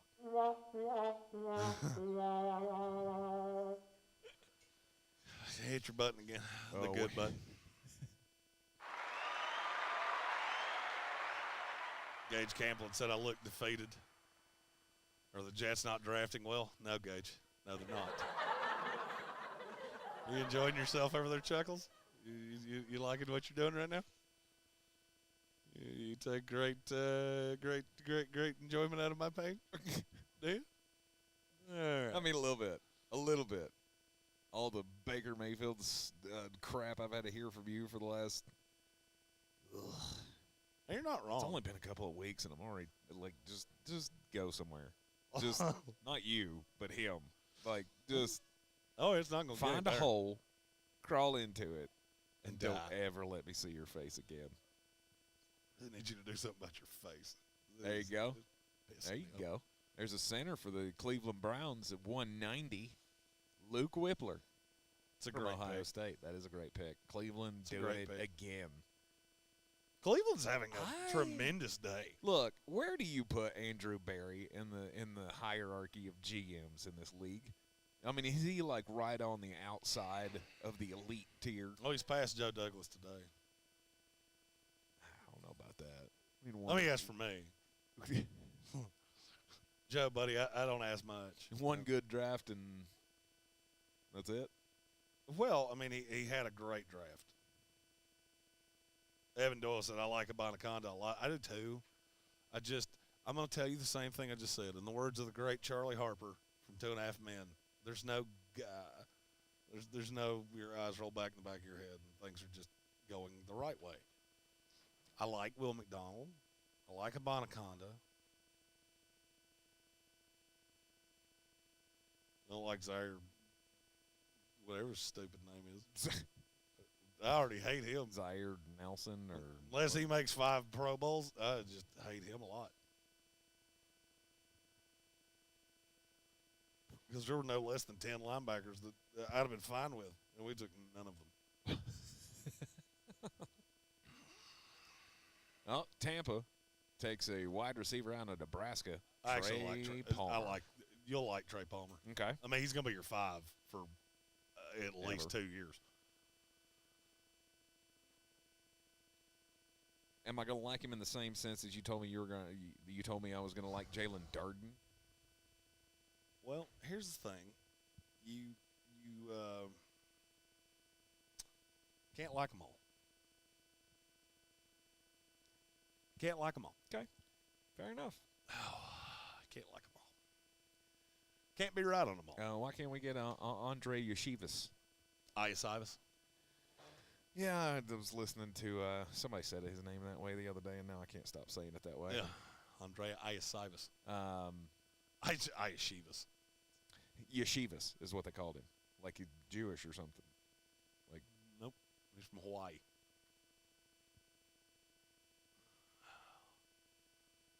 Who was that I was listening to? What is that? The Move the Sticks podcast. Was that Daniel Jeremiah's podcast? Yeah. I was listening to that, and they were calling him Yeshivas. Well, and here's the thing. That might be how it's actually pronounced. Maybe. It's not how it's spelled. Nope. This is another Zappe. What's his name? Bailey Zappi. Yeah.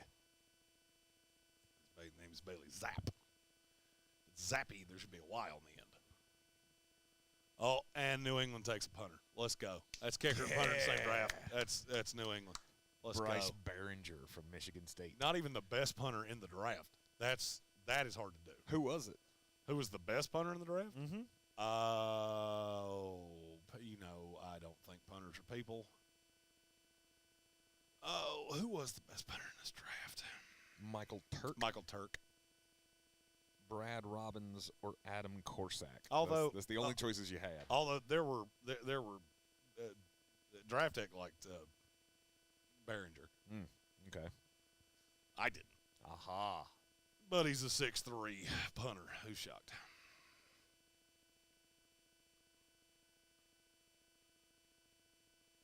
He led FBS in yards per punt.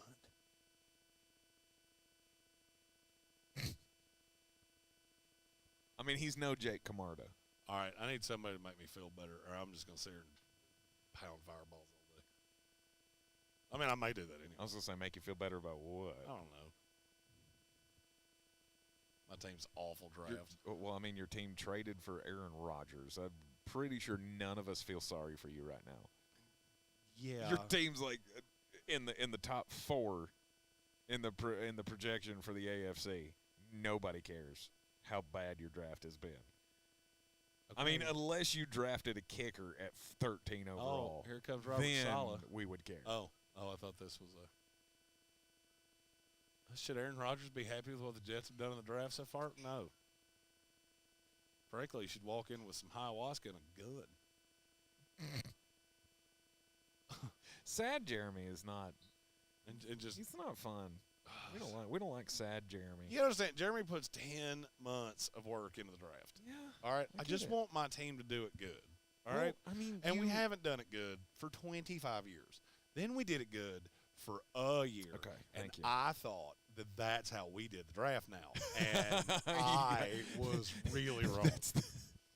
You got caught by the outlier. I thought we do good now, and we don't do good now. Yeah. We do dumb. No, you're doing the Bill Belichick thing, where just value be damned, we're going to take who we want. And honestly, you can do that.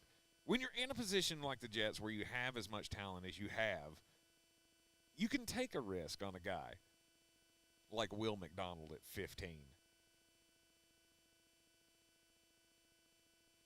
Anyway, I said, Jeremy, if it makes you feel better, at least your team didn't pass on Gonzalez, Joey Porter, and Nolan Smith for Emmanuel Forbes. I actually like Emmanuel Forbes, so that does not make me feel better. And I would have taken Emmanuel Forbes over Joey Porter. And I said that in the last mock draft. I think you did. I believe you did. Now, the Nolan Smith thing, I've already told you how that would go with Jamin Davis. So, you talk about two dogs chasing cars. They wouldn't even know what to do with one if they caught it. But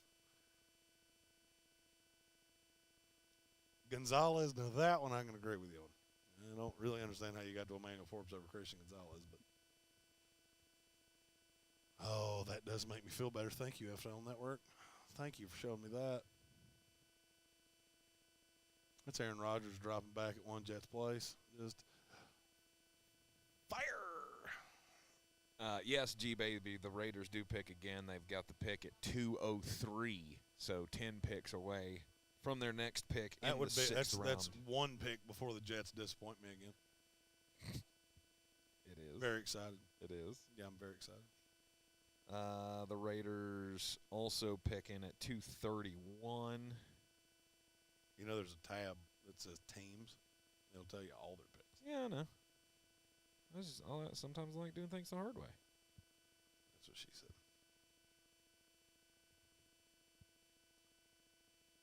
Makes you feel better about the conquest in the end. It's not about the destination. It's the journey. Exactly.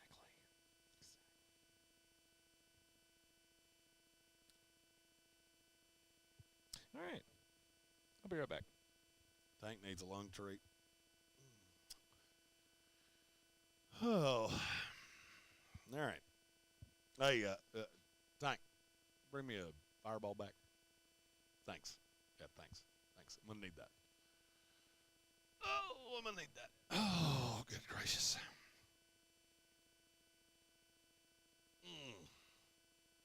don't want to put that right there because I'm not done eating it yet. All right, let's see. Who do you guys think they should pick next? I'm assuming G-Baby's talking with the Raiders. Let's see here. Let's see if I can get you a little insight on who the Raiders might take here.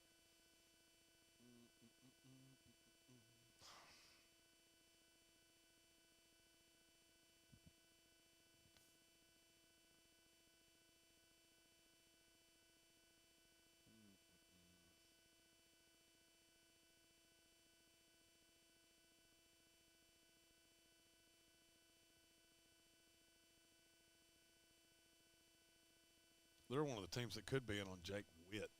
They actually had a top 30 visit with him.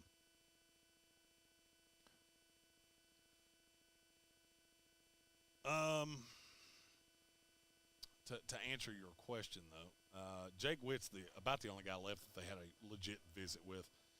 I still think they're going to take a guard at some point.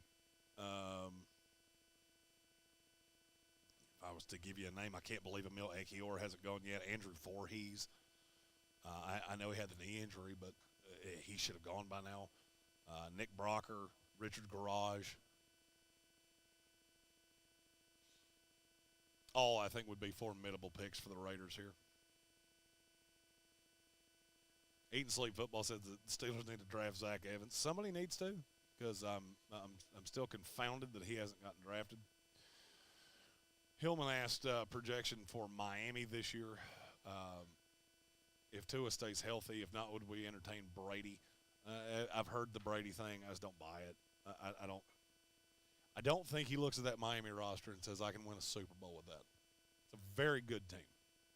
But I don't know that you're going to win a Super Bowl there. But my projection, I'd say 10-7. Right there, either one of the wild card teams or one of the first teams out. I don't think you're winning the division. I would say it's either the Jets or the Bills. Depends on how it goes. But I definitely think you could be a playoff team. Malik said he wants a linebacker. He's also talking with the Raiders. I can't believe Ivan Pace hasn't gone yet. D. Winters, he's really undersized, but one of the best coverage linebackers in this class. Aubrey Miller out of Jackson State. Anthony Orgy, and yes, that is his last name. It's the funniest name in this class, and it's not particularly all that close. If you're going outside, I still like Isaiah Land. So definitely still some guys to take there.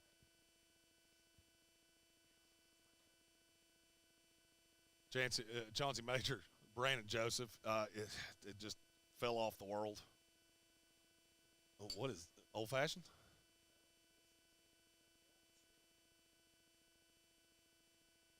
Oh, what? I looked at the chalkboard. It said adult cheer wine. And I went, well, I love cheer wine. I just had. Look, I'm gonna have to have a sip of that. I just had cheerwine for the first time. Like,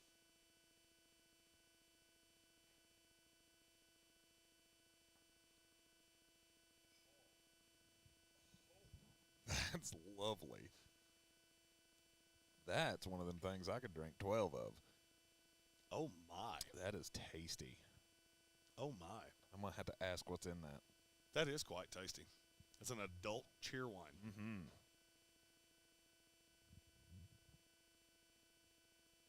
That is a formidable beverage. Oh, G baby asked what my choice would be for the Raiders. I'd take Emil Ekiyor personally. I can't believe he's still on the board because I think there's upside with him.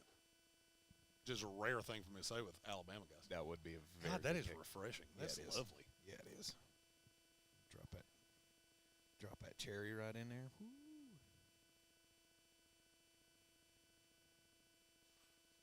Gigi apparently wants Andrew Voorhees, which is funny because I've mocked Voorhees to the Rams 2 or 3 times. Glenn F. was a little upset with the Commanders' selection of Chris Rodriguez. He doesn't do much for me. I mean, he was a fine back at Kentucky, but he's fine. Just nothing to jump up and down about.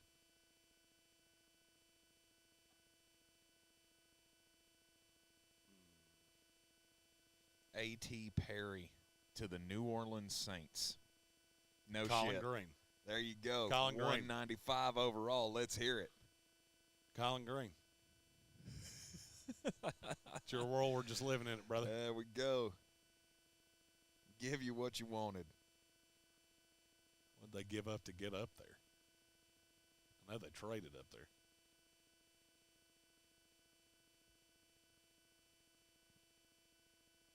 Oh, man, that is so good. It is very good. I didn't know they had those.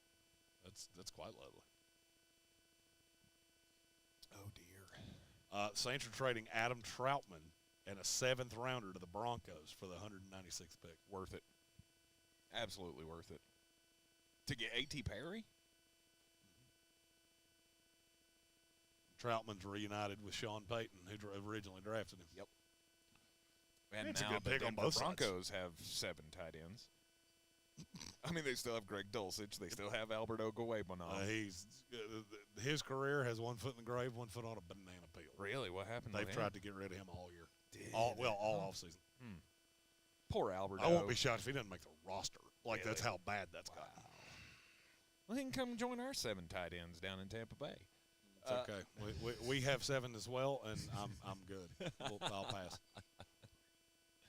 I absolutely loved him at Missouri. Wow. Here's fun trivia fact. Okay. The New England Patriots are the first team in 23 years to draft a punter and a kicker in the same draft. Who was the last one? I'll give you a hint. It was a team that took kicker way earlier than you were used to. So it was Tampa. Nope. No, it was the Jets. Nope. Nope.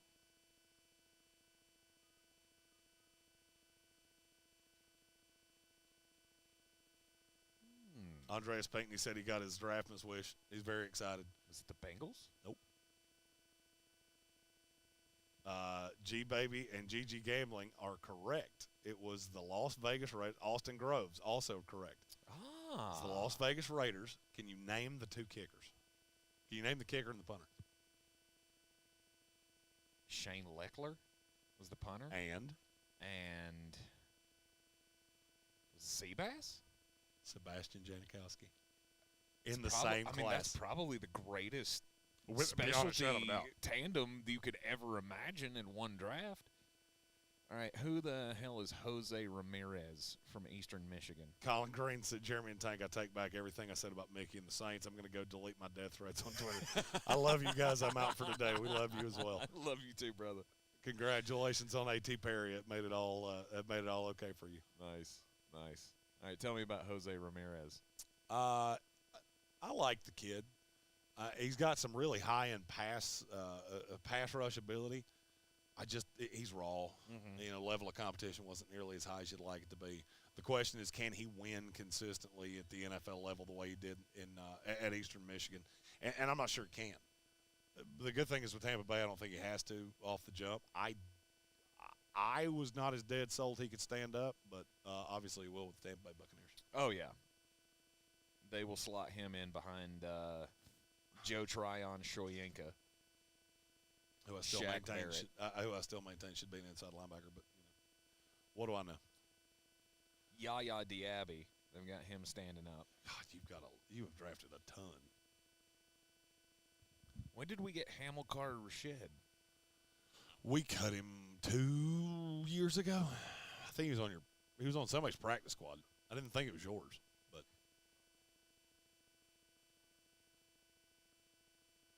and he played one game, had one tackle last year for us. Have you heard about the Lonesome Loser? The Lonesome Loser? Song playing. Have you heard about the Lonesome Loser? I don't think I have. The song was actually written by the New York Jets. Miami Dolphins here at 197. Elijah Higgins out of Stanford. I like this kid. Big body. One of the only big-bodied receivers seemingly in this entire class. I will never understand how Stanford had Tanner McKee, Michael Wilson, Elijah Higgins, Emmitt Smith's kid as the running back, and could not score to save their lives. That is confounding.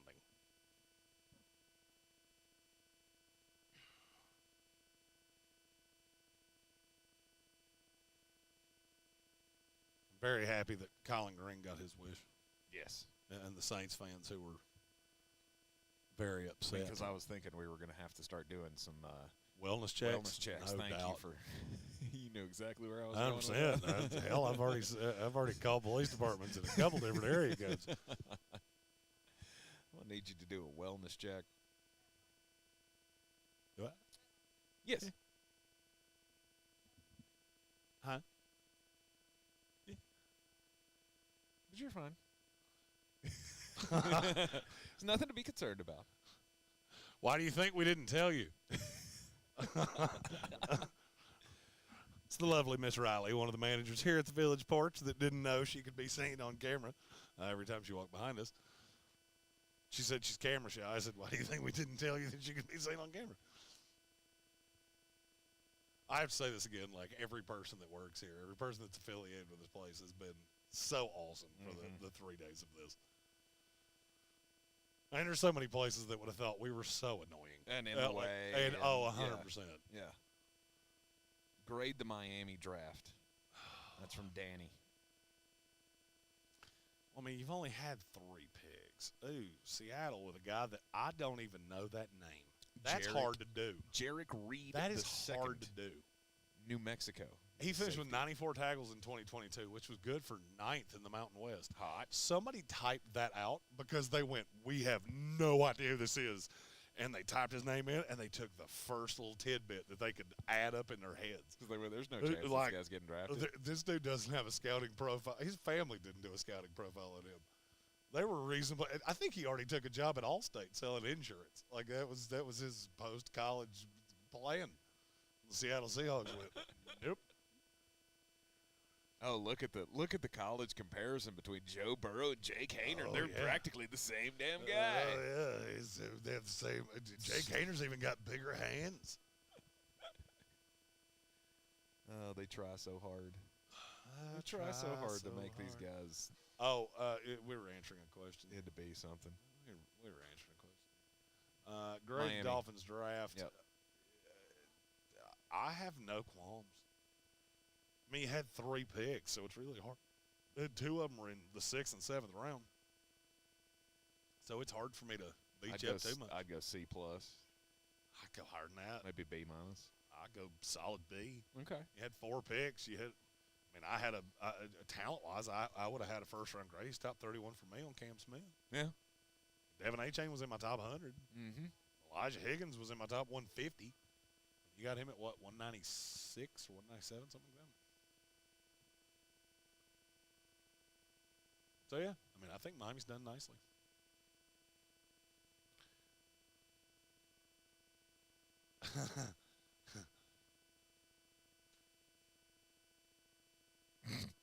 He saw it too. Thanks, Bradley. I I did like her glasses. Those red glasses were nice.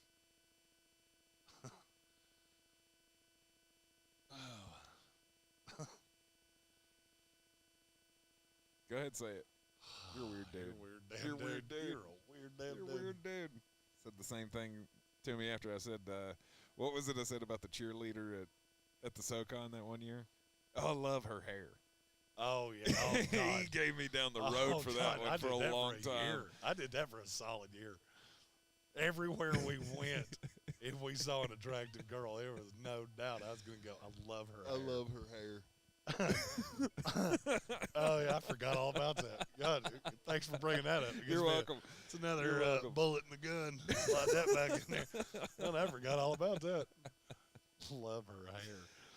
Oh, my God. It's very nice. Kind of OCD. I like symmetrical things, and love her hair. Her hair was just phenomenal. There's so many things I want to say right now. I can't. Be nice in public. I'll give you $1,000 if you can pronounce that name correctly. All right, let's go. Tackle out of Oregon. Malasala Omavea Laulu. You put that weird little inflection on the Laulu. end. You were so close. That's one of those players that literally every draft nick right now is going, who is that? Yeah. And the only reason I know who it is because I spent so much time scouting Alex Forsyth trying to figure out what was wrong with his brain. Yeah. And I actually had started to really like that kid. He's a gigantic human being. That's the only reason I even know who he is. Mm-hmm. Is because I had been I had done profiles on Alex Forsyth, and that's not a bad pick by Baltimore. And somehow we're the only draft show in the world that didn't feel the urge to comment that that's the same pick where Tom Brady went. Oh, stop that! They did it on NFL Network. I'm so sure they did. Every time 199 comes up, they got to mention it. Well, now, we've got another one of those. Every Mr. Irrelevant pick from now on is going to be Brock Purdy. Oh, yeah. The ESPN.com did a full story of, is Brock Purdy already the best Mr. Irrelevant? Yes, No, by a lot. No, he's not. Who is? Ryan Suckup. He's a Super kicker. Bowl winning kicker. He's a kicker. Win a Super and Bowl. they're not and then people. maybe you could talk about it. Which I honestly wouldn't be surprised if he did at some point. Gigi Gambling said, Jets fan, Rams fan. Which jersey am I wearing more this year? My new Rodgers jersey or my new Donald jersey? Or my Donald jersey? I don't feel like I'm allowed to answer that because we all already know what I'm going to say, and you're just a homer. No, I don't think I am. Jets fan and a Rams fan. I'm going to say by week 6, that Aaron Donald jersey is buried so deep in the back of your closet that it's sitting on top of your nudie magazines from high school. That's my thought. Yeah, I would agree. Hillman said, let's go full ESPN since the draft is coming to a close. Go full Super Bowl picks. Without seeing the schedule, without seeing anything, I bet you I'll take Philadelphia Eagles in the NFC. Oh, absolutely.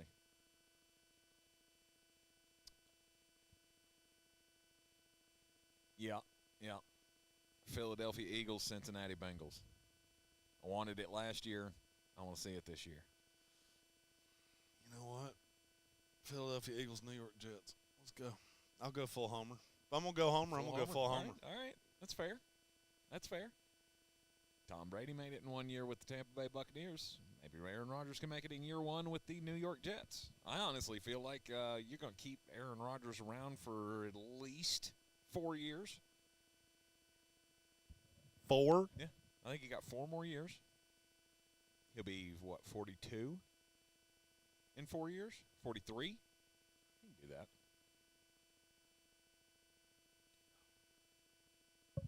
Oh, by the way, And in 3 years, it'll be the New York Jets and the Carolina Panthers in the Super Bowl. by the way, can I just say how vindicated I am that we broke a record for the most quarterbacks ever taken in the first 5 rounds in the modern era. Max Duggan wasn't one of them. I have gotten in more fights about him than any player in this class. Yeah. There were people that wanted to take him in the 2nd round. Oh, he's a winner. So was Tim Tebow. I swear to God, that's my answer to that every time somebody says he's a winner. Every drafted quarterback is a winner, dum-dum. You don't see many 3 and 9 quarterbacks getting drafted in the NFL. Although Tanner McKee just did, so didn't say it doesn't happen. GG Gambling says he does have some vintage Playboys. How vintage are we talking here? It's probably back in the days where I'm interested. Looked like my head. Entirely too much.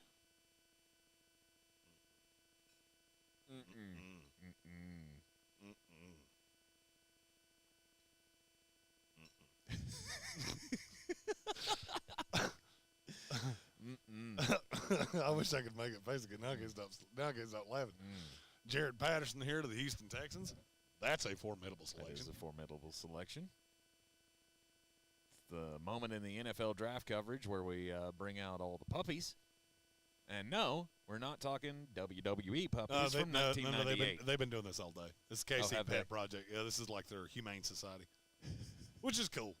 And you love that's animals. A cute dog right there. Now, if you look at that dog's paws, that dog is going to be bigger than me. Yes. In like an hour. So I'm going to pass on that. He's very cute right now. Mm-hmm. Oh, look at him yawning on camera.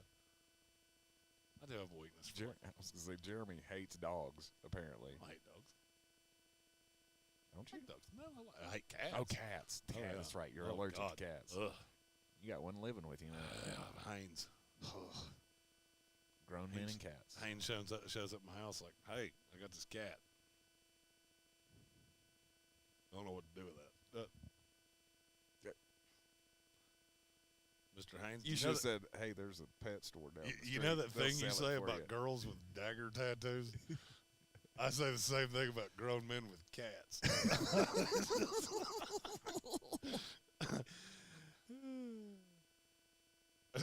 They're doing draft profiles on the dogs. I saw that. Like NFL. Saw that. You want to know why we get so goofy at day 3? That right there. Yeah. The School of Sticks. There's Tegan from the University of Cuteness. Oh, good Lord. What millennial wrote this? I don't know. I guarantee it's somebody that went to they went to a college that was funded by a Joe Biden initiative. I promise you. And they will vote Democrat for the rest of their lives. Oh, they went to Warren Wilson, too? Nice.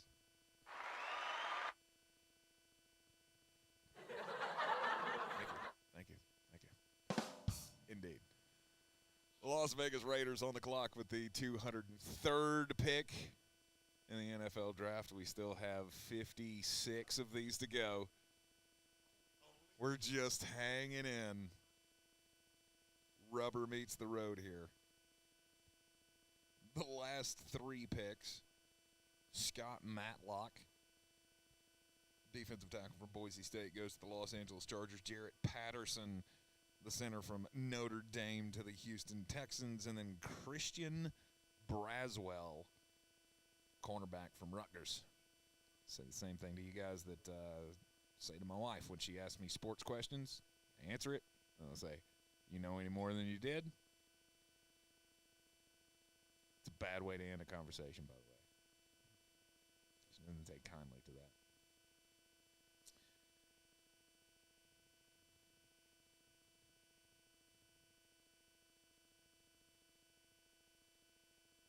GG Gambling says he's always been for those 2 teams. So talking about the Jets and the Rams. Jets and the Rams. Okay, you got an AFC team, you got an NFC team. Says he met Bart Scott because one of his family went to my school, and he wrestled, and he was so cool and gave all of us a signed Bart Scott jersey. Nice. Can't wait. Texans took 2 centers in one draft.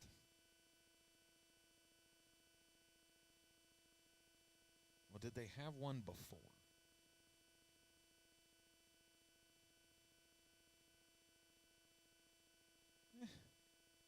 Actually, I had 2 on the roster. Scott Quessenberry took Juice Scruggs yesterday. Michael Dieter also on the roster.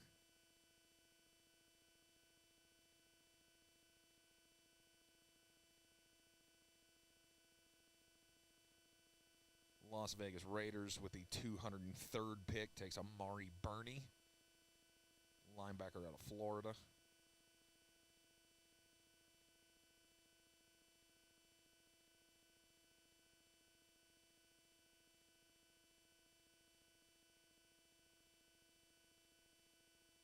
Bart Smith says, so far, how is Tampa's draft looking?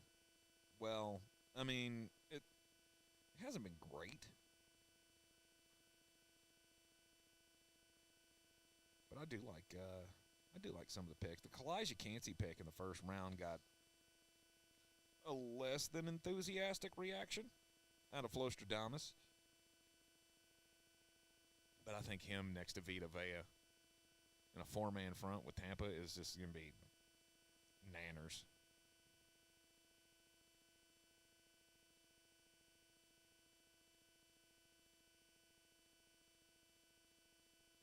Cody Mock in the second round was a killer pick. I feel like he's one that could come in. I don't know about him playing left tackle. I don't think he's the left tackle that you wanted, but I still believe that they have the plan to move Tristan Wirfs to the left side. Cody Mock play right tackle? Can he? Does he? Or will he? He's probably a guard.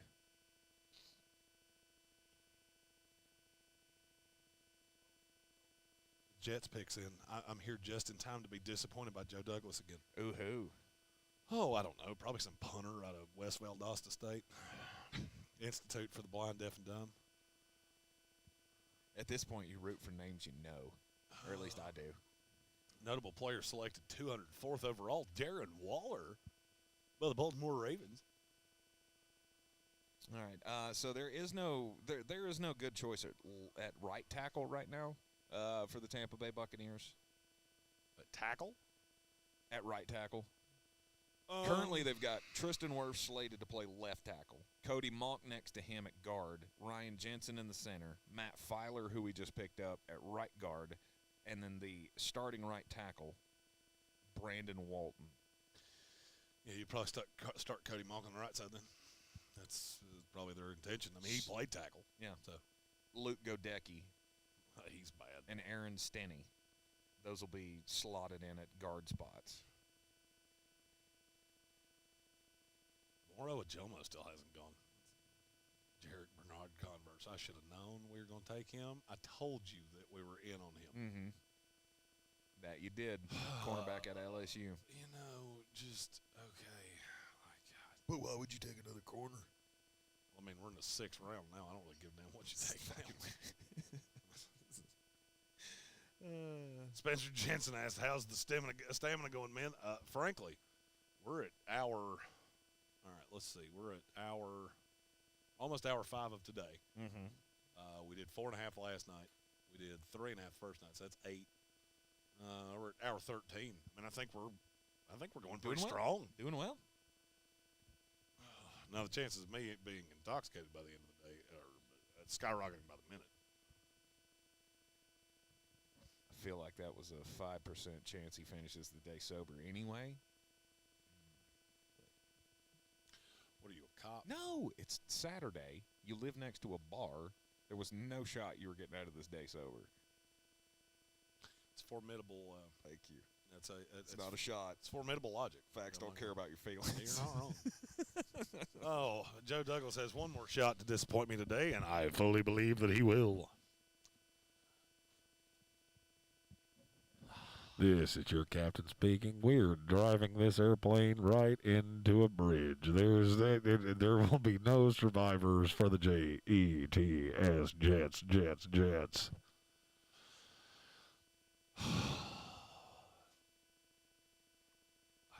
Okay, like, how many players are there on the board that could help you right now? We need another corner because we don't already have 6 of those.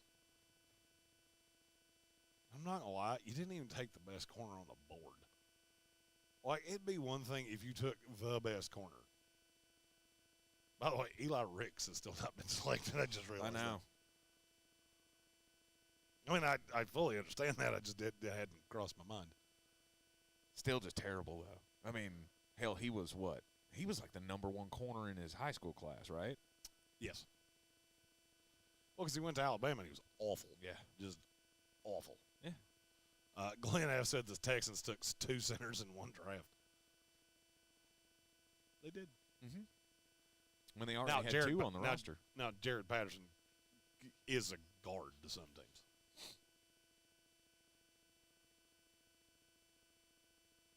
ESPN. Can we do better with the ads? Like, do we have to have 500 ads on every page that we have? What is this? Walter Football? I'll tell Walt you said that. I don't think it's a complaint he hasn't heard before. 1,000 times. I was going to say, I don't complain about things. It's bad and enough. I think I've written him an email going, stop it with the ads on this page. It's bad when you have to put it on the first pick of your mock draft of, I know, okay? I got it. I got it. There are a bunch of ads. Oh, we got several people that work here, and I have to be able to pay them. Mm-hmm. That's what our website's going to look like eventually. But, I mean, based on the fact that we said we could go to no commercials and the reaction to that, got to find a revenue stream somewhere, people. Mm-hmm. Mm-hmm. Speaking of that, we said we were going to do this, and then we never did. What would you like to see in the relaunching? Not relaunching. Season 4 of the Sportsocracy. Oh, God, we survived 3 years. We have. We survived a fictitious pandemic. Fictitious. Felt pretty damn real. That felt pretty damn real. Well, Democrats can make anything feel real. That's how they keep getting votes. That's how they Even keep the getting election votes. results. Oh, yeah. Hell, my grandfather voted Democrat. He'd be so pissed if he was still alive. Politics. It's day 3 of the draft. If there's any time we can do it, it's There's right your now. playmaker for the Houston Texans, wide receiver Xavier Hutchinson out of Iowa State. That would he's a player that a lot of people like a lot. I mean, and I had no problem with him. I thought he would be gone by now for sure. Kelvin Joyner said, if possible, more armchair would be dope. That is, I mean, I'll be honest with you. If I had a wish list, more armchair would be probably #1 on my list. I mean, I don't know what your wish list looks like. That'd probably be #1 on mine. Yeah. Intern Jake is going to make many things possible. Because I don't think y'all understand how much an extra set of hands. And Joe Burrow just got another weapon that he's going to really enjoy. Andre Iosivas, or Iosivas, from Princeton. Yeshiva or what? Yeshiva. Shiva, Kamini, Soma, Kondar Shiva, Kamini, Soma, Kondar Hey. Yeah, I like him a lot. Hey, you remember Christian Watson? Yep, that's Christian Watson. If you bought him at Kmart. Well, they're not in business anymore. Hell, there's probably people watching our stream right now that have no clue what that looks like. Kmart? Mm-hmm. Yeah. Blue light special. It used to be the place back in the day. They had the Little Caesars inside. Oh, who shocked a place that was built on cheap pizza and cheap product that didn't survive? Hey, blue light specials, man. Oh, weird. That was it. That was the thing before Walmart. Kurt is saying he would like to be able to call into the show. So funny you said that. We're going to have an ability for you to do that with intern Jake. The reason we haven't done call-ins, there's two reasons, and I have to be just completely honest here. If you listen to Daniel Carlson's brother, to the Green Bay Packers here at number 207. That is still one of my favorite stats about any player in this. Andre Iosivas finished fourth in the heptathlon at the NCAA championships. Kid can do some stuff. Yeah. I'm not sure I don't like him better with the Bengals than I would have with the Jets. Sorry, I got distracted there. Kurt said calling into the show. The thing is that Tank does. He's on the side that does all the radio things. So the way we have the studio set up, I do all of the visuals for YouTube and the things that you see on camera. Tank does all the radio stuff. Well, that means he would have to be the one answering calls. Mm-hmm. So if he answered it and vetted it, that means I'm talking to myself for like a minute and a half, and I can do that, but I really need to know I'm going to be doing that. Mm-hmm. And it's also very hard to carry on a conversation when I have to leave the conversation every 2 minutes to go talk to somebody about what they want to talk about. Correct. And then come back. It's a hassle. It's a hassle. That's the other part. I've not yet found a way to host a show and be able to screen my own phone calls. Oh, I have. I have. It's that thing right there. Because whenever I come back out of the darkness, Jimbo Fisher, great to see that name. I hadn't seen that name in a long time. Jimbo Fisher, welcome back into the program. So when I come back out of the darkness, we will have a call-in line that in commercial breaks I can listen to what you leave. And so instead of the thing that's always driven me crazy about calls is the Dan Patrick thing. Mm-hmm. Of somebody calls in and they do the integration of 62220 and the bell rings and then they go,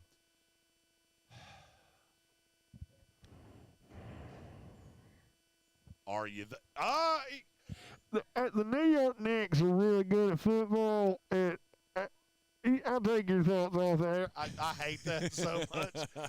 I hate that with an undying passion. Because it's narcissism to the highest degree of you think we want to listen to your radio. Yeah. And to you breathe into a microphone like Darth Vader.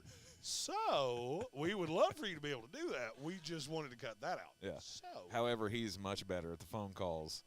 Because he has 14 people working. Yeah, but I'm saying even the way he handles them. Oh, them. yeah, because he makes fun of them. Just a guy comes on, gives an awful one sentence, and he hangs up on him and goes, "Okay, moving on to the next thing." Unlike some other shows, like the one that used to be on after us. Paul Feinbaum. Oh, Paul. Paul Feinbaum. Paul, can you tell me who's going to be the third tackle on this Auburn squad this year? Because I really feel like we could beat Ohio State by 75 points if we got on field with them right now. I actually think I know who that caller is. I think you were doing an impersonation right there. So we want to be able to do those things, but we want to be able to do them to where they are consumable for everyone. So there will be a call-in line that you can call with your questions, your takes, your things. And intern Jake will vet those.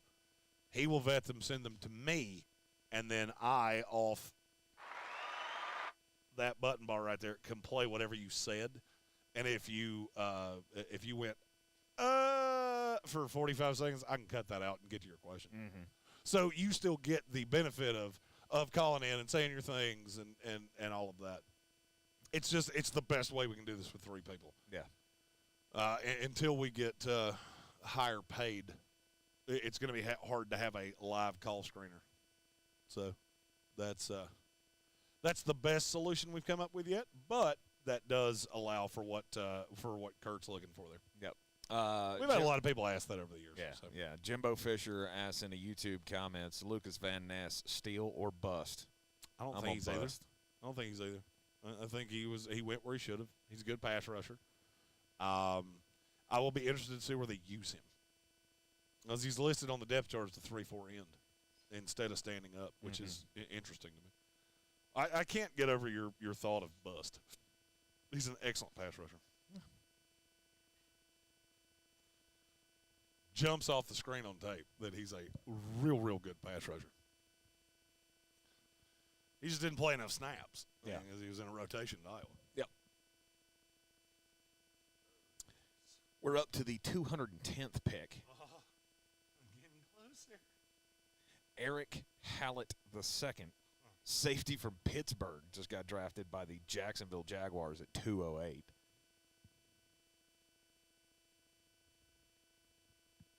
So who was the pick at 209? That hasn't updated on my screen. The New York Giants had that pick. Still hasn't updated on my screen. Maybe we're just skipping them. Maybe NFL Network just went screw the Giants. We're moving on. Would you like to hear my analysis of Eric Howell in a second? Love it. I bet his mom really loves him. But does his mom love him more than Trey Hawkins III's mom loves him? Yeah. Indeed. We love Eddie. We do love Eddie. Shout out to Eddie, the barn at Pate Fork. We love Eddie Harwood. Cornerback You from too. Old Dominion. Trey Hawkins III. That was the Giants pick. Yeah, he's a kid that was he went on a lot of top 30 visits. I'm a little shocked that he's still here. I thought he would have gone earlier than this. Now the New England Patriots are on the clock with what feels like their 14th pick of the day. Was that Eddie's daughter? I don't know. Because that was not Eddie with them. I would not. I think I've only met him once. So I've met him a few times.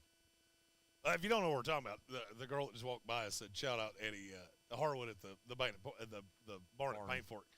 He's got a big music venue, got axe throwing, all kinds of things here in Asheville. That's actually technically, is that in Weaverville, or is that still Asheville, or is it Barnesville? No, I think it's Barnardsville. Is it Barnesville?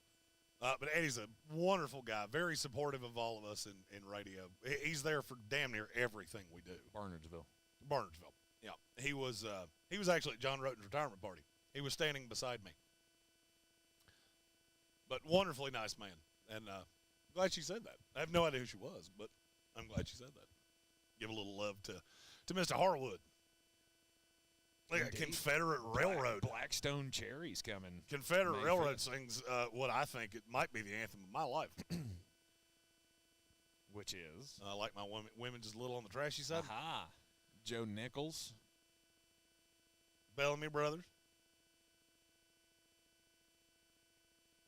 That's a banger concert lineup.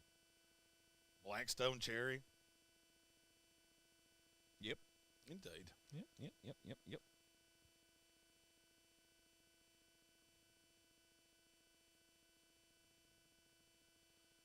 Armchair said, does Keyshawn Booty still have upside as a weapon? He had one great year and then got hurt. Yeah, and I don't think he ever fit he never fit with Brian Kelly. That was always clunky. So, I mean, he's definitely still got an upside.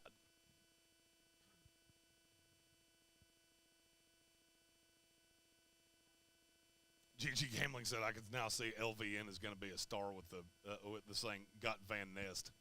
Just a thought. Yeah. Maybe so. Oh, here's the haul that Seattle got for Russell Wilson. Noah Fant, Drew Lock, Boya Mafe, Charles Cross, Derek Hall, Devin Witherspoon. Yep, you won by a lot. By a whole lot. Yep. And Devin Witherspoon could get cut in half like Dewey Cox's little brother, and I would still feel that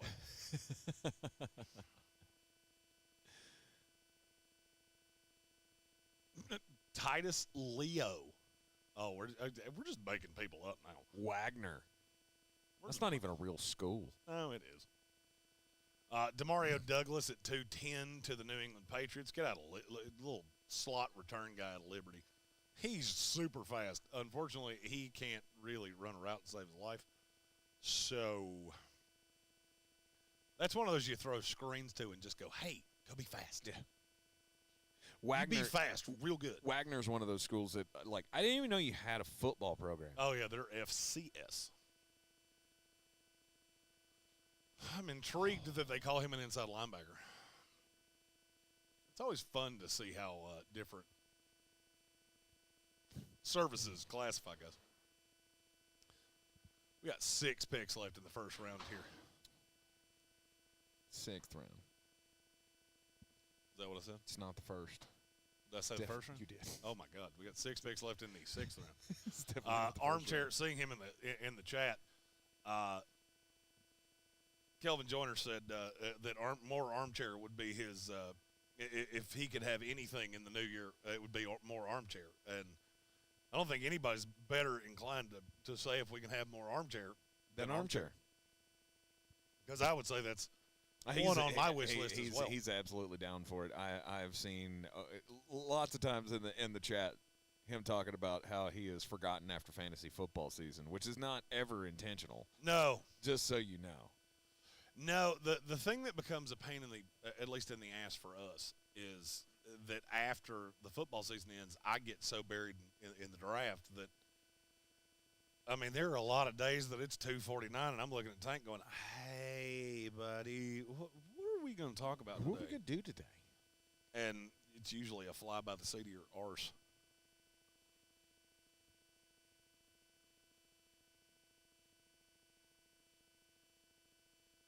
But we think we have those things figured out for this year. At least we hope we do. I heart.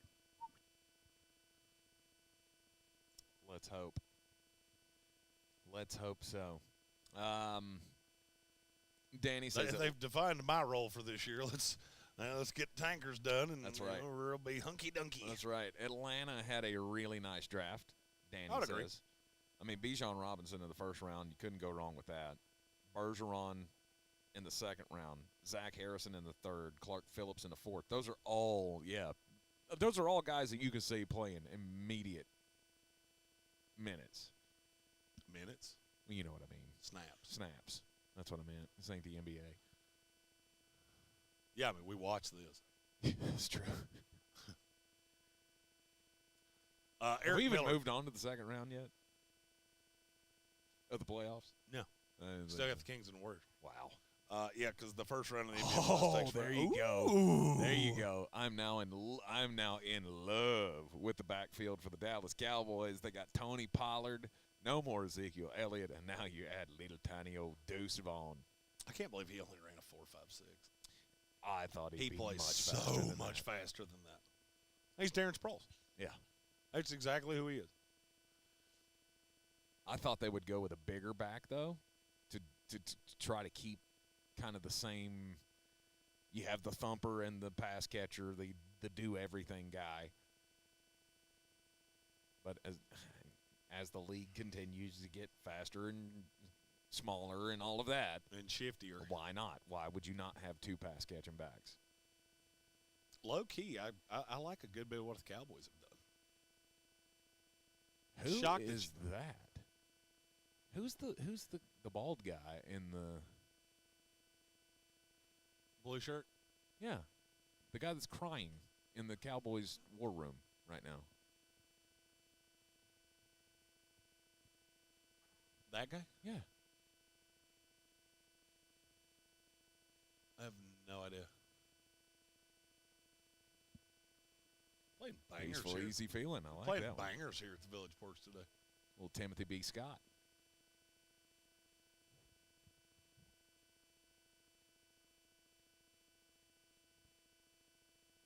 Oh, no, sorry. I said Eric Miller's name and I didn't follow up on what he said. Yeah. Did I miss the Battle for the Belt announcement Thursday night? Kinda.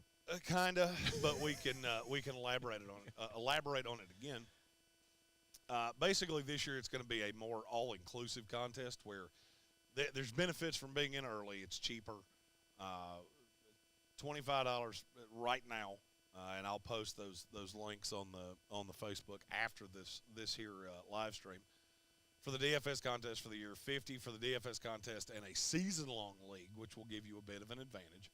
And then there is a $250 Tank and I will come do your fantasy draft. And there's more involved in that we'll really be able to tell you as the coming weeks go on. We really just wanted to put it out there if that's a thing that's and this year we're going to try to find what is the best way to say this?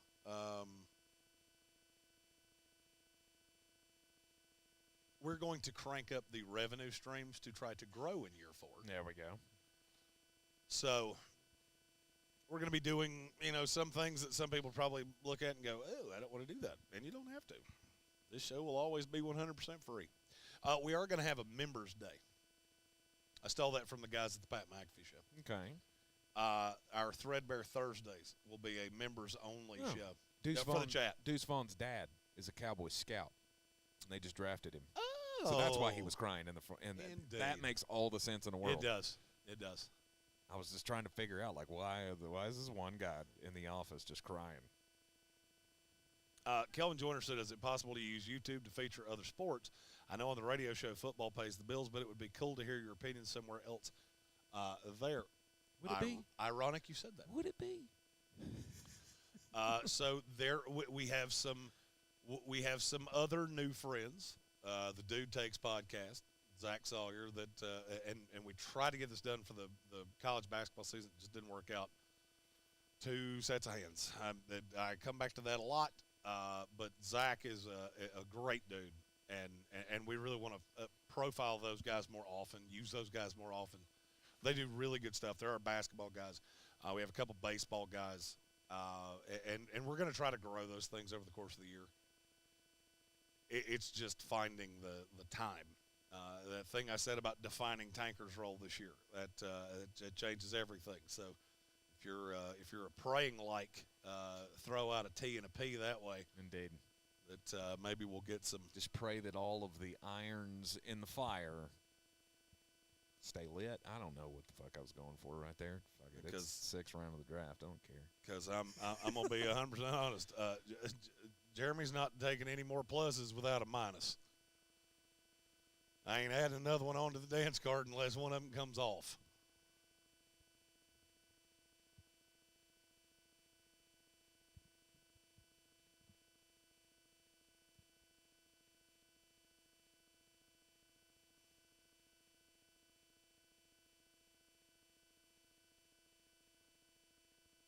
Gigi Gambling said something about Carter Warren. I believe you're talking about Habakkuk Baldonado because Carter Warren was an offensive lineman. Elijah Cansey was a defensive lineman. It's probably Baldonado, who I love, and that's still not gone. Mm-hmm. Initial opinion of the Cardinals draft from David Bingston Arrett. Please tell me, and I know we've asked this before. Jeremy's brain's fried. We're 4 picks from the end of the 6th round. Initial thoughts on the what team do you ask me about? The Cardinals. Shit, I clicked the wrong button. Love the Paris Johnson. I love that you moved down. You got extra capital. You got the 1st round pick next year. I think you're gonna own the draft next year. I like Ojulari. I had pegged him to the Cardinals pretty much the whole process. I like Garrett Williams. I like Michael Wilson. The John Gaines pick was a little high. It was a little rich for my blood. Like Clayton Tune as a developmental quarterback. A little weird to me. He is athletic enough probably to work in the same system as Kyler Murray. Owen Papa, really, really fast. Raw, probably play special teams to start. 4.39 40, at the combine. Keytrell Clark is a nice developmental piece. Still not 100% sure if he plays corner or safety, but we'll figure that out as the days go by. And then Dante Stills, just came off the board. Yep, my fellow West Virginia Mountaineer, is a guy I really like. I'm going to have to bulk up to play on the inside or thin down to play on the outside, but that's why you get guys here in the end of the 6th round. Yep. We got 4 picks left in the 6th round. 3 picks left now as the pick is coming in for the New England Patriots. Amir Speed, the cornerback out of Michigan State, transfer from Georgia. Didn't he start at Georgia? I believe he did. He started somewhere else. I believe he's a real tall dude. He's what, 6'4"? Yeah. Technique leaves a lot to be desired, but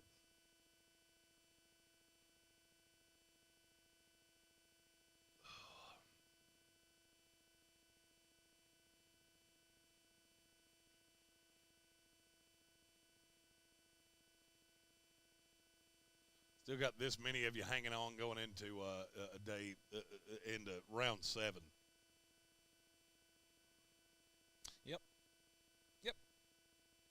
Georgia for 5 years.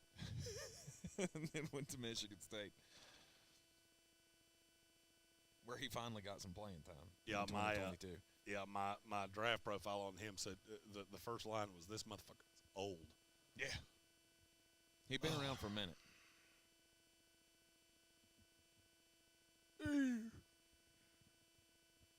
So crazy. That was a big That boy. is just so crazy to me. The more and more I think about what Georgia has become under Kirby Smart. Football factory. Right. Of defensive players. But think about how, I mean, all of the guys that you've had on this team, Amir Speed, just the latest one, but like Jermaine Johnson, who sits and then goes to the ACC and becomes player of the year in year one. Couldn't play. Right. Couldn't get on the field with Georgia and then goes to Florida State and dominates the ACC as a pass rusher. Who was there was another one earlier in the draft. It was the Tyreek Stevenson. And then you have 10 players go each year in the NFL draft, and then next year it's like, oh, wait, these guys are going to go in the NFL draft this year. Just next man up. No, we're not three-peating before anybody asks me. Nope. Florida State's winning this year, bitches. We shall see. God, give me a college football playoff with our teams facing each other. That'd be great. Only thing is, if we do a watch party, you'll have to watch it somewhere else. Because I will strangle you. I will strangle you. What, if we just beat the brakes off of you?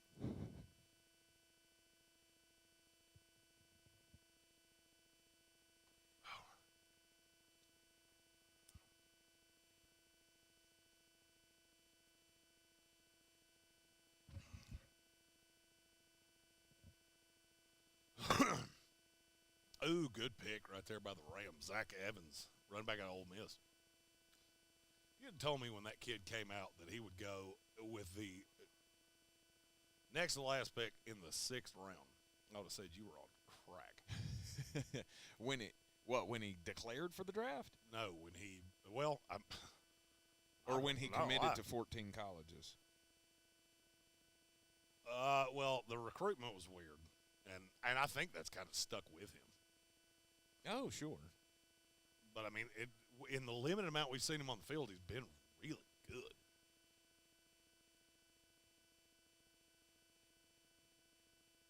$216th pick. 6th round, San Francisco 49ers. Just 5 picks left before the New York Jets get to disappoint me for the final time. For the final time. Probably take a long snapper out of Northwest Lafayette Tech Trade School, Culinary Arts. Ah, yes. Johnny Evans, love that kid. Great size, needs to develop. Willing blocker. I'm not gonna lie, too bendy. I'm really not looking forward to going back to the studio after being here in the Village Porch, 51 North Merriman Avenue. Oh yeah. Get beers brought to you here. That's nice. Nice open air garage door. Adult cheer wines. You going to get another one of those? I mean, maybe. I need another beer. I see what that was. I really had no concern over what you were going to consume. Nice pick there by San Francisco. D. Winters, one of the best pass coverage linebackers in this draft. Just so small. Just a shade over 5'10" as a linebacker, which is – that's real little. I shall return. A shot of Fireball. Yeah, I need them both. Yep. You can take this with you, too. Save it for last.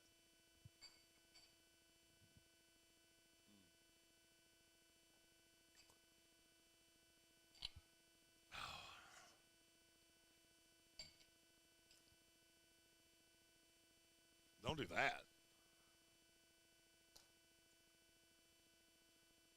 Oh, and our final pick. We are to the last pick of the 6th round, boys and girls. We've had 2 good ones in a row. Let's see if the Cincinnati Bengals can come through with one more to end the 6th round. And a punter, Brad Robbins out of Michigan. Somebody called that earlier. I don't remember who that was. Somebody said that the Bengals were going to take a punter at the end of the draft.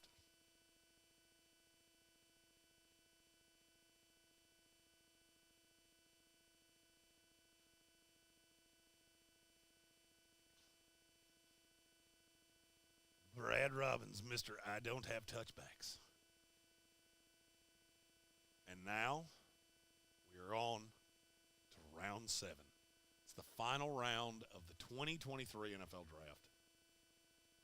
You know, for me, this is always one of the most, it's almost cathartic. You spend this much time on the draft.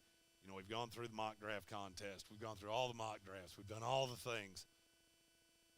And in just 41 picks, it will be over.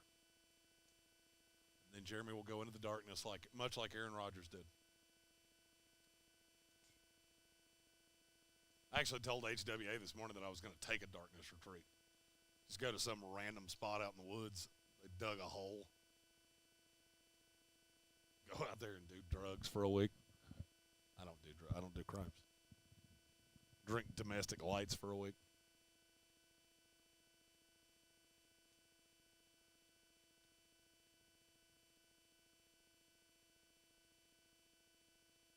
All right, if you're watching the NFL Network feed, you're not getting full nerd here of what they're doing. The equipment that they have in that truck is really tantalizing to me. The screen they just showed on that truck cam is the kind of thing that makes Jeremy go 6 to midnight. Glenn F. told me to get my face ready. I'm just already so sad. Hello, dear. Right here.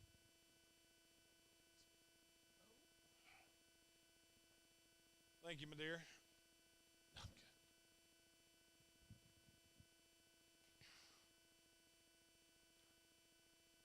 Oh, Glenn F. said, "Get my face ready." Yeah, the Jets have already disappointed me so many times that. I don't really think anything's going to, short of us taking a long snapper or something, I don't think I could even be.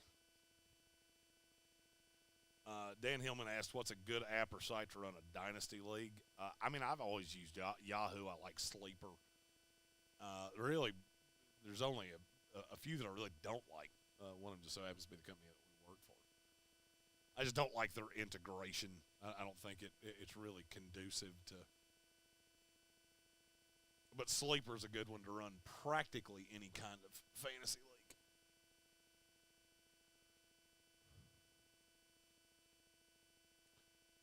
Going into the last round, guys that I'm just confounded are still available. Moro Ajomo, I was really sure he'd be gone by now. Zach Kuntz, the tight end out of Old Dominion. Ivan Pace out of Cincinnati. Emil Ekiyor, Alex Forsyth. Bryce Ford Wheaton, Ryan Hayes, the offensive lineman out of Michigan. Andre Carter still hasn't been drafted. Jaylon Jones, Anthony Johnson. Anthony Johnson's a kid that had a lot of top 30 visits. So if he were to not be drafted today, I feel really sure he will be a quick undrafted free agent. Isaiah Land out of Florida A&M. Brandon Joseph, the safety out of Notre Dame. Sean Tucker, running back out of Syracuse. Habakkuk Baldonado. Mohamed Diabate. Hunter Lepke, number 1 fullback in this class.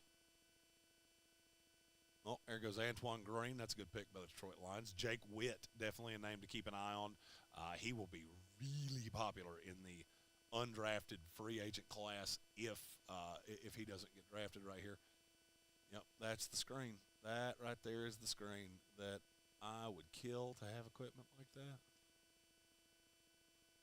Mo Ibrahim, McClendon, both the Maryland receivers. Antoine Green going to the Detroit Lions. Good pick for the Detroit I like Lions. that.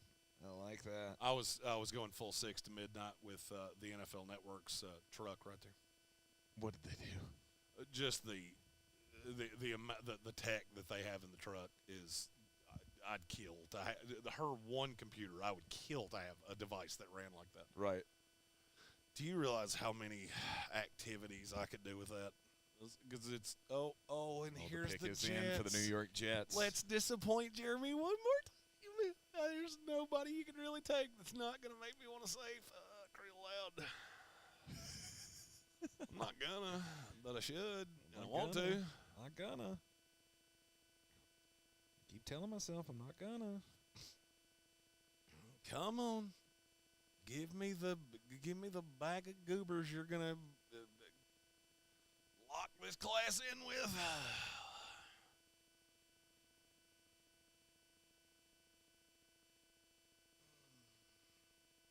Zach Kuntz, tight end, Old Dominion.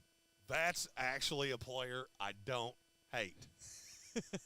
Holy shit. 4.55 40 got 6.7 and a half.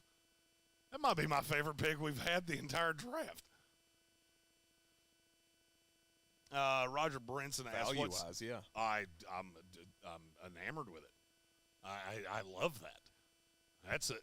Now, I don't love that we took another tight end, to be really honest with you, as we have 4 of them. But that's a kid that put in mothballs for a year, and I totally get it. Roger Brinson, what's your opinion of the Bengals draft? He's not too happy with it. Tanker, what is your Because I think they've killed today. They have. Between Chase Brown and Andre Iosivas, they have killed today. I like the Jordan Battle You needed pick. a punter. I mean, I don't ever like drafting punters. Right. But I like the Jordan Battle pick in the 3rd round. I do too. It's good value. I'm not wild about DJ Turner or Miles Murphy, but I mean, Miles Murphy at 29 in the 1st round was much better than some of the mock drafts that had him going in the top 10. Yes. So, I mean, I think you got to. There's a lot of upside to him there. Yeah. Then you get to DJ Turner, who's just really damn fast. I mean, there's not many guys in the NFL that can run a 4.26 40. Exactly. So, I like Jordan Battle. He can come in and play right away. Charlie Jones, he's probably your 4. Iosivas probably your 5. Iosivas has that Christian Watson upside. Chase Brown, nice 2nd, 3rd running back, and then Brad Robbins. That's what good teams do. It's what good teams do. You just add. And Cincinnati Bengals fans throughout the process wanted a tight end or a running back. No doubt. And the running backs are both going by 12. Early. Yeah. Oh, yeah. Man, both running backs go by 12. Yeah, Jahmyr Gibbs going at 12. The really tight ends fell things. I think they did well. Roger, I totally understand, that you're not loving it. I will tell you, there's a lot of upside in that class. There's a lot of, look, you're taking swings. You got Joe Bird, you got Jamar Chase, you got T. Higgins. So you can do that. Mm-hmm. You don't necessarily have holes that have to be filled right now. Yep. The thing I'm shocked by is that you didn't take an offensive lineman at any point. First 6 round of the draft, you have not taken an offensive lineman at any point. But I think I still think it's good.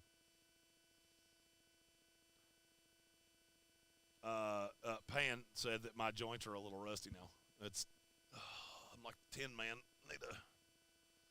You've been stretching it I need a good lubrication. And not of the alcoholic variety. Nope, I'm already doing that. Rob Johnson said a running back pick for the Commanders left me scratching my head. We already have 3. Yeah, I won't be shocked if Antonio Gibson's not long for that world. Heard that all off season long. Pan says he's 17 vodka shots in. It's still alive, which means he's our constituency. It's our people. Tank's had 1. I've had 2 or 1 and a 1 and a sup. Yeah, 1 and a sup of those. Speaking of that, indeed. Final round. Cheers. 4th draft together. Nobody else I'd rather do this with, and frankly, nobody else that can put up with me for this long. So, dilly. Jaylon Jones, cornerback from Texas A&M. It's a nice value. Goes to the Indianapolis Colts at $221. That's good value. Agreed. I'm kind of shocked to see Moro Ajomo's name still here. I am too. I thought he would. I thought he was a solid 5th rounder. I did too. At worst. Mm-hmm.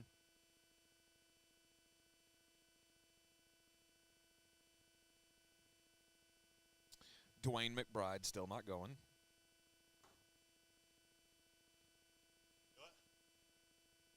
Not yet.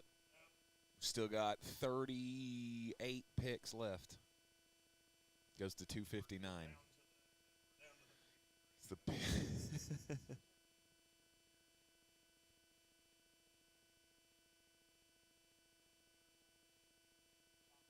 There's comp picks at the end. This is like what, 42 picks or something like that in the 7th round. Oh, 259 seems so far away.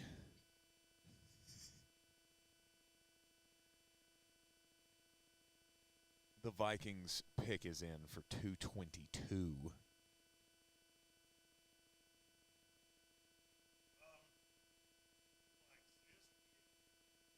Pan says 11:30 in Poland. Are you? God, I missed that. I'm gonna have to rewind that to watch that on the stream here.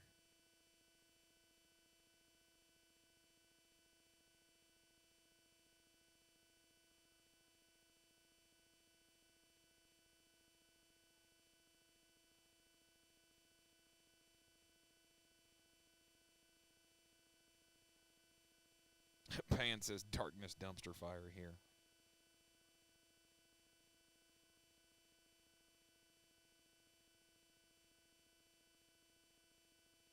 All right, BIG, we'll wait for Jeremy to get back to address that question.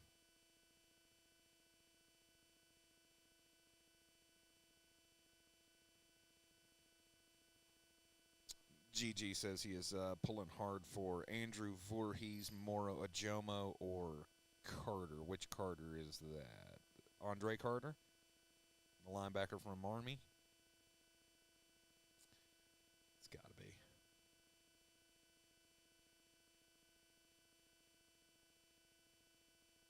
Oh, and there you go. Dwayne McBride, running back from UAB, comes off the board to the Minnesota Vikings.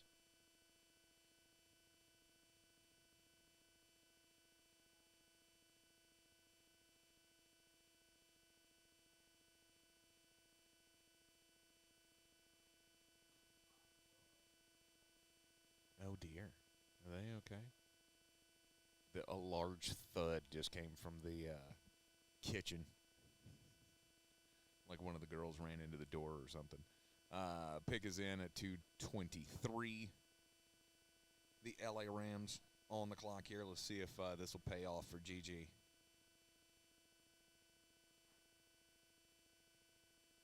A lot of talk about Dalvin Cook possibly being moved by the Minnesota Vikings before the draft.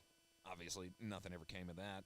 You still got Alexander Madison, Kenny Nwangwu, Ty Chandler. Now you add another running back to the stable there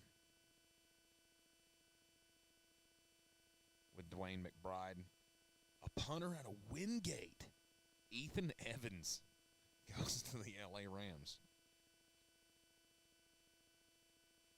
Did not expect to see a Wingate player be selected today.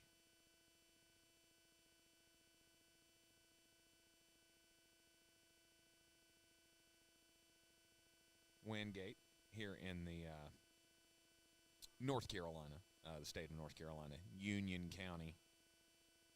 I want to say they were like a national championship contender. Maybe even won the national championship at their level in football this past year.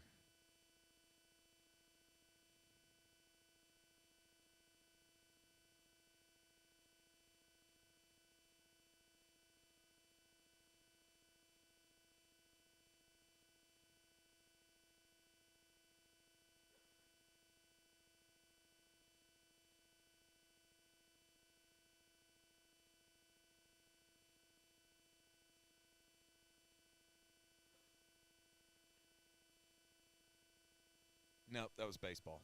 Baseball from 2021. They won the national championship that year. Wow, that is a suit. We need a Jeremy Green suit like that, New York Jets style, with the title belt over his shoulder. Atlanta Falcons taking safety DeMarco Helms out of Alabama. 108 tackles in 2022, led the team.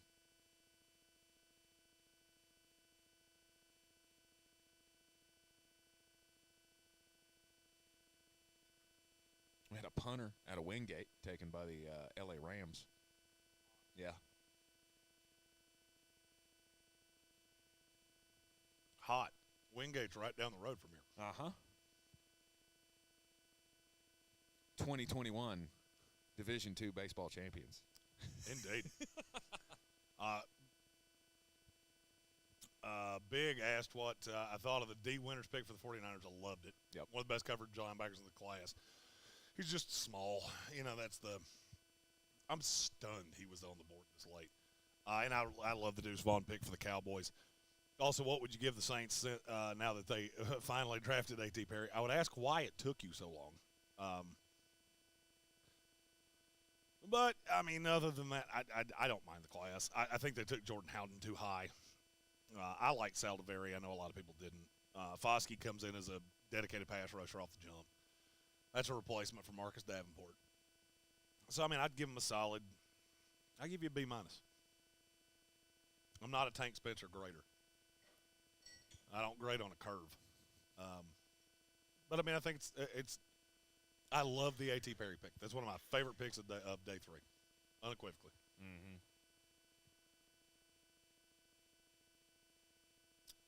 Let's see. Glenn F. asked if I wanted paper or plastic. I don't know what that means. No clue. Calvin Joyner says calling a shot. The Raiders are taking Andrew Voorhees. Somebody needs to, because that dude needs to be drafted. Pan asked what I feel about the Steelers draft. And our draft grades will be coming out Monday. Killed it. And they still have 2 picks left. Or Tuesday. You working Monday? I'm working Monday. Oh, okay. Yeah, I have interviews. I got to do Sports Freaks at 6. Nice. It'll be me, Brian Hall, and Melissa Lovell, our wonderful, lovely friend from Ingles Market. You'll probably get a call from Adam Gold as well. 100%. I've got a series of interviews between 3 and 6. I mean, I'm not waking up early, don't get me wrong. But Gotcha. I'm going to try to bang out the first half Monday. Of draft grades. All right. I might do half of them from my house. I mean, I do have this board. I have this board, mic, camera. See a path. Could work.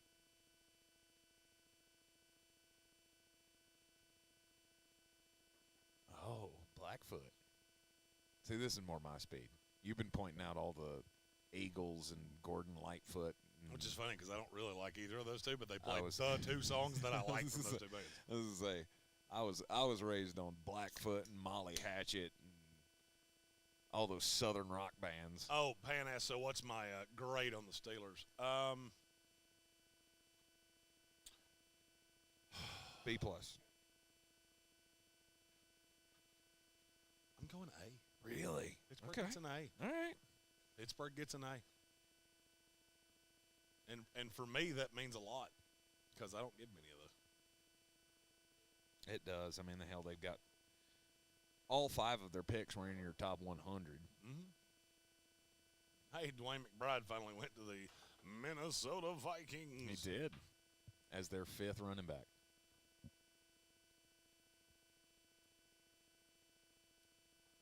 Behind Ty Chandler.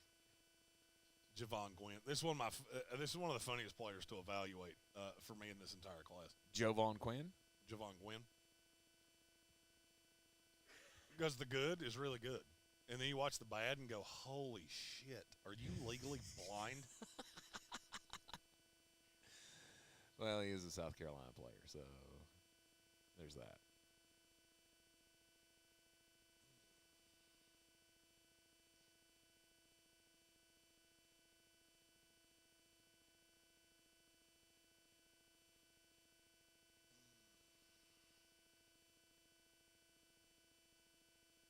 we've gotten a little dark.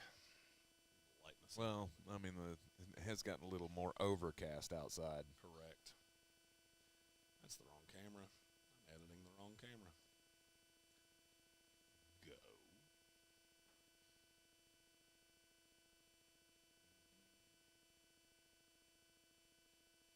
Much better. Hello, friends. Oh. And I have a lovely shadow over my face, but, you know.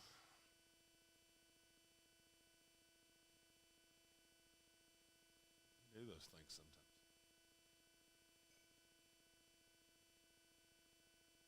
Much brighter. Look how airy we are now.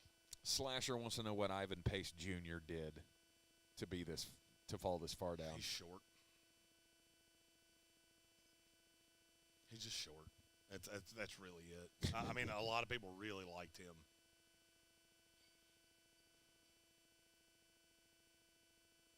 Kurt said having people for their teams would also be really cool, like the Rams guy you had a few weeks ago. It's Jake Ellenbogen. Mm-hmm. He just hit 14,000 subscribers on YouTube. Did he really? Good for him. We're going to hit 4,000 in the next day or so. Stan031 said, hello from the UK. Slowed on the alcohol intake now, boys? No, sir. No, sir, we have not. Oh, and frankly, after this is done, I'm going to drink 100 Fireballs. And I'm either going to go to sleep or I'm going to die. There's really no – hey, it's Luke Combs and his brother. Yeah. App State. Cooper Hodges.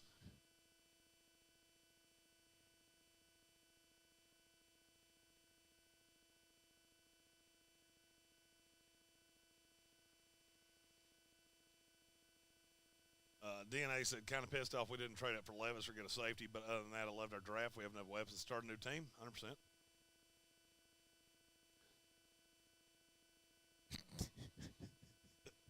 GG Gambling said we're still taking bets on the Rams drafting the guy with the Ed Hardy shirt. This is why I smoke weed. Oh, we got to update the who's been drafted by Michigan, from Michigan, Tennessee, App State, and Emory. Still none from Emory. Shocker.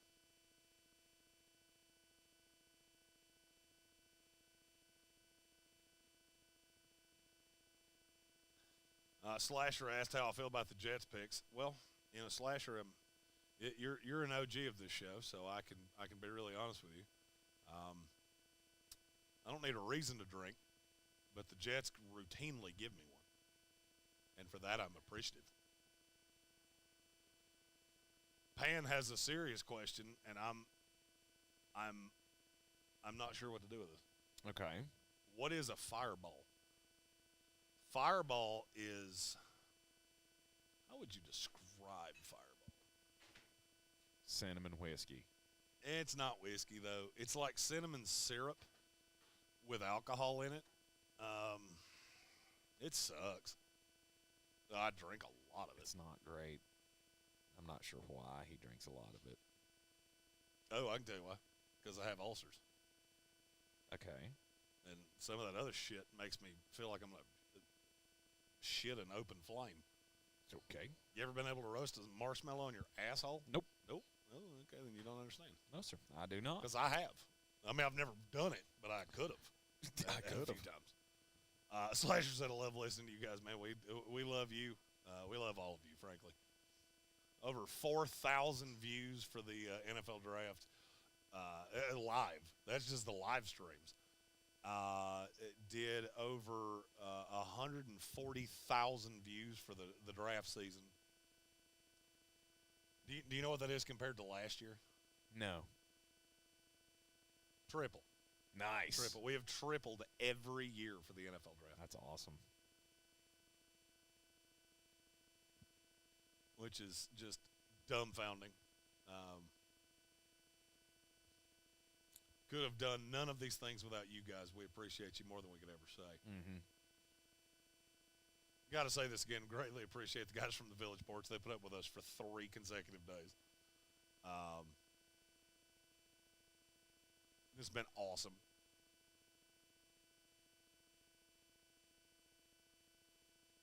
now we have to go back to a studio, and they don't serve beer in our studio. Yeah, that's bullshit. I agree. Maybe just rent one of the buildings in here and see if we can, like connect it to here so they can bring us beers while we're doing the show. I was doing that earlier when I was smoking a cigarette. I was walking around this building, and there are several offices for lease, and I was like, you could turn that into a studio. Did you write down any phone numbers? Maybe get a website? Nah. You can find it later. You live here. Oh, so now I have to walk around, get the website. Are we really in the real estate market here? Who knows? Who knows? I mean, I'd really love to have a studio where shit worked. Yeah. So, Jeremy, I want to give you a chance here. So I've been looking up, just seeing if there was ever anybody drafted from Emory University into the NFL. The answer to that is no. But there is one prominent alumni, historical figure. Peter Schrager. No, in the sports world that did attend Emory University. Do you know where Emory University is? I do not. Okay, this may be a hint or help you out a little bit. It is in Georgia. Okay. And one of the greatest athletes to ever come out of Georgia, most famous athletes, accomplished athletes. Herschel Walker. No. Sorry. Come on, that was Georgia. You know that. Holy shit. Daniel Carrillo said, and I I really hope I said your name right. I'm not going to lie. Carrillo. Don't do that. You don't speak the fucking language, and I know that. Frankly, more of it than you do. Frankly, I've seen you order at a Mexican restaurant. You're not entitled to do that shit at all. But he loved to listen. Salute from Tijuana, Mexico. Nice. Let's go. I absolutely love seeing people from different countries. Now, I'm not going to lie. I have absolutely no idea how you understand me when I talk. Because, frankly, people in Asheville, North Carolina, where my dialect makes sense, they still don't understand what I'm saying. So that makes me love you even more. Can I ask if the little hearts thing to the right on my YouTube does anything? I don't know what that is. It's from GG Gambling. If it's a heart, then totally. Just hit that, and you never know. I mean, that could be the bookmark. Could also be a link on the homepage of your fuck, I don't know. A little heart on the right. The little thumbs up helps. Yeah. I don't see a heart on the webpage anyway. Kelvin Joyner asked, after 3 days of domestic lights, has anyone said bye to the floor yet? No, sir. Not yet. I mean, I think Brian Haynes may be, cursing the fact that he woke up this morning. Oh, there's another one of those whiffs of smash burger. No shit. Hey, look at that. The Baltimore Ravens doing what the Baltimore Ravens do. They just sit there, their pick and take awesome players. Andrew Voorhees, USC. It's the kid that busted his ACL at the combine. And then put up 38 reps at the combine on one leg. On one leg. Dog. Had the knee in an air cast and then just held it up off the bench while he just pounded him out. Got him. That's a machine. This is the homemade cheer wine, Mr. Bar Manager. It's very the lovely. Manager of the place just asked me what I got from his bar. So now I need you to investigate, find out what's in this, because it is delicious.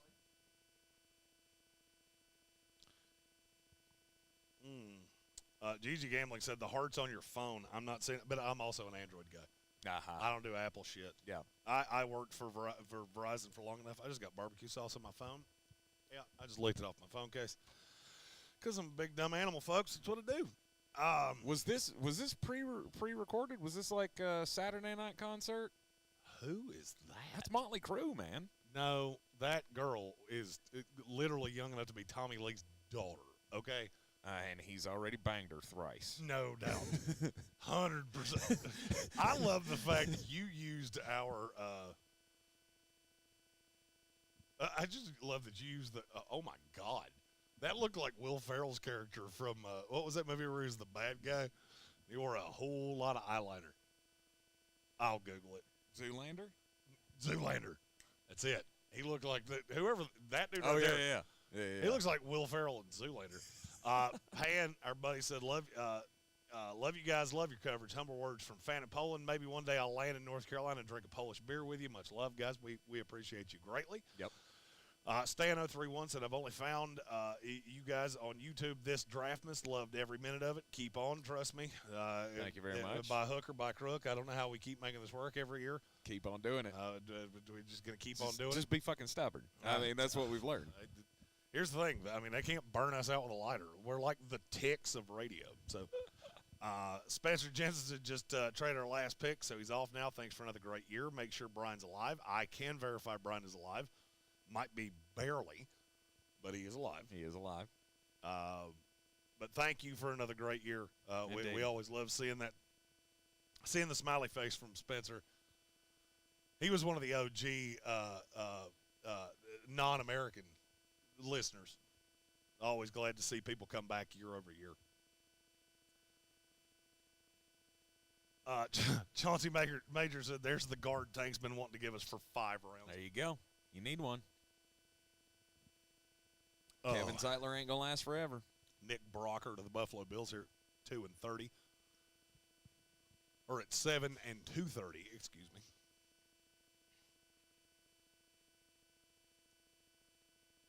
Never one to forecast or wish for injuries.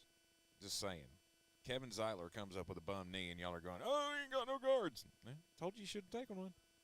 Yeah, they did. It's Andrew Voorhees. He won't be ready to play for a while, though. Actually, there's a rumor going around that he might be ready for the first week of the regular season. No shit. No shit. God. No shit. Modern science is amazing. And that is just that used to be a year injury at least. Yeah. And now they just turn you around in 6 months. I turned a girl around one time in 2 minutes. It was doing. I always Turn her around quick. 6 minutes. Let's go. I always know I've said something kind of fucked up when he laughs that hard because he's so used to the shit I say. That's great. That's great. I love it. Oh, boy. That's so good. That's not true. I was a virgin. See? I was a virgin when I met HWA. Yeah, your computer's on drugs. Max Headroom over here. It's weird. Your computer is going into the Matrix. And, what is up with your face right there? What were you doing?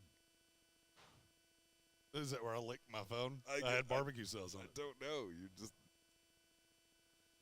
making that face. Bradley Presley said, bazinga. Slasher said, Jesus Christ, Jeremy. Yeah, here's the thing. We've always wanted to do an uncensored show. If we ever find a way to get it on XM, you're going to see a whole different side of 100%. of me, not him. Kelvin Joyner said, have you ever had anybody drafted from your high school? As of this year, Apopka High School has 5 first-rounders. Indeed. From Robertson. Cameron Maben. That was in baseball. I mean, I think any sport counts, doesn't it? I played with Cameron, so and he was a phenomenal basketball player, phenomenal baseball player. Rashad McCants. Yeah, that was from Irwin. Yep. From Irwin. Others from Robertson, we had Roy Williams, former Carolina basketball coach. Never drafted in any sport. No, he was not drafted. But he created a lot of draft picks for the did. NFL. Yeah, a whole shitload of them. Let's see. Who else did we have? You had Brad Johnson.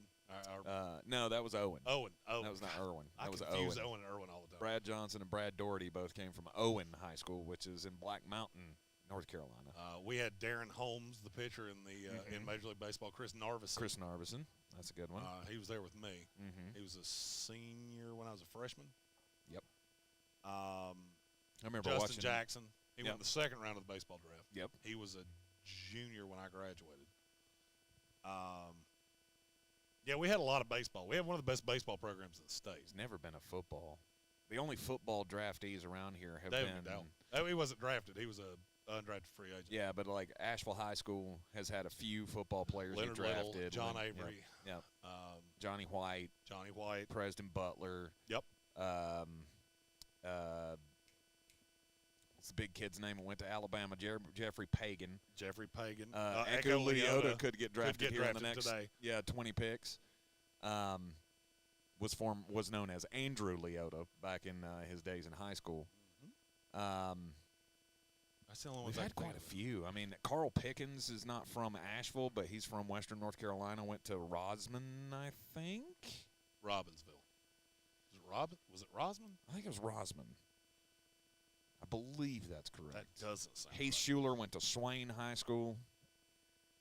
Jonathan Crompton, who was drafted by the Tampa Bay Buccaneers. He played against me. Yep, he is now the head coach of the Tuscola Mountaineers. Murphy. I knew Rosman didn't sound right. Carl Pickens went to Murphy High School. It's way out on the tip of North Carolina. It's like a 2-hour drive from Asheville. Pan said we have a famous killer. We've had one serial killer. His name was Leslie Eugene Warren. This is what happens when you don't sleep and you sit up at night watching slasher shit. They show a guy and you're like, that's my city. This is also where they call it Rudolph. Eric Rudolph. Robert Rudolph. Carrington Valentine goes to the Green Bay Packers. That was a player I was very sure was going to get drafted today. Your computer's on. It is. Meth. It's doing stuff. Vic Shelton said Sean Bryson. I remember that name, but I don't remember why. Sean Bryson. I know that name, but I don't know why. Don't ring a bell to me. I know that name, but I don't know why. I've also been drinking for 3 solid days. Actually, I've been drinking for 17 solid years. So, I mean. Reynolds has had a couple, haven't they? No, I don't think they got drafted. Yeah. They've had some guys that played major college football. What's his face? Rico Dowdle. Rico Dowdle. Went to South Carolina and still Rico on the Dallas depth Cowboys. chart for He's the Dallas Cowboys. He's the backup running back now for the Cowboys. Yeah, I think he's still third string. Is he Last not? depth chart, he's 2. When they cut his Yeah, but they just drafted Deuce. So I would Deuce say Deuce probably 3. Think He's so? past, yeah. Okay. All right, fair enough. I'd love to see him get some playing time. He's been on the field Brandon like Spikes. 3 times. That's another one from here. He went to Crest. He played against me, too. Yeah, I don't consider that from here, though. Yeah, That's but it's close Charlotte enough. area. You know, Crest is closer to here than it is Charlotte. I guess that's right. Mark Gordonson, congrats on your Jets getting your boy Rodgers. Fly, Eagles, fly. Congrats on your draft class, which is very Georgia-laden and really good. And we appreciate you, Mark Gordon. Kelvin says Apopka has had Aaron Jones, Sammy Smith, Warren Sapp, Brandon Merriweather, and now Jalen Carter. Yeah, that's pretty good. Played for the Bills. Sean Bright played at Tennessee. You know him if you saw him. Yeah.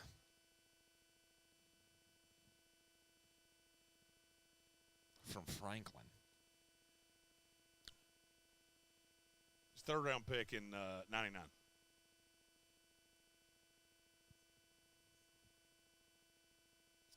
That kid. I knew that name sounded familiar. Interesting. I knew that name sounded familiar. Vic Shelton said Leonard Little. Leonard Little. Yeah, he was at Asheville High. Fucking phenomenal. John Avery, guy we're still friends with. My dad. John's actually a stand-up comedian here in Asheville. Yeah, my dad is he's an alumni of Asheville High, and Jesus Christ, he made me go to all the Asheville High games when I was a kid. I was a huge fan of Leonard Little. Trust me, I'm not getting into the Athletic Hall of Fame here for anything I did athletically. Neither but will damn I. it, if I keep doing radio, maybe one day when I'm 70, they'll mercifully put me into something. Who else? Sam Gash. Sam Gash, he went to Hendersonville. Mm-hmm. There have been a few draftees from this area. All right, where are we at here? No, I've been keeping an eye on it. Nothing. We need to get caught up here. Carrington Valentine, Nesta Jade Silvera. I don't think you had anything to say there. Brocker, who we talked about, Voorhees.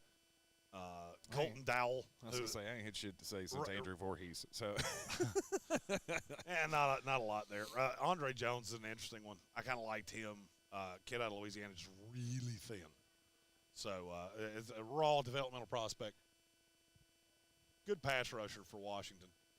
And, boys, what are the final 25 picks?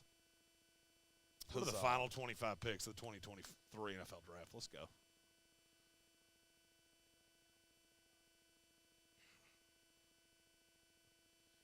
I'm not going to lie.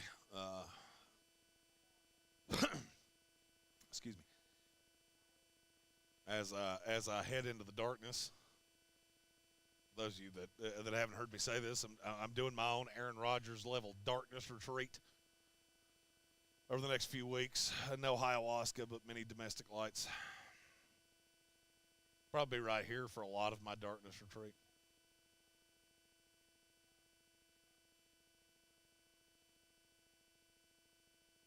Rob Johnson says he sees a lot of Houday Nation freaking out about I'm shocked that no tight end.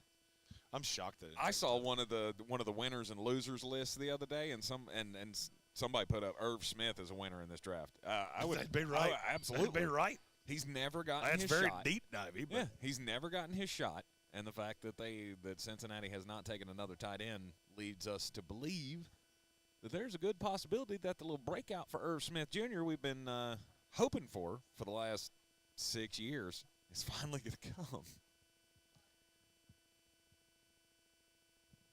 What?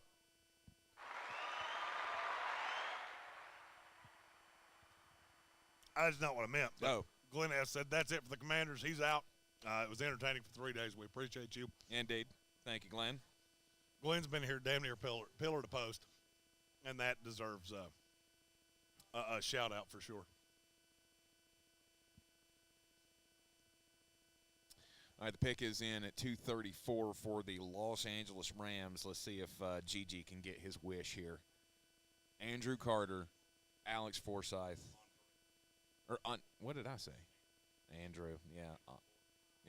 Andre Carter, Alex Forsyth, Mora Ojomo. Those are the three he's pulling for, so we're all pulling for you here.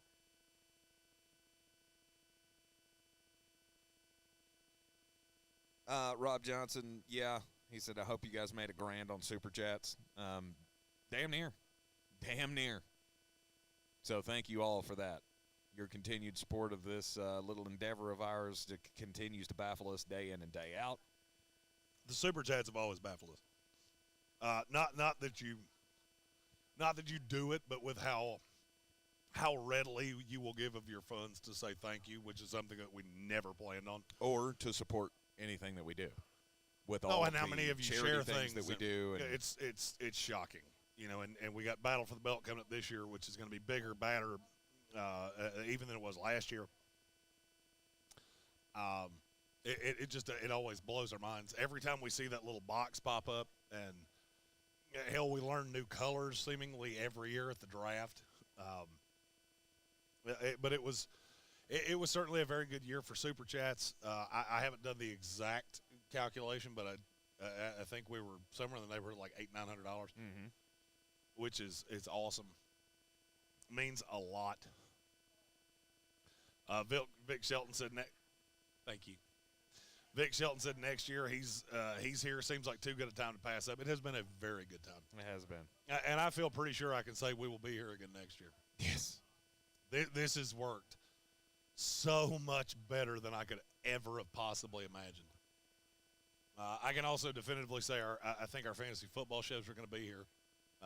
May have something else up my sleeve for here come the fall. Jeremy's marketing brain never really stops working. May have dropped out, but I still learned me some shit. So we strive to continue to provide the most interactive show humanly possible.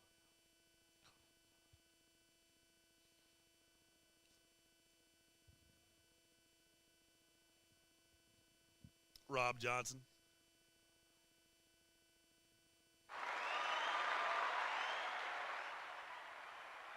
Another round. Cheers. Cheers to you, Rob Johnson.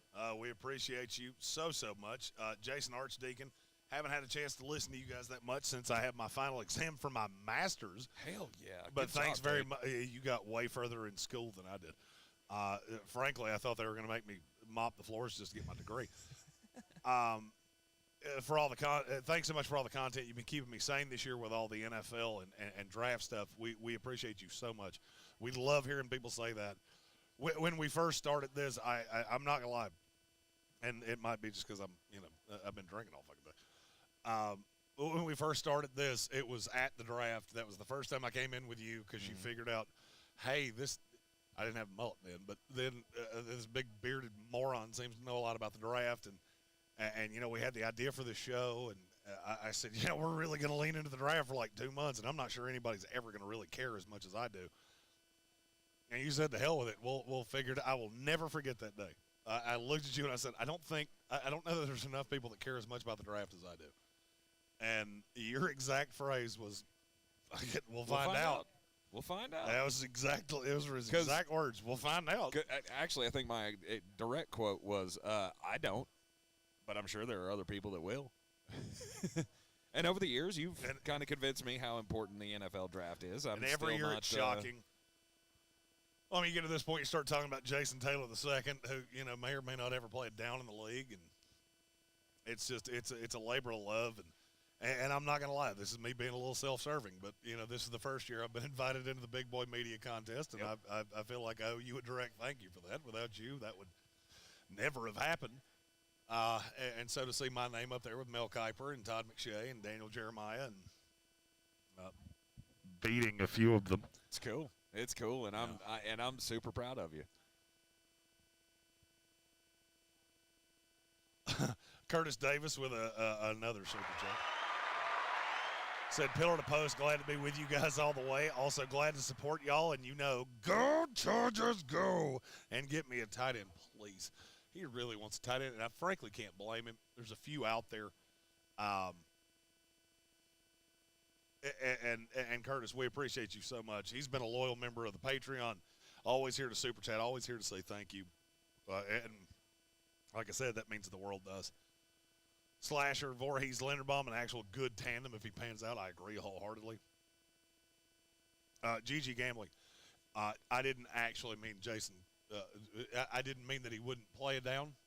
That was the name on the screen. There were a lot of teams that actually liked him. That was a good pick. Sorry, that was just the name on the screen as I was trying to make a point. I apologize. Forgot that Gigi has been in the Gigi John and waiting. And he's been waiting for the next Rams pick for a while. That was my bad. Sorry, didn't know my audience there. No, Jason Taylor's fine. It's fine. It's fine. It's fine. It's a fine player. Pan asked, where did I finish? I finished in a tie for 32nd in the mock draft contest. I was 21st in the big board, and then I was 5th in Cume. So Cume is the two of them. They average your score out. And so I finished 5th in the country. I was behind Daniel Jeremiah and 3 other dudes. I don't remember who they are. But I get put out with the release of who finished where in all 3. That's awesome. So, my first time, and I'm not going to lie, I can admit this freely. I fucking forgot Peter Skronsky in the mock draft. So I was wondering if you were ever going to let that be known. 100%, I forgot him. All right, we're to this point. So I can be 100% honest. This is the first time I've ever been led in that contest. So I was really being neurotic about my entry. So I send it in, and originally I had the Texans trading 12 to the Ravens. Well, they send you a sheet. You have to put the sheet in their very specific way. And I forgot to change the Ravens out. So I loaded the mock draft up. I had all the things. I read it. I was like, okay, I'm good. I sent it. The Texans had 3 picks. And the guy that runs this, Robbie Esch, actually sent me a message and said, did you mean to have the Texans with 3 picks? Because I'm not really sure how they did that. And I went, oh, shit. So I panicked. And I never actually realized that when I fixed the Texans, I took Peter Skronsky out because I had him at 10 to Philadelphia. And I took him out when I recalibrated all those picks. And I forgot to put him back in. And then I convinced myself of, because I'd heard the thing that there's a player in your top 15 that's falling. And because I had done that stupidity, I convinced myself that that player was Peter Skoronski instead of Joey Porter. So that's how stupid Jeremy is. He's a big dumb bear, folks. Indeed. Ryan Hayes, the latest pick of the 2023 NFL Draft, 238 overall in the 7th round of the Miami Dolphins. That's a good pick. That's a nice, solid 4th pick for them. That comes after the Seattle Seahawks take another running back, this time Kenny McIntosh out of Georgia. Slasher said, someone said the last time this many dudes from Georgia were in Pennsylvania, it was the Battle of Gettysburg. That's a pretty solid line. I am 100% sending that to Josh Michael right now. No doubt. He's a huge Eagles fan. Civil War nerd. He's a huge war nerd. Gettysburg is that's his porn. Yep. Austin Groves asks, how do you feel about Detroit's draft? I really don't like the reach in the first round, but love the Branch pick later. The DT is a head-scratcher for me. Love your shows. We love you. We appreciate you so much.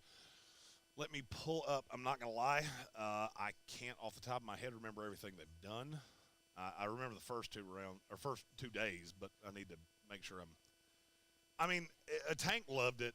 I'm in like with it, not love, because there were a couple reaches. I feel like you took Jahmyr Gibbs too high. You took Jack Campbell too high. And now Campbell was not necessarily too high to me. I had him there multiple times, and I had Lions fans call me a big, dumb, mulleted moron. So I dropped him out. But I like Laporta. I like Branch. I like the Jaded Hendon hooker. Broderick Martin was a nice value. Colby Sorsdahl was the first player that I could genuinely say I have no idea who that dude is, that was drafted in the 2023 NFL Draft. And then Antoine Green's a receiver we really like here as Carolina affiliates. Know that kid pretty well. I think he'll be a nice 4th or 5th receiver for you. So I really think I think Detroit did well.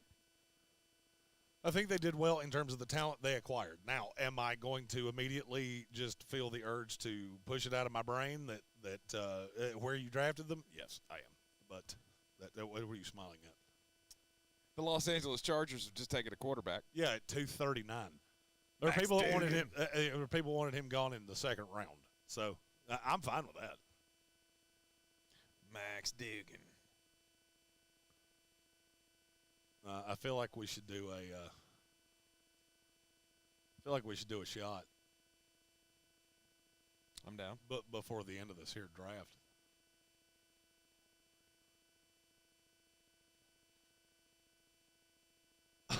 Yes. Josh Michael sending out the Gettysburg as we speak. Yes. Now here's another question in a crowded room full of people. Are we doing the country road sing-along that we do every single year? How do you feel about your musical talent? And it's I don't know that we should. I mean, unless we can get them to pipe it over the intercom. Oh, that's a brilliant idea. That's a brilliant idea. The intercom, like I'm in a grocery store. Rob Johnson said the Eagles should be the Super Bowl favorite now. I would agree. Oh, Jekyll said we should take a sourocracy or a shotocracy or whatever the hell it was. I feel like that was a waste. Sour I had beer. to end up drinking both of your sour beers, yours and Brian's. Yeah, because Rob Johnson said a shot of you know what? This is a Don't do that. Were you just about to say Rumpleman? Rob said do a shot of Rumplemints. You know, and maybe this is marketing Jeremy, but I feel like somebody could probably throw a super chat on the final shot. I used to have a guy that lived with me that was And I got a news for heavy you. alcoholic, and If you say 4 horsemen of the apocalypse, that super chat better be $1,000 US, because that's the only way I'm doing it. the hell is that? You've never had a 4 horsemen? No. Oh my! You'd sleep in your car. Jack, Jim, Johnny, and Jose, all in the same shot. Oh. And it, and this comes from probably the biggest alcoholic you know, Is evil. Mm-hmm. Jekyll said Tank just signed up for a 4 horsemen. Do it. I'll drink it. Because you can't kill me. I am the juggernaut, bitch.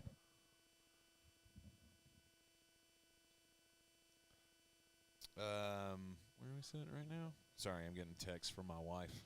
240. Hey, where are you at? 19 picks left. 19 picks to go. It's only 6:15. Time did you tell her this thing was going to be done? I didn't know. 5 o'clock? You're awful at this. Uh-huh.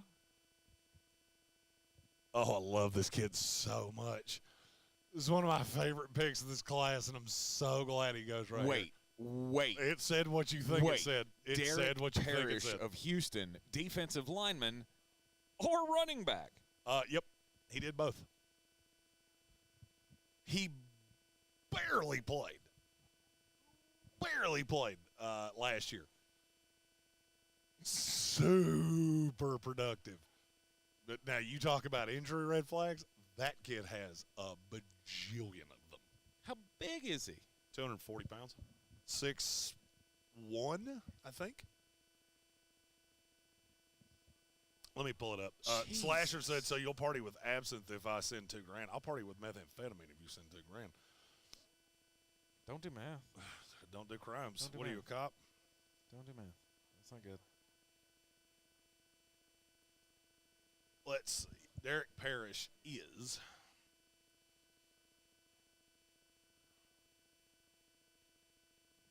(6'1", 240). Special teams guy. He started on defense and at fullback at Houston. This kid is ridiculously strong. They didn't invite him to the combine. Mm-hmm. But I want to say he broke the Houston record or something for bench press and power cling, and he's like a ridiculous. I didn't think he was going to get drafted. I thought he was going to be an undrafted free agent. Right. Yeah, he's a horse. But he broke a bone in his hand. He tore his tricep. He blew his knee out in high school. Some teams see him as a 3-4 outside linebacker. Some see him as a 3-4 defensive end. Some see him as a defensive tackle in a 4-3. Some see him as a fullback. That's how. That's what we call versatility, ladies and gentlemen. He's a very versatile player, folks. I did not think there was any chance he was going to get drafted, or I would have been way more prepared. Can for he that. also be your emergency quarterback? Probably. And field goal kicker. Probably.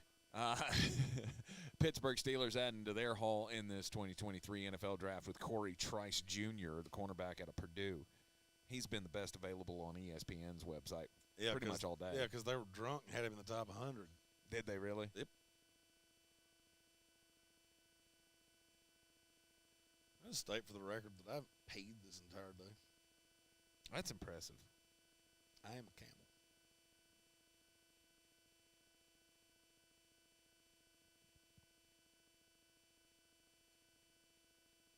Tank has to stop to pee on his way home from work. Yep. That's the first thing I do.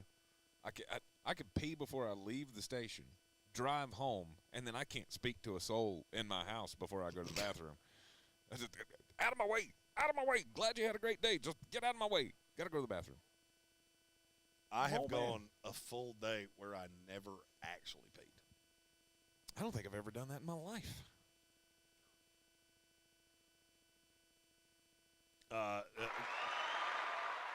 Curtis Davis, this is going to be a multi-part chat, and I love that.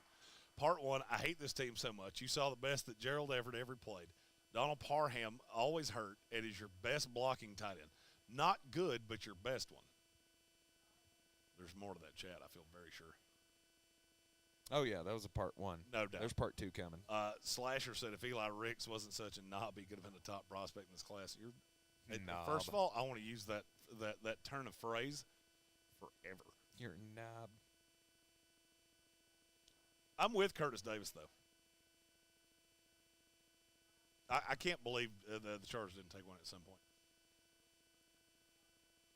Ooh, Kelvin Joyner with a question that I really want to hit. I want to get the second part of Curtis Davis's super chat because I full well know it's coming.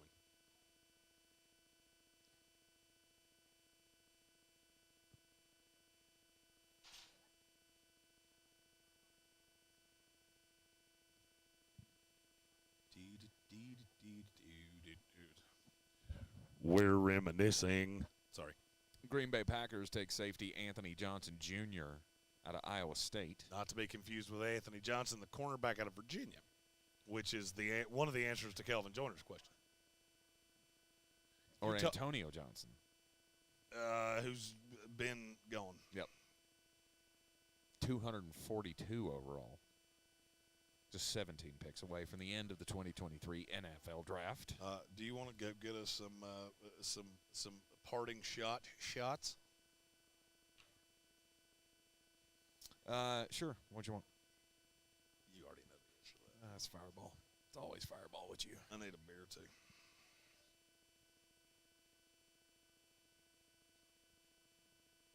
And I'll answer because Curtis may have just put a period on his question right there. And I'll answer what Kelvin asked, which is what undrafted free agents are teams fighting over at this point. There are some really good answers to that. I am much more prepared for this question than I was last year. The ones that I think you're really going to see get big money, and now this is if they're not selected the next 16 picks. Ivan Pace Jr. was very popular in the pre-draft process, and you always have to be careful with those guys because the ones that are brought in for top 30 visits, it very well could be because we're going to give them big money as UDFAs. Ivan Pace, I think, would be one of those. Lonnie Phelps from Kansas, Rajon Wright from Oregon State. Those were three really popular guys. The Anthony Johnson, the corner out of Virginia, I won't be shocked if he is the highest paid undrafted free agent in this class. He was so popular in the visit process and all of those things. Cameron Brown, another guy, a cornerback out of Ohio State, he will get a sizable bump because I would say there's several teams calling him right now. Easy now. Sorry. I filled myself with air, and it had to let itself out. Jackson Kirkland is one that I think will probably see a sizable Muhammad Diabate from Utah. And these are all guys that were really popular. Baldonado. Nah, Baldonado wasn't as popular. I think he'll still get a nice $50,000 bump or something.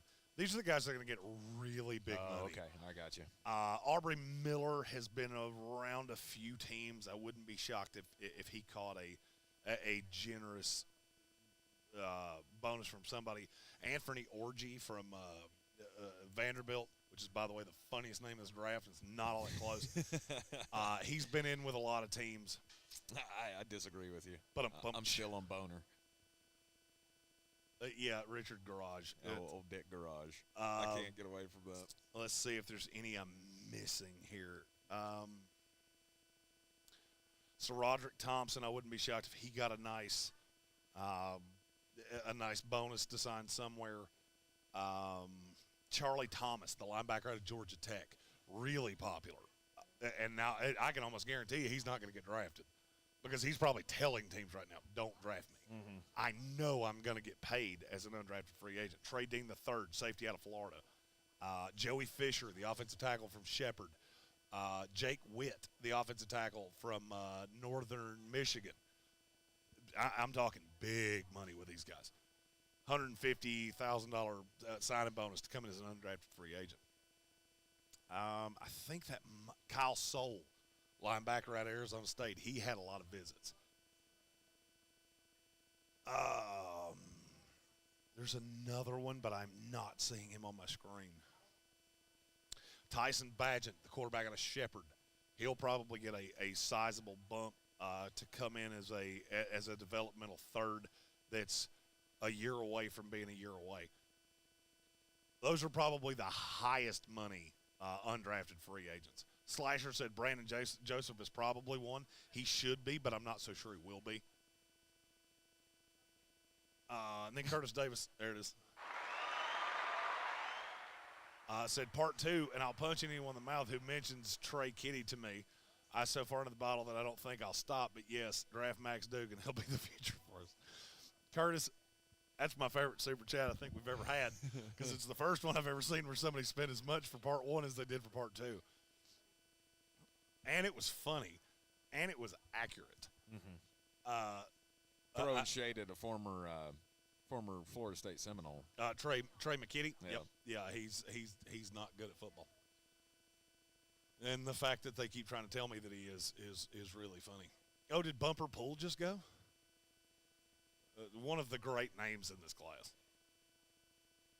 One of the great names ever. Oh wait, Jake Witt went to Indianapolis. Oh, we nice. missed it. Good for them.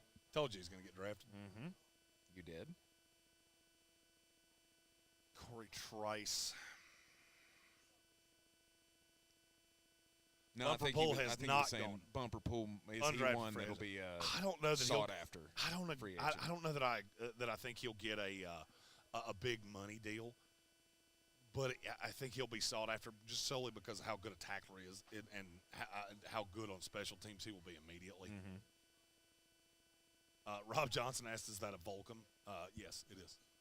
I like Volcom. I still don't understand what that is. It's Is that just the brand of clothes? Yeah. Oh, okay. It's the little logo right there. Yeah. and I just like their stuff. It's very soft. Did you order beverages or? I did, and they Okay. were supposed to be No. delivered momentarily. No, that's fine. Indeed. I just want to make sure you didn't just walk up there and drop glasses and say, "Hey, I did it. No, I I did did not. what I was I did supposed not. to do." Lauren's going to take care of us. Indeed. She's been taking care of us for 2 solid days. And frankly, the fact she hadn't stabbed one of us is really a credit to her character. 14 picks to go. 15 picks to go. Dallas Cowboys sitting here at 244. We're almost there, boys and At girls. this point, you shouldn't be taking too long.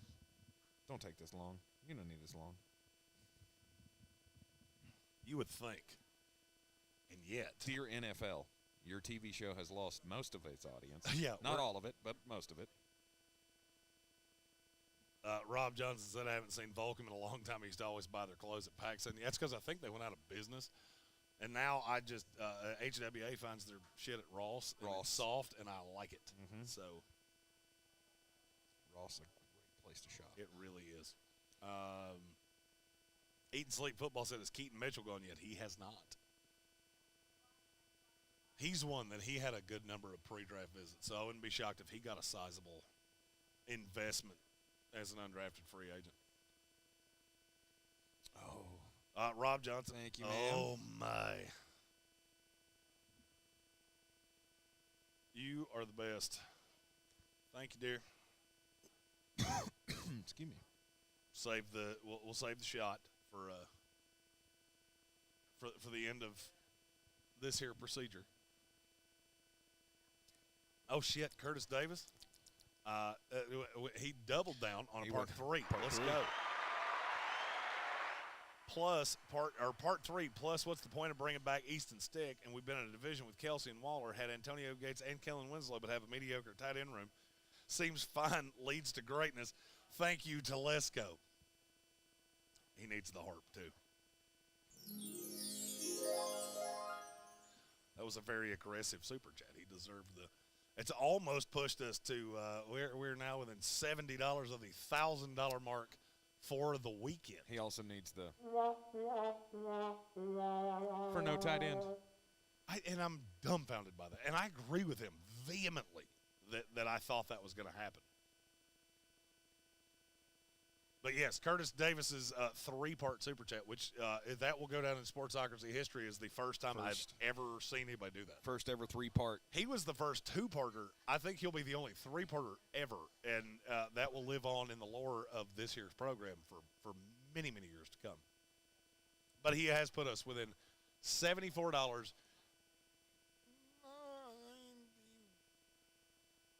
72 cents. Wow, I missed that by a lot. Of $1,000 for the weekend, which is ridiculous. That's incredible. We appreciate all of you. We appreciate all the super chats. We appreciate every bit of your support throughout this entire thing. Let's get caught up on a couple picks here. Jordan Riley, that's a flyer. Jalen Brooks, that's a flyer. Isaiah Bolden, cornerback out of Jackson State. That one's reasonably interesting to me. He would have gotten some love in the undrafted free agent market if New England hadn't taken him right there at 245. DJ Ivy, cornerback out of Miami, right here at 246 to Cincinnati. Is that another developmental piece? I think there's a lot more to him than what we've seen.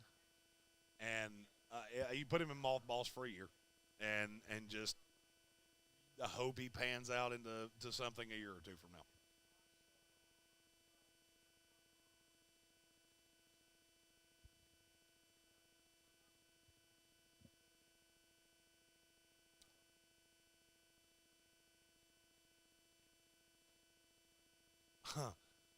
Slasher said, okay, the Panthers just took Anthony Johnson, the safety out of Iowa State, and I just realized the Jaguars took a different Antonio Johnson. Yes. Apparently a lot of the people that watch our show are very into the cannabis, which I don't do those things. So, speaking of, where is I haven't seen Stone Sports Podcast in a while.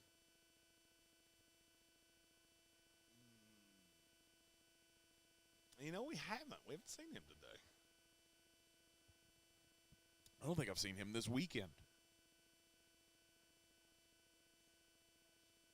But again, another podcast. It's like anytime you want to invite me on, I will participate fully. Joshua Snyder said, I want to know how someone takes Sean Clifford over Max Duggan. F for my Packers on day 3. I can't agree with the F. And frankly, I wouldn't have taken Sean Clifford or Max Duggan if this draft was 40 rounds long. So taking one over the other, it's 6 one way, half dozen the other. He'd have been trying to take Spencer Rattler. Spencer. I had an undraftable grade on both. So Derek Parrish. Kid's a dog. Kid's just a football player. Like, I don't give a shit. I'll play fullback. I'll play D-tackle. I'll play edge. I'll stand up and rush the passer. I don't care. Oh, we're officially to the point where there are not enough teams left with picks to fill the bottom line. Mm-hmm. Boys, this is rubber meets the road. This is almost time to put a pin in this bad boy. Tanner Morgan could be a name we hear called. I doubt it. Sean Tucker, Keaton Mitchell, Muhammad Ibrahim. Braden Willis right here. Not shocked that he got drafted. Was a guy that a few teams had been in on. Local visits didn't get him in the – not many – I can't remember if a team got him in the building for a top 30. I didn't see it. That's really good indication that a guy's going to go late in round 7 if they were local visits or combine visits or something like that as opposed to top 30s. Because those guys that have been in the building are telling teams right now, don't draft me. Right. I have a team that I want to go to. Please don't complicate that if at all possible.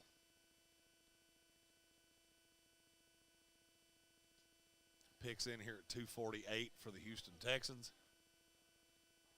It's Brandon Hill, safety out of Pittsburgh. He's a nice piece. Probably a year away from being a year away. He's real fast and has real good ball skills. Mm-hmm. But I don't know that he'll ever hold up as a down-in, down-out player in the NFL. Probably more of a special teams guy to begin with and hope that you hit on the lottery ticket.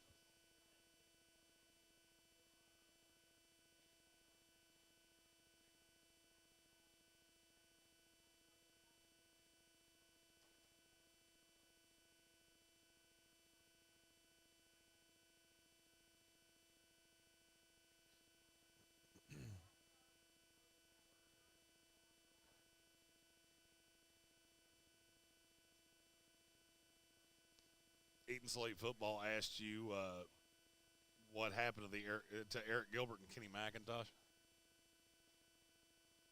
Didn't Eric Gilbert transfer again? I don't even know.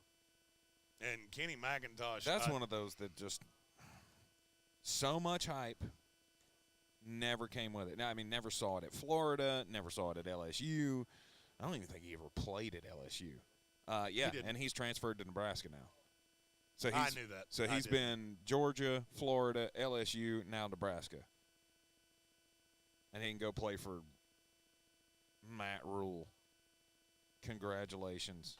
So, yeah, Gilbert never came out. Kenny McIntosh he was never getting drafted. Somebody took him.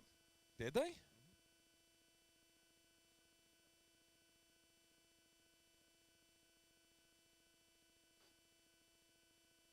I think.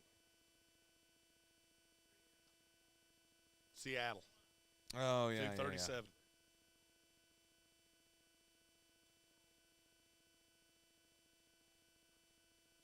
And that's about where he belonged. You thought I was too low on him the entire process. Mhm. He went about where I thought he would. Right.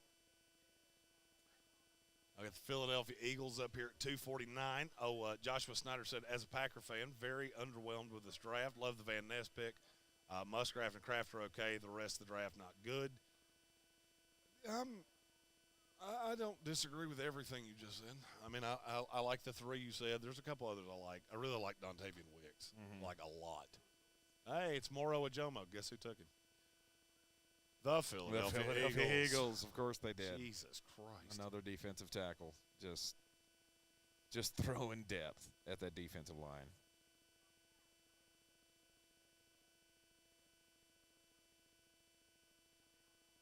So, yeah, he said Kenny McIntosh. I heard Kendall Milton and went, yeah, I don't think he's in the draft. And he wasn't. Kendall Milton's still in school. Moro Ajomo.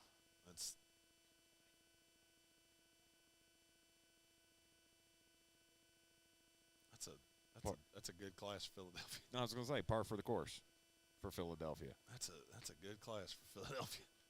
They're all clapping like, yeah, it looks like look, we did it.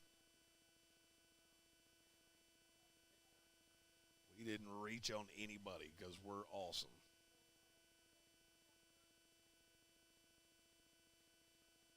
Because we just do it different.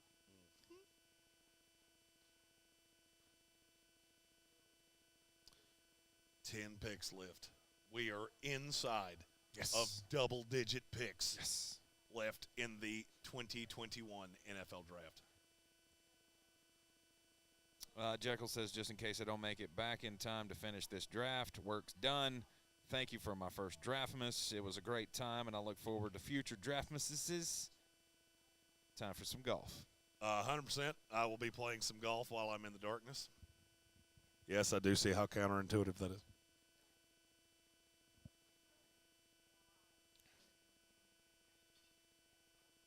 But Jekyll, we're very glad you're along. You were along for the ride with us.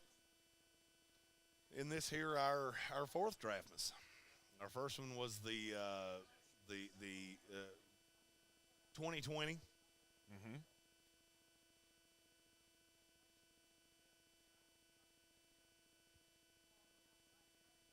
Slasher said Ajomo's probably going to be on the practice squad with all the depth we have. You might be right.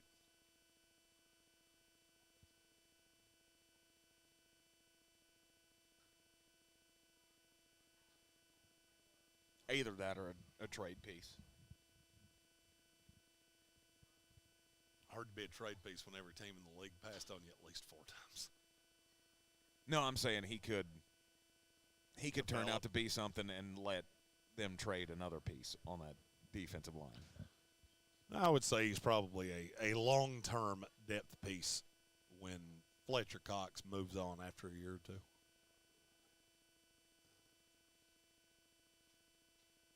After he gets replaced by Jalen Carter. Correct.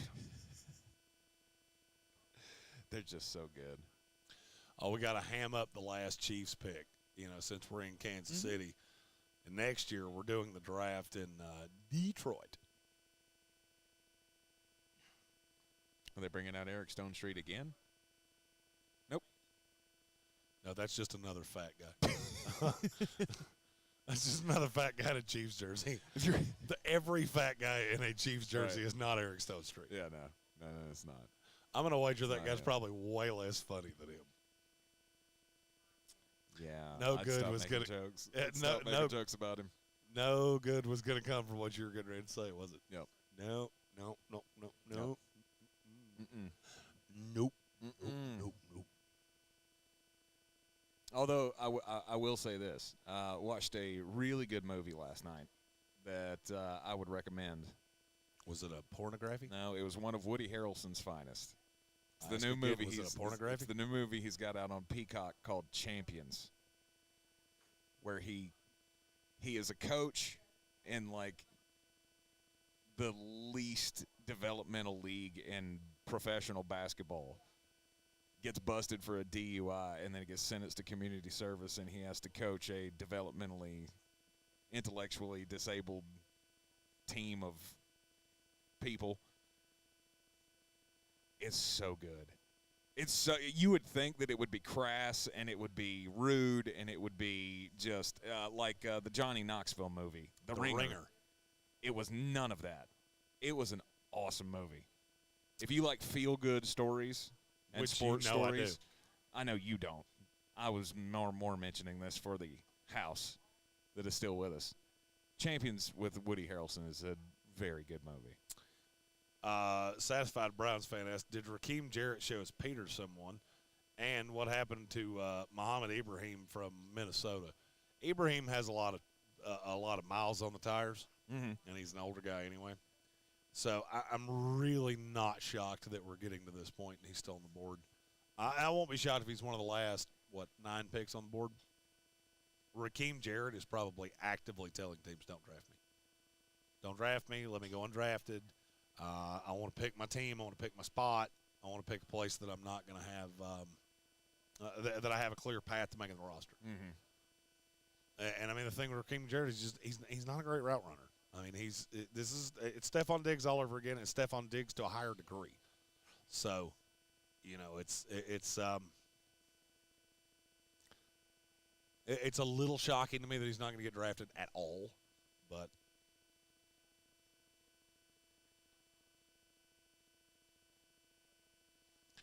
8 picks left, boys and girls. We're inside the single digits here in the 2023 NFL Draft.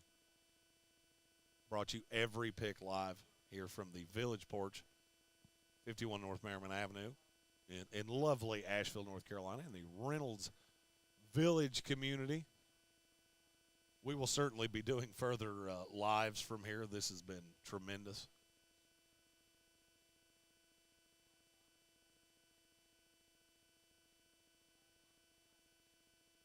Alex Austin, cornerback out of Oregon State, to the Buffalo Bills. And that's, I'm going to say that's a developmental piece, just like Nick Jones from Ball State, who went to Kansas City the pick before.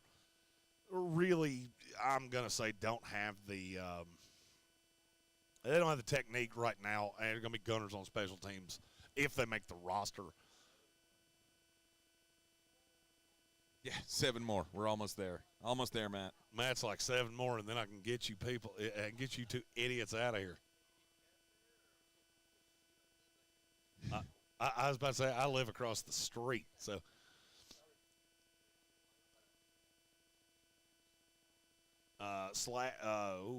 Joshua Snyder asked, who would be your 2 comps to Van Ness? Holy God, Trey Hendrickson would be my first one. I hate comps, but that one's certainly there. Trey Hendrickson would be one.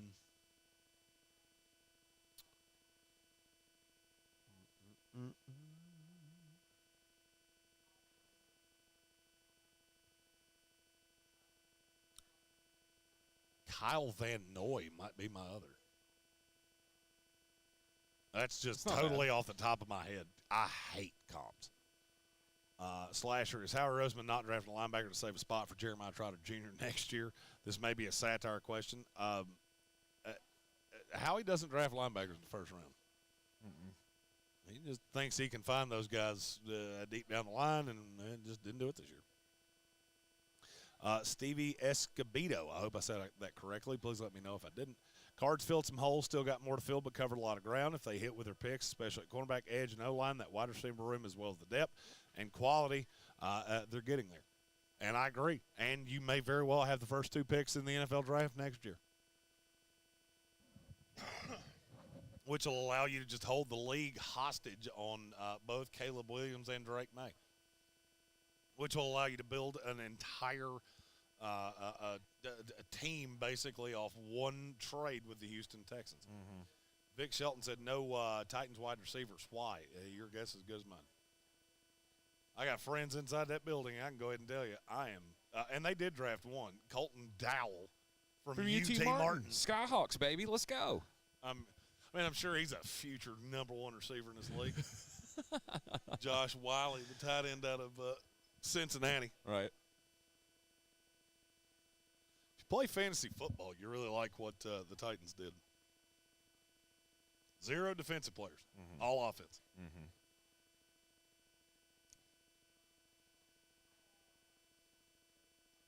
Ronnie Bell with the last pick, the San Francisco 49ers. Just another depth receiver. Nice deep threat. Ooh. Kid out of Michigan. Got the New York Giants. 5 more.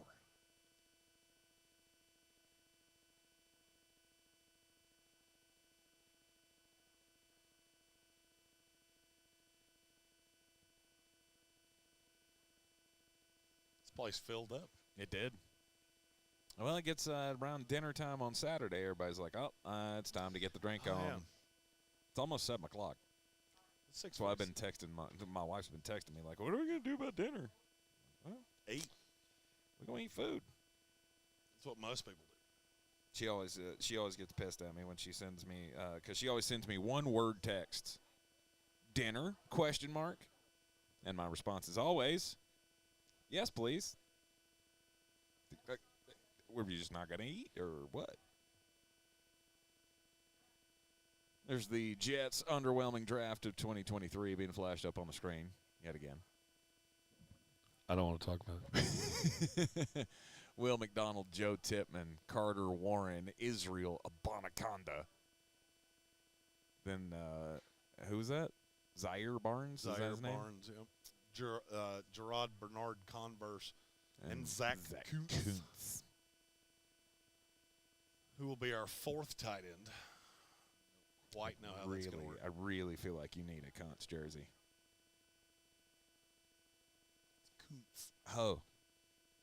That's not what that says. You're not wrong.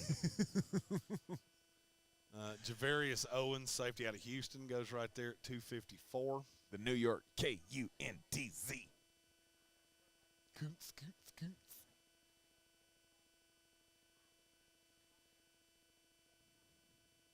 San Francisco 49ers, final pick of the draft, number 255 overall.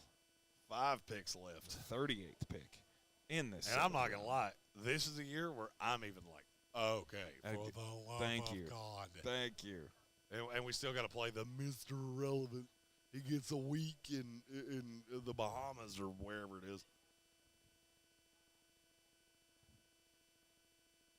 Actually, just Can you do a wager? Is that something you can wager on? Who's going to be Mr. Irrelevant? Oh, what position it'll be? I guess it would be hard to give you actual players to choose from. Linebacker Jalen Graham from Purdue goes to the San Francisco 49ers. Next up, number 256. Green Bay Packers, all on the clock.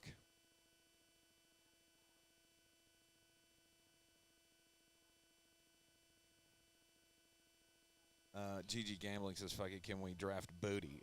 No, he's already been drafted. The New England Patriots drafted him in the 5th round, I think. Let me just check and make sure on that one. Booty, 6th round. 10th pick of the 6th round. Kayshon Boutte went to the New England Patriots. That's another one of those, like, if you... Okay, the talent's really good.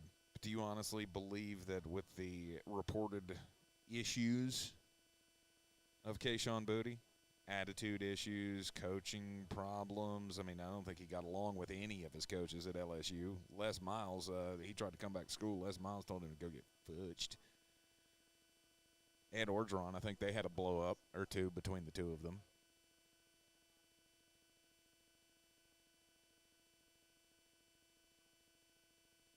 Can you see Bill Belichick taking any kind of shit or attitude off of Kayshon Boutte? I can't. That might be one of those things. He shows up for a first day of camp, and Bill just goes, just go ahead and go home. I'm done. I don't want to deal with you.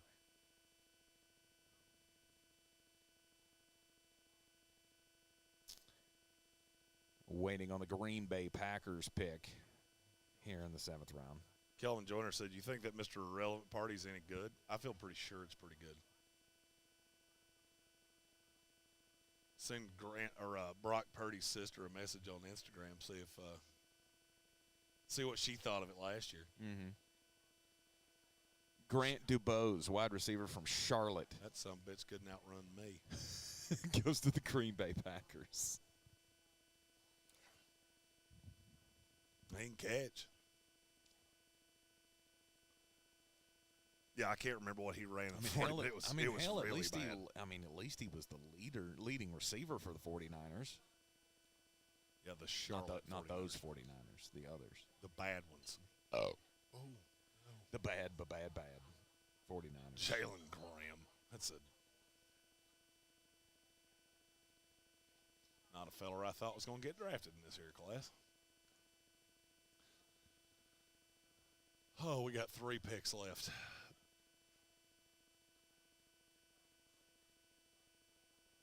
Alex Forsyth. Hey, somebody owes me. I don't think that we ever set terms. I said Alex Forsyth was going to get drafted. Bet anything you want. Yeah. He did with 2 picks left. There you go. 7th round to the Denver Broncos. Denver stoked. Yeah, we got a guy that couldn't stop false starting last year. Let's go. That's the Jet. Oh, that is the Jets. Oh, yeah, they're like, hey. That's old Florham Park. Like, hey. I have the phone number of no less than 3 of the people in that room right now. Which is cool. Which means I want to send them a text like, hey, do you just want to piss me off? Victor Shelton, in reality, how many rounds should the draft be? 3. No. Done. Let everybody else be UDFAs. No. That's how the Dallas Cowboys take over the world. No, I would. in all reality, that's true with all that money. In all reality, there should probably be 12. You should probably do 5 more rounds. But where do those players go? I mean, half these guys ain't gonna make the damn rosters. Oh no, you can probably get 30 draft picks a year that don't make the roster, and most of them are in the 7th round. It would change the way the draft was done. It would change this round drastically because you're getting a lot of guys here that a team really likes them, and they know that they're not. They haven't got a lot of interest elsewhere. Because, like I said, the big UDF. It's one of the things I had to learn getting really into the draft is the primary priority UDFAs start telling teams don't draft me at 200. Mm-hmm. So the guys that really could potentially catch the big money, it's early on. So you see those big names that are still on the board, and you're like, why does nobody draft them? Because they're telling you not to.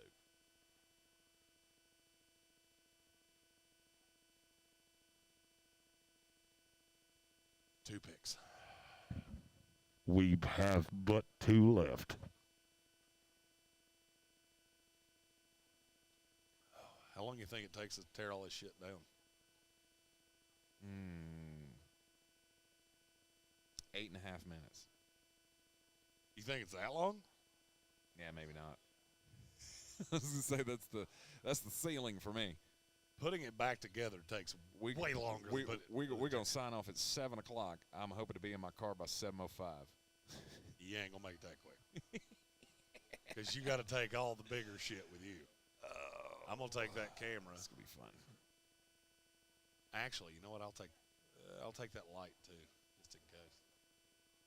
So basically, I need you to take the big one. Mm-hmm. And really, I just need you to help me disconnect it and put it into the bags. Right on.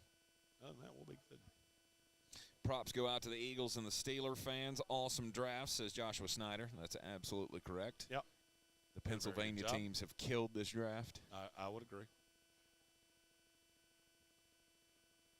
There's not going to be many bad grades for me. There's not a lot of teams that I really dislike what they did. No. Kendall Williamson, safety out of Stanford. I'm sure his mother loves him quite a lot. We'll have bad grades or less than good grades. How about that? Less than good grades for. I don't see many below C-. The Jaguars probably fall into that. Jaguars probably get a D. Let's see the Rams. Yeah, I liked a lot of what the Rams did today. Yeah, but still, that's only a C. Stetson Bennett.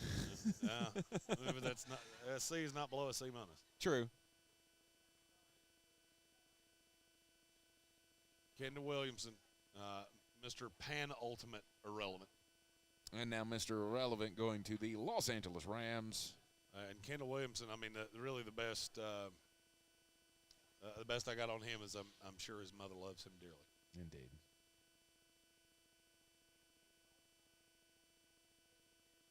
I'm sure his apartment smells of rich mahogany. Many fine books. Do we have to do the whole production for Mr. Irrelevant? Yeah, I hate you this so have to. much. You got to bring the So commissioner stupid. out to close out the draft and give him the 256 numbered jersey and 259. or 259, excuse me. All right, well, let's bring that motherfucker out here. Let's Kearis Jackson. That's my guess. Oh, we're making Go guesses. with the Georgia Bulldog to go with Stetson Bennett. We're making guesses.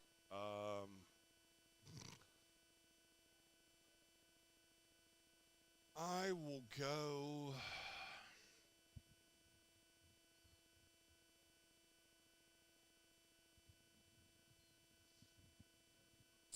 I will go TJ Cole, running back out of Wachita.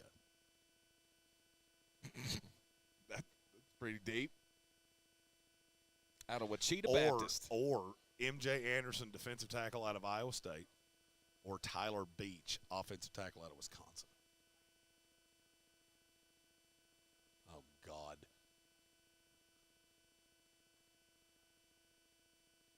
What happened to the dude? Mr. Irrelevant dude. No, Did he die? maybe. Probably. I don't, He was like a billion. I don't remember. He was like a billion years old. I guarantee you didn't recognize Harley at Bike Week. Bike Week. The Mr. Irrelevant Foundation. The fact we have a foundation for that is the most comically stupid thing on the planet. The CEO of Irrelevant Week, Melanie Fitch. Devine said the Eagles, Seahawks, and Colts won the draft. Common sense ain't common said the Colts have drafted damn near the entire corner class, and Mike Baker said it has to be a kicker, right? I mean, 'cause kickers aren't people. I wish they drafted Stetson Bennett here. Right. No, This- you don't want that because then you'd have the Brock Purdy comparisons. Oh, and- God, yeah, you're stop right. that. Yeah, you're right. Don't do that. They didn't even get like an actual jersey. No, That's just a T-shirt that says Mr. Irrelevant. DeJuan Johnson out of Toledo. And there you go. Sometimes. Damn, if I'd have read a little deeper. If I'd have He did read a make little he did deeper. make a virtual visit If with I them. had read a little friggin' deeper, I'd have gotten it right. I actually, to be honest, I thought he got drafted earlier today. I thought he got drafted. I did. I thought he got drafted way earlier today. All right, ladies and gentlemen, that is the close of the That's it. 2023 NFL DeJuan Draft. Johnson. That's our last pick. Number 259 overall. 3 days of the draft here live from 51 North Merriman Avenue at the Village Porch. Many thanks to Matt and Laura and Lauren and George. and George, the entire Pfeiffer family. I was gonna separate. them, Okay, but, all right. I was going to give the direct hand to those that have actually Dealt with us. Yeah. had to deal with our dumbasses. Right. So all of the wonderful employees here at the Village Porch that have made us feel so welcome. We will, with that, beyond a shadow of a doubt, I can tell you, and no matter how it goes, there will be a role of us being out here on location moving forward. But many, many thanks to all of the employees here at the Village Porch. The Pfeiffer family, I have literally seen every member of the family, save one, this weekend. They're just tremendously wonderful, helpful people. They're so supportive of us, and we appreciate so much those of you that support us that also support them. Yep. And you know, my final is partner. It's 4. It's crazy. I mean, you put up with me for 4 drafts. That's crazy. You put up with March and April where, you know, I hate everything and I hate everyone and I'm not sleeping and I'm watching so much deep divey bullshit that nobody could possibly put up with me, and yet you have. We've made it to a presidential term. Yep. You know. And, I'm surprised we made it this long without you punching me in the face at some point, and, you know. Yeah, you have self-preservation is something you do well. And so I wouldn't want to do this draft with anybody, you know, but you, Brian Haynes, all of the wonderful people that have been here over the weekend, all the people that have watched us on YouTube, listened to us on ESPN Radio for the 2 months we've been rambling on about the draft.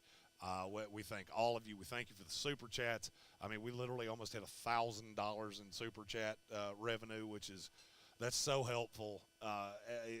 That's what we used to buy equipment and different things to grow this. I'm not gonna lie to you. Super chats is how we bought damn near everything that's on this table.